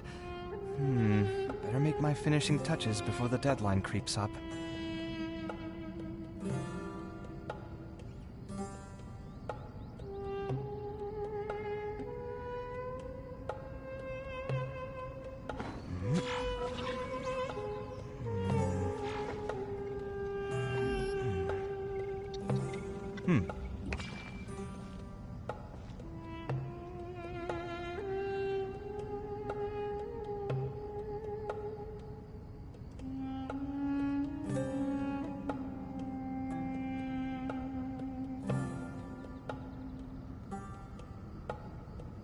The ability to appreciate beauty is an important virtue.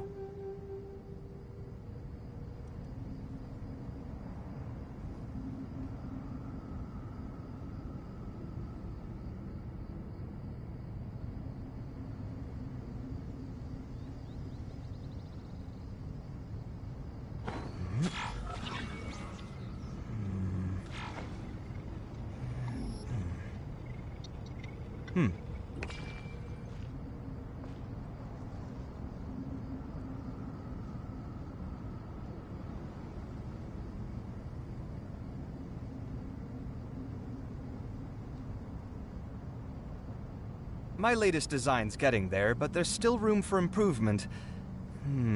Better make my finishing touches before the deadline creeps up.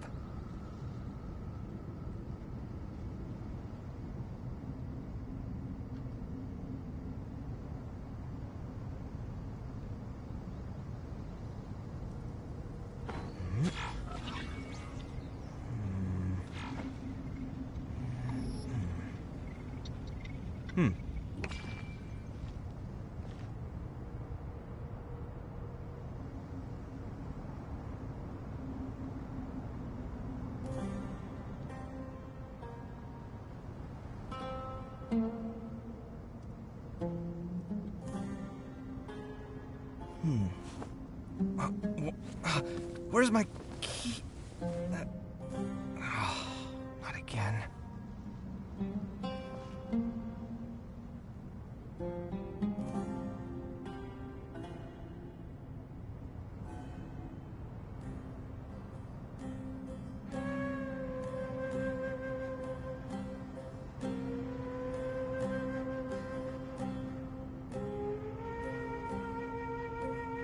The ability to appreciate beauty is an important virtue.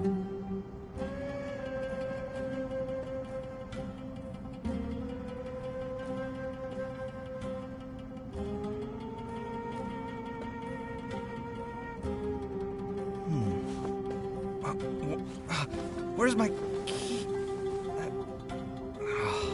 Not again.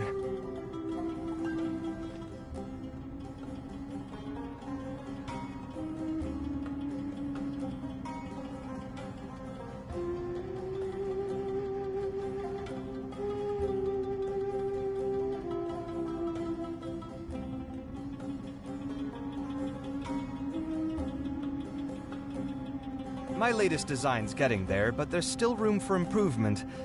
Better make my finishing touches before the deadline creeps up.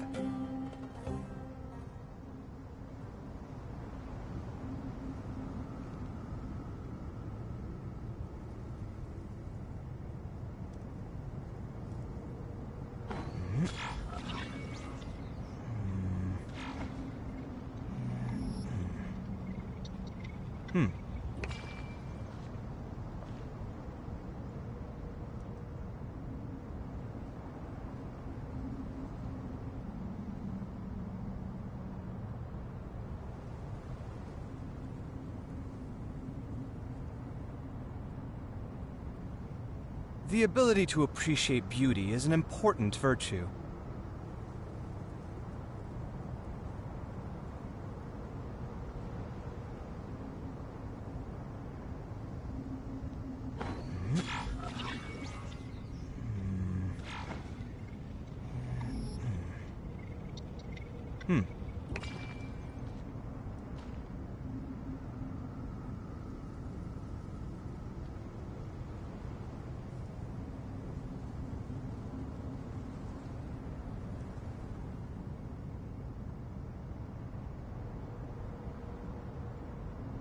It's good to get out and stretch your legs once in a while. People aren't made to stay cooped up inside all the time.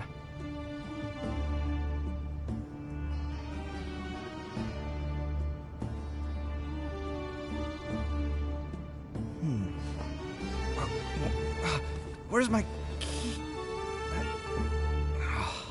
Not again.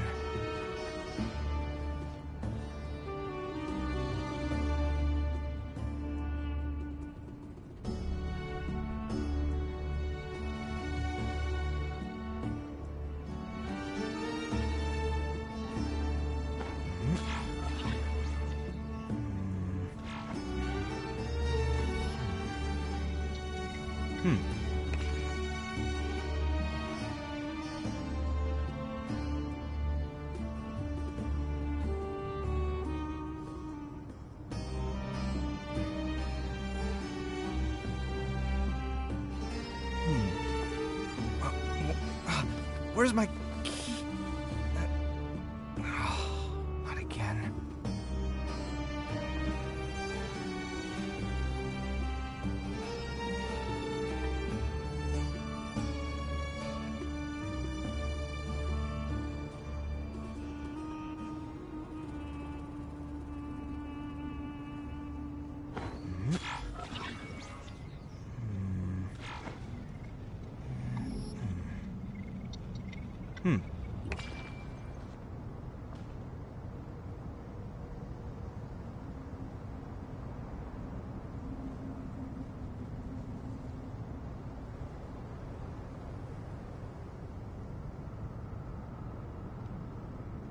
My latest design's getting there, but there's still room for improvement.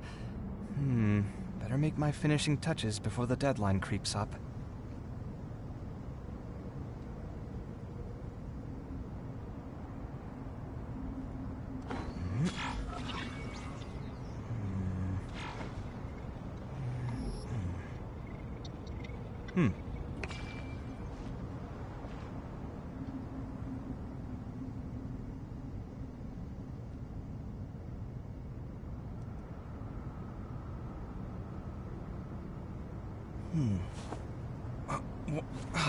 Where's my key?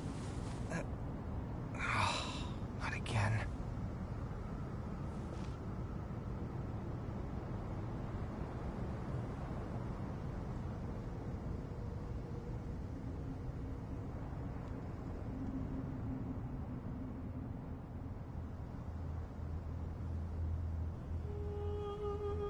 It's good to get out and stretch your legs once in a while. People aren't made to stay cooped up inside all the time.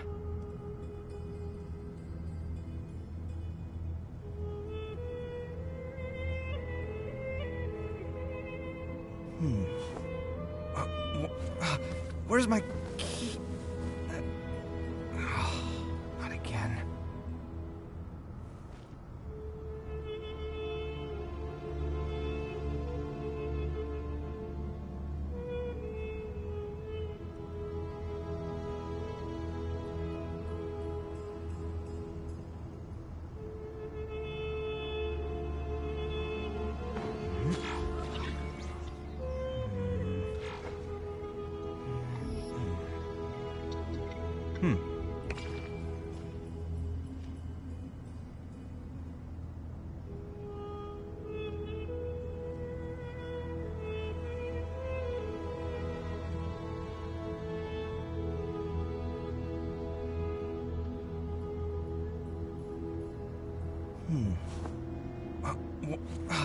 Where's my key?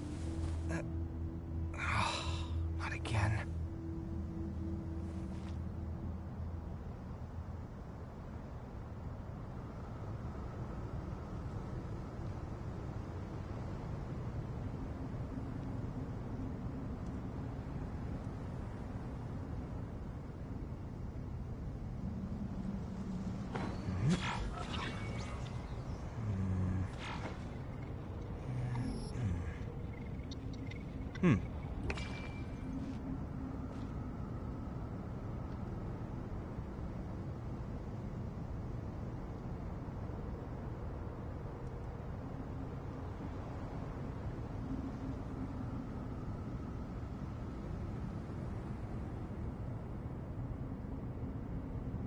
The ability to appreciate beauty is an important virtue.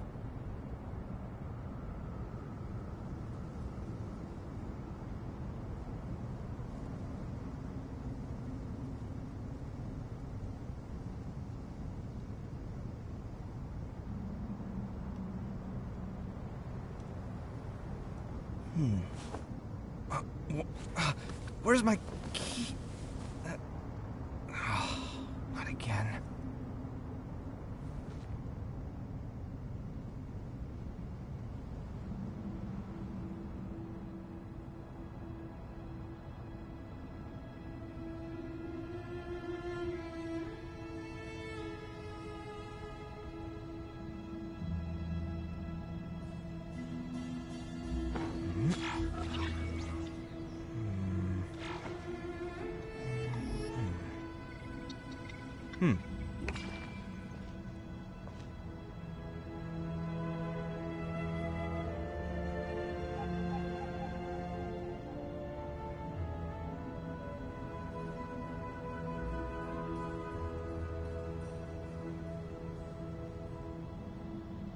My latest design's getting there, but there's still room for improvement. Better make my finishing touches before the deadline creeps up.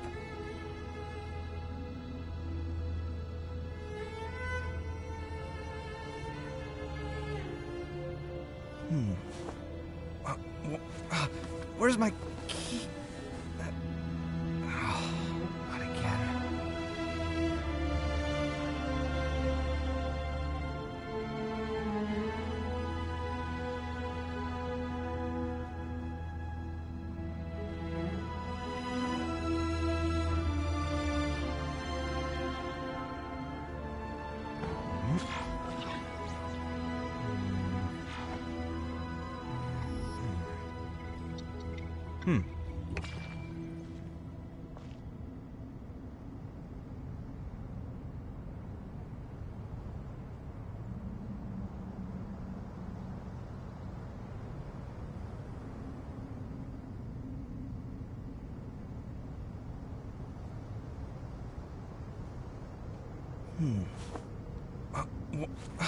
Where's my key?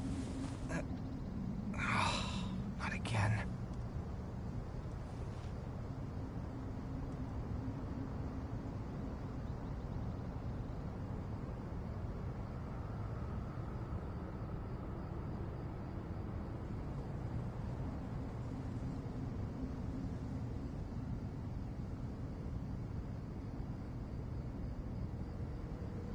The ability to appreciate beauty is an important virtue.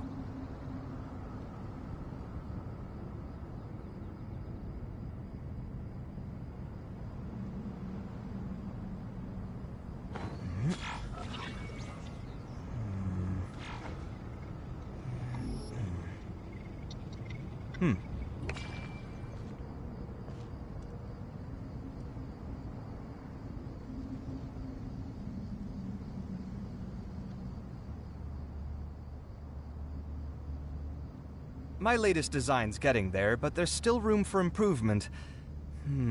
Better make my finishing touches before the deadline creeps up.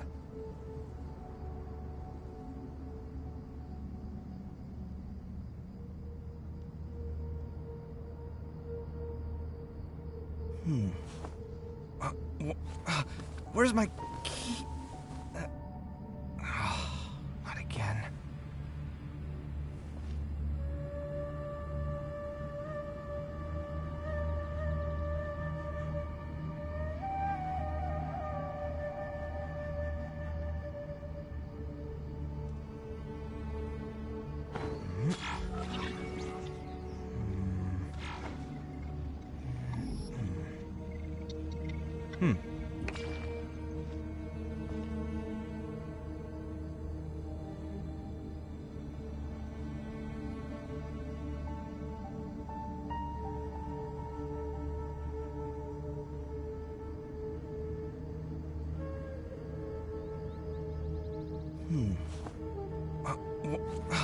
Where's my key?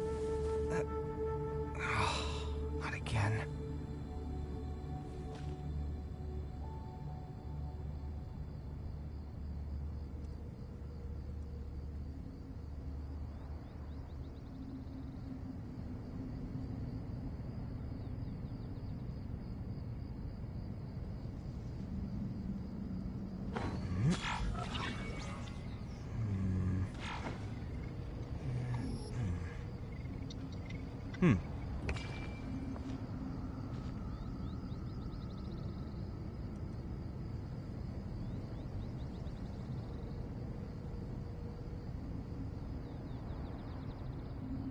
The ability to appreciate beauty is an important virtue.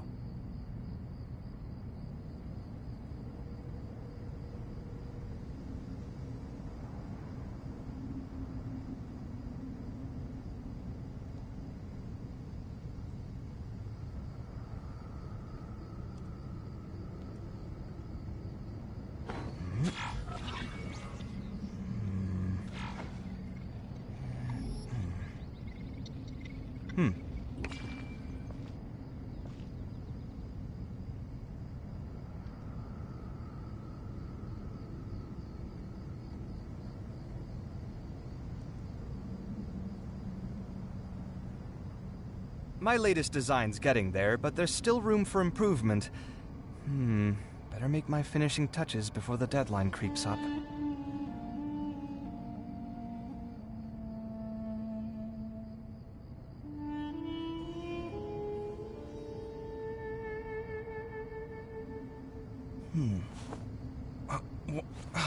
Where's my key? Not again.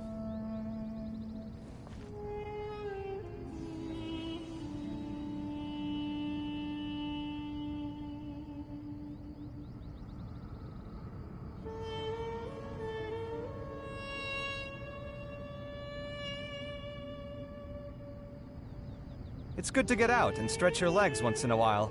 People aren't made to stay cooped up inside all the time.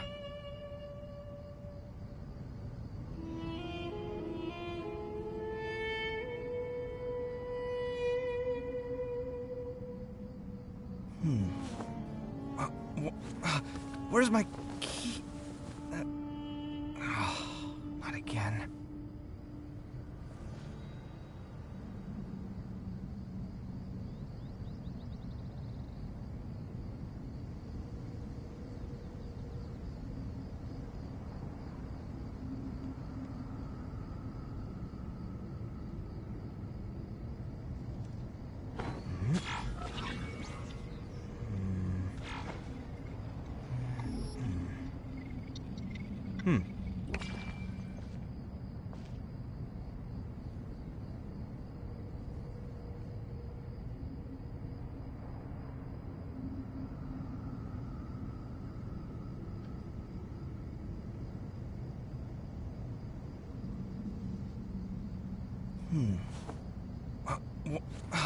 Where's my key?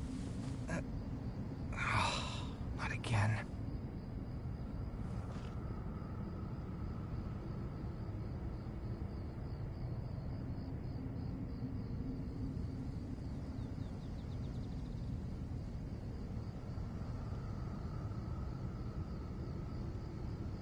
My latest design's getting there, but there's still room for improvement. Better make my finishing touches before the deadline creeps up.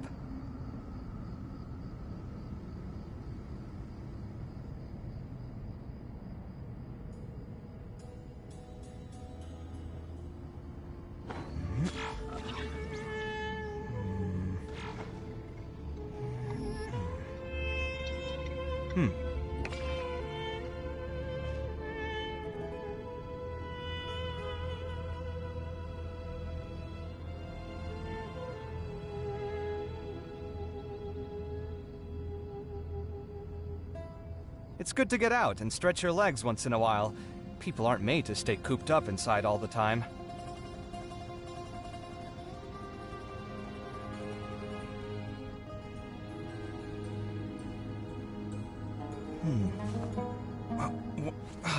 Where's my key?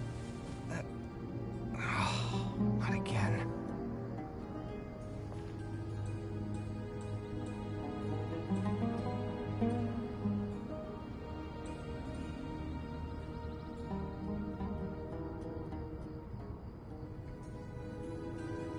My latest design's getting there, but there's still room for improvement. Better make my finishing touches before the deadline creeps up.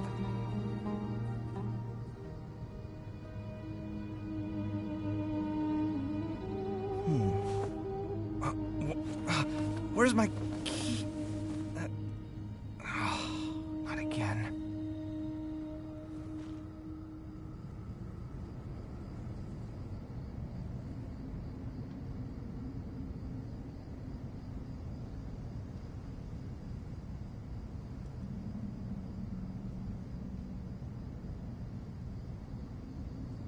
It's good to get out and stretch your legs once in a while. People aren't made to stay cooped up inside all the time.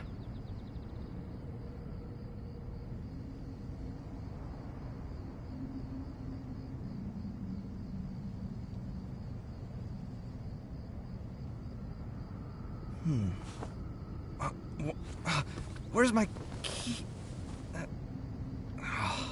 Not again.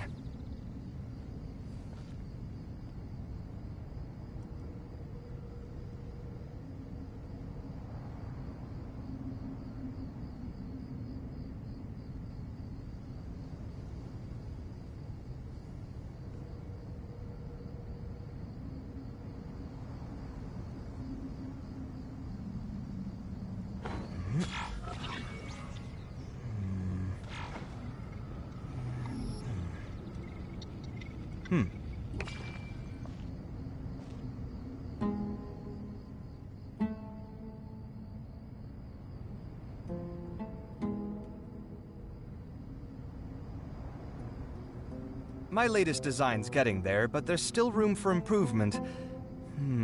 Better make my finishing touches before the deadline creeps up.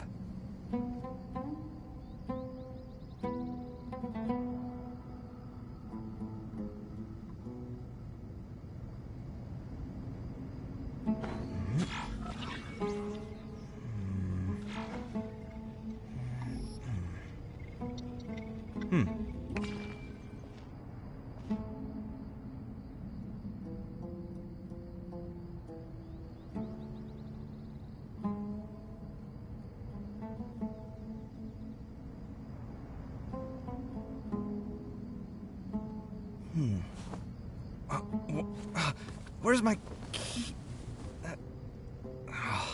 Not again.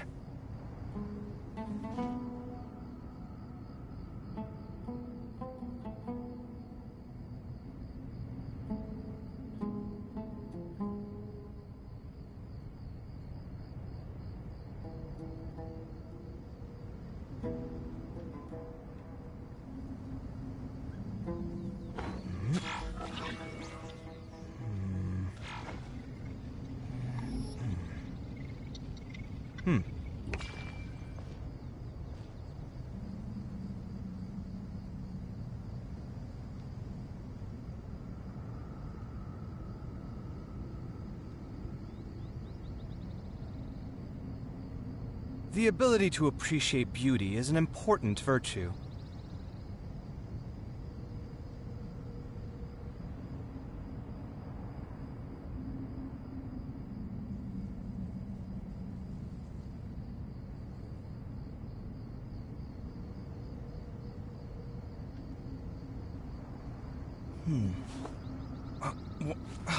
Where's my key?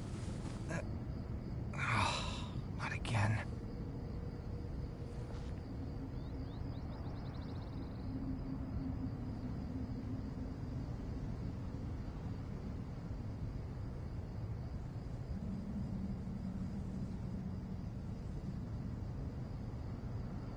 It's good to get out and stretch your legs once in a while. People aren't made to stay cooped up inside all the time.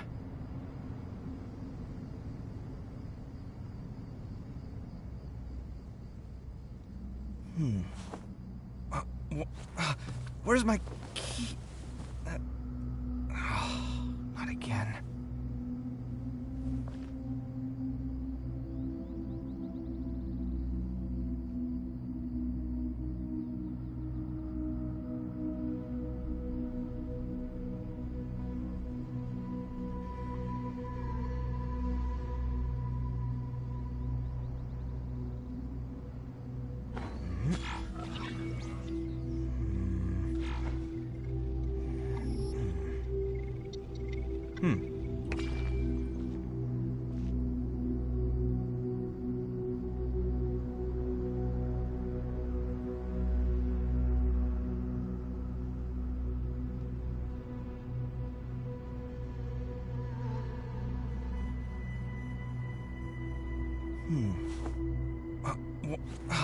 Where's my key? Not again.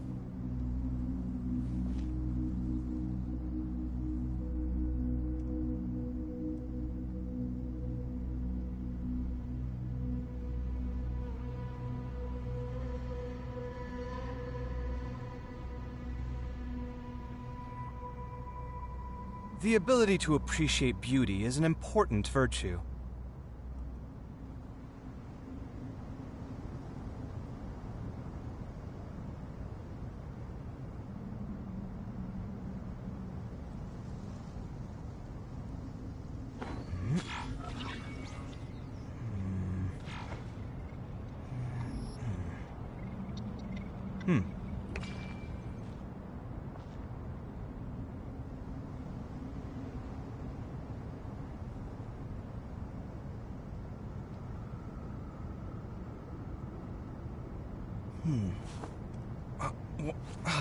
Where's my key? Not again.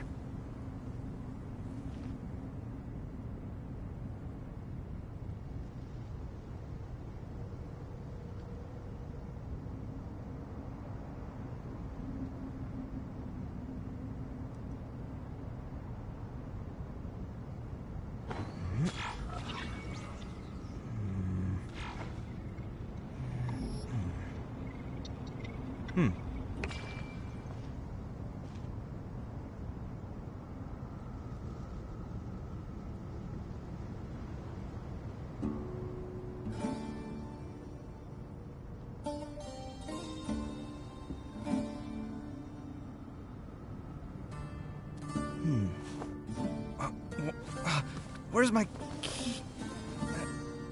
Not again.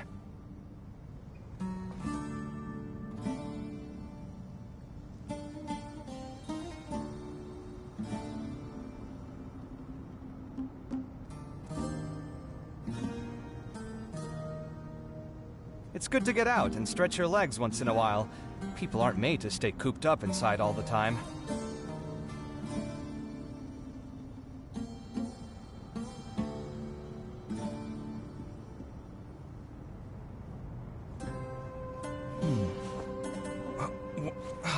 Where's my key? Not again.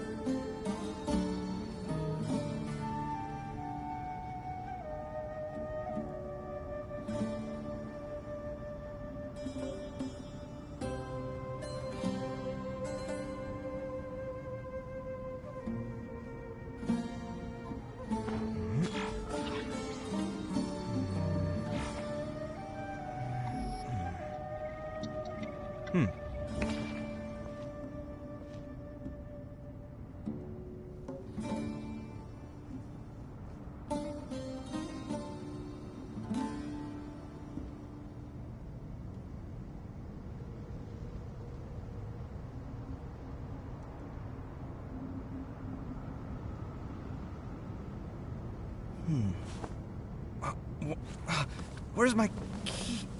Not again.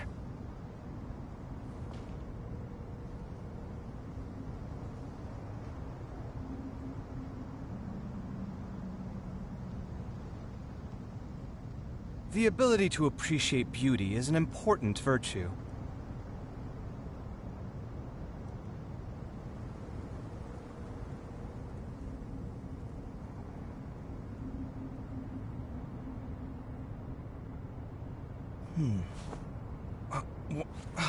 Where's my key?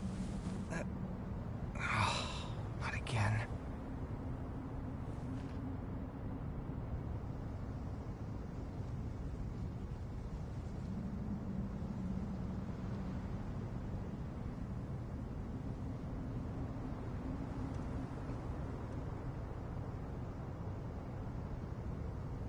It's good to get out and stretch your legs once in a while. People aren't made to stay cooped up inside all the time.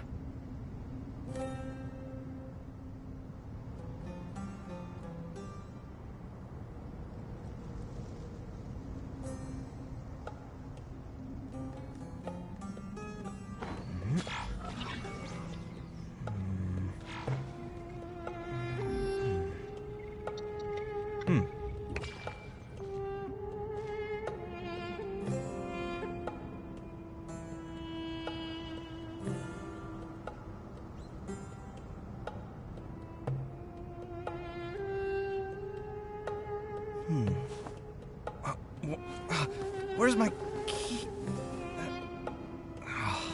Not again.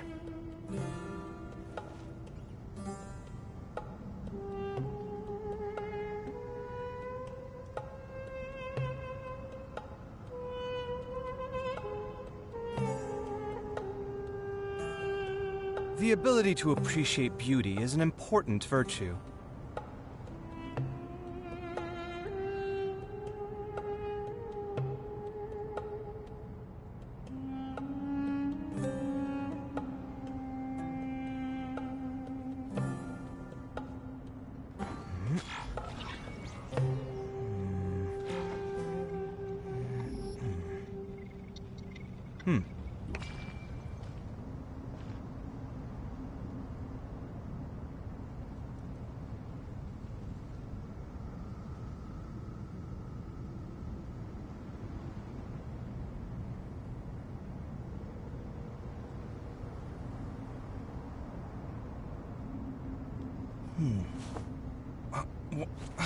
Where's my key? Not again.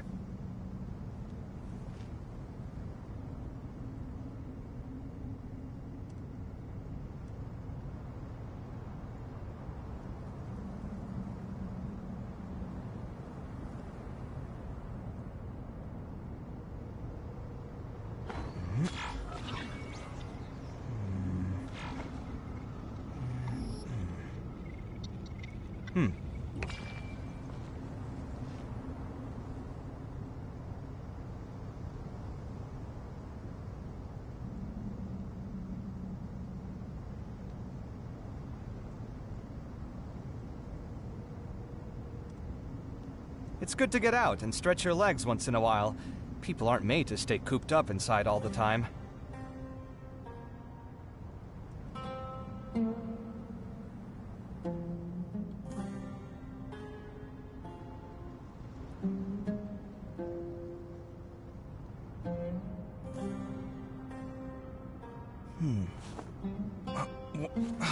Where's my key? Not again.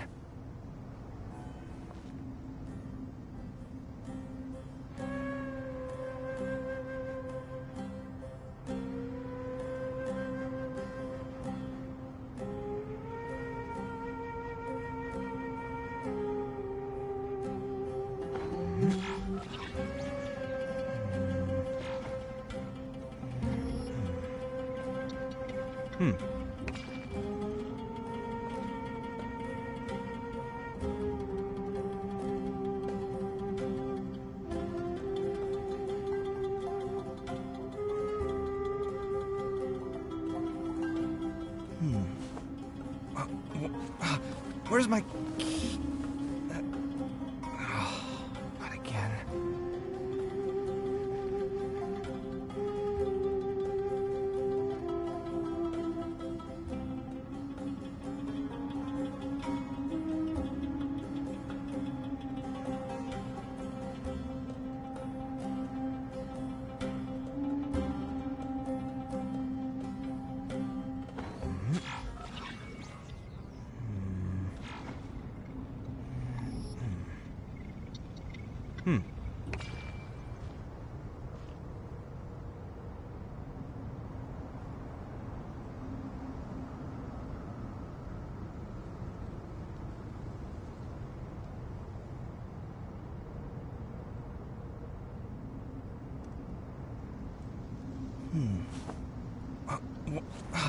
Where's my key?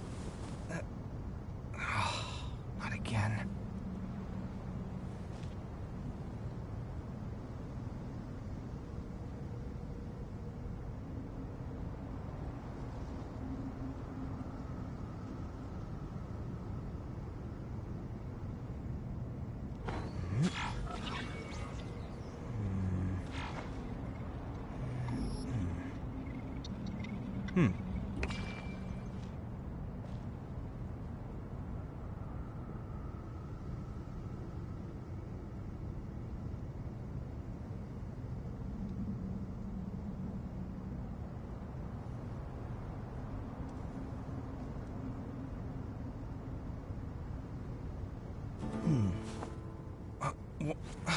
Where's my key? Not again.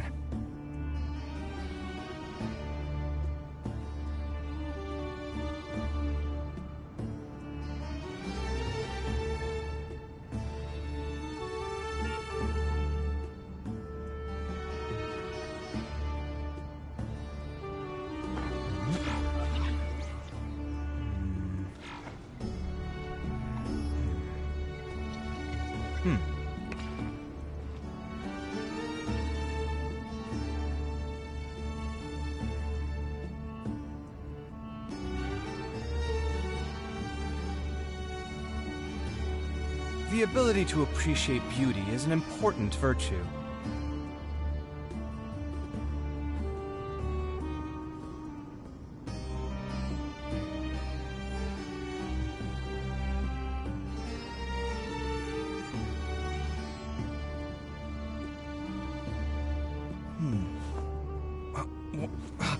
Where's my... Not again.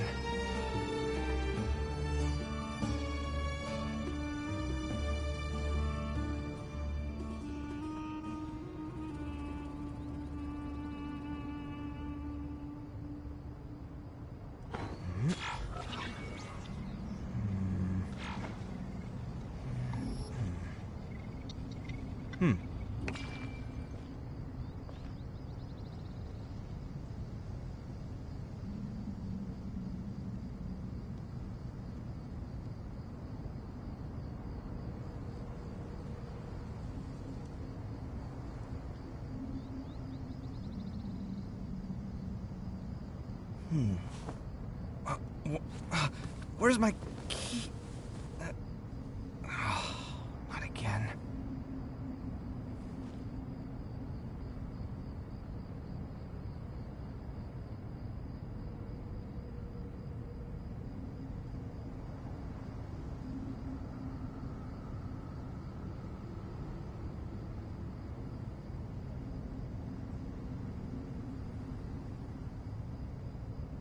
It's good to get out and stretch your legs once in a while. People aren't made to stay cooped up inside all the time.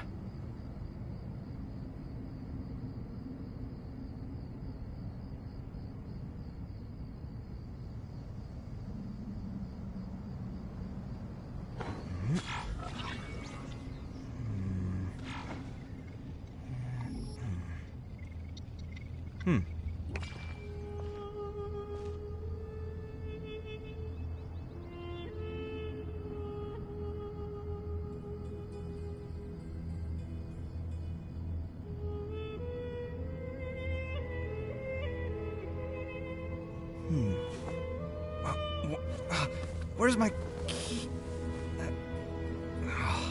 Not again.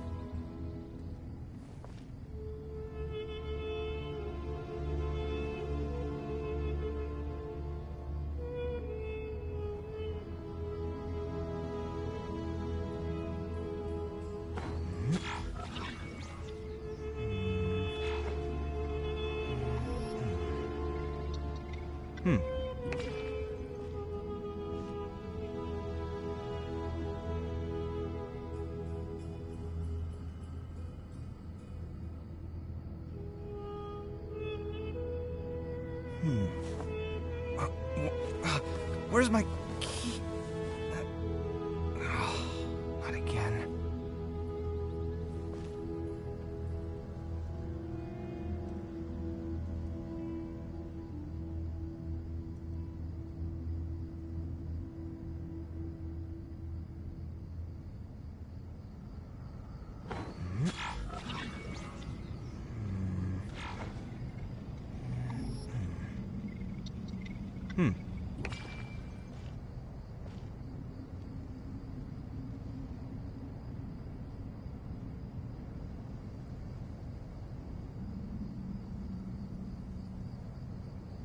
My latest design's getting there, but there's still room for improvement.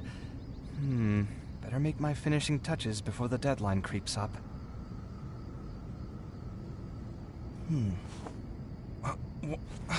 Where's my key? Not again.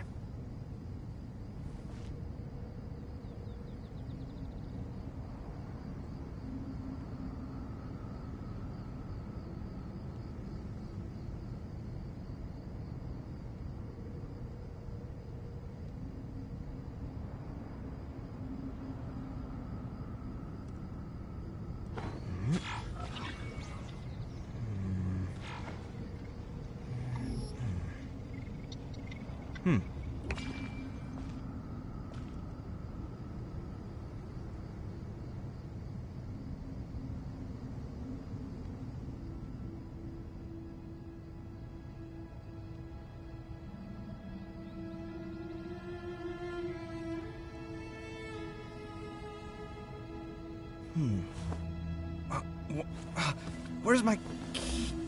Not again.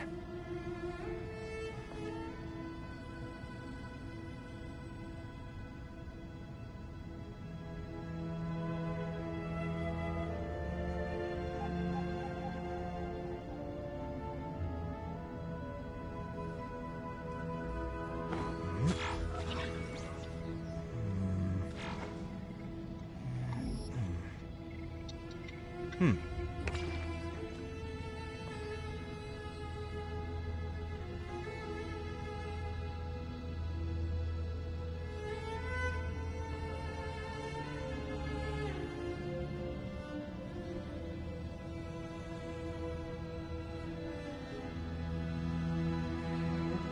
ability to appreciate beauty is an important virtue.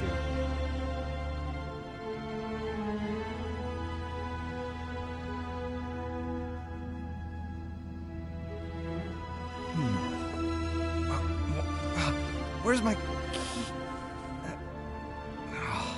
Not again.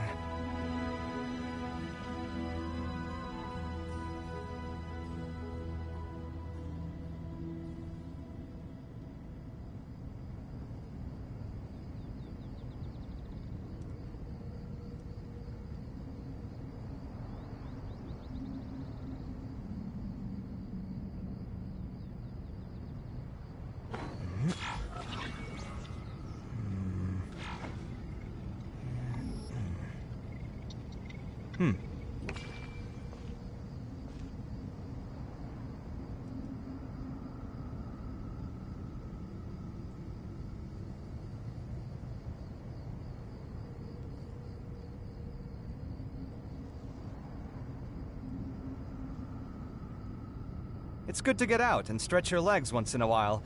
People aren't made to stay cooped up inside all the time.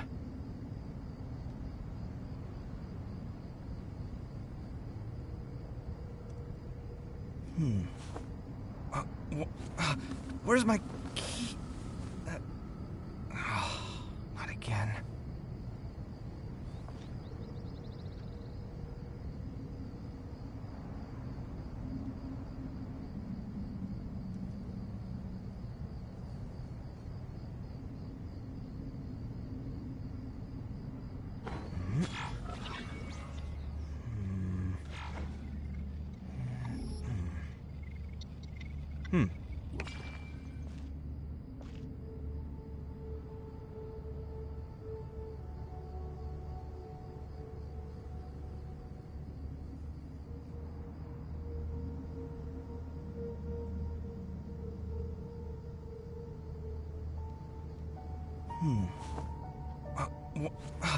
Where's my key? Not again.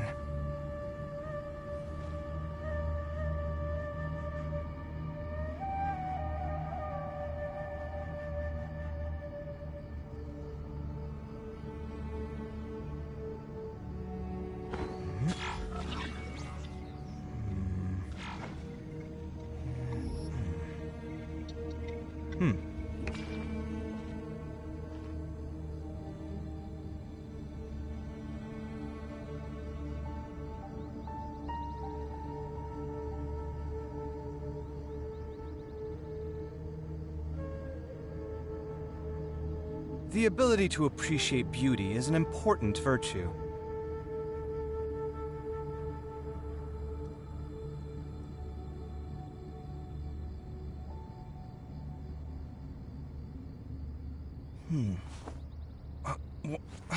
Where's my key? Not again.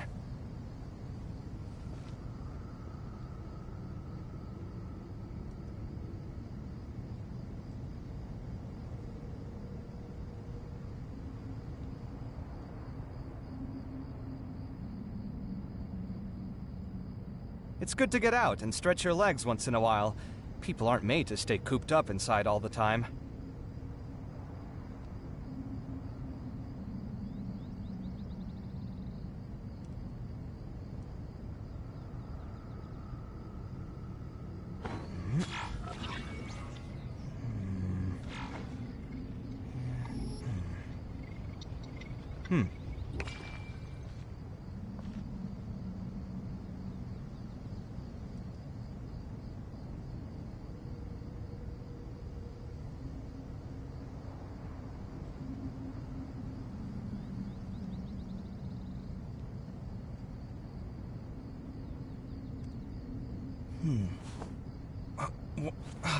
Where's my key?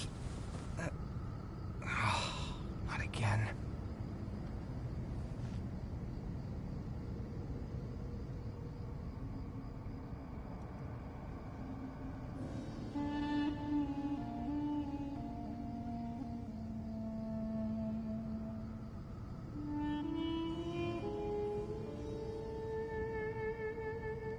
My latest design's getting there, but there's still room for improvement. Better make my finishing touches before the deadline creeps up.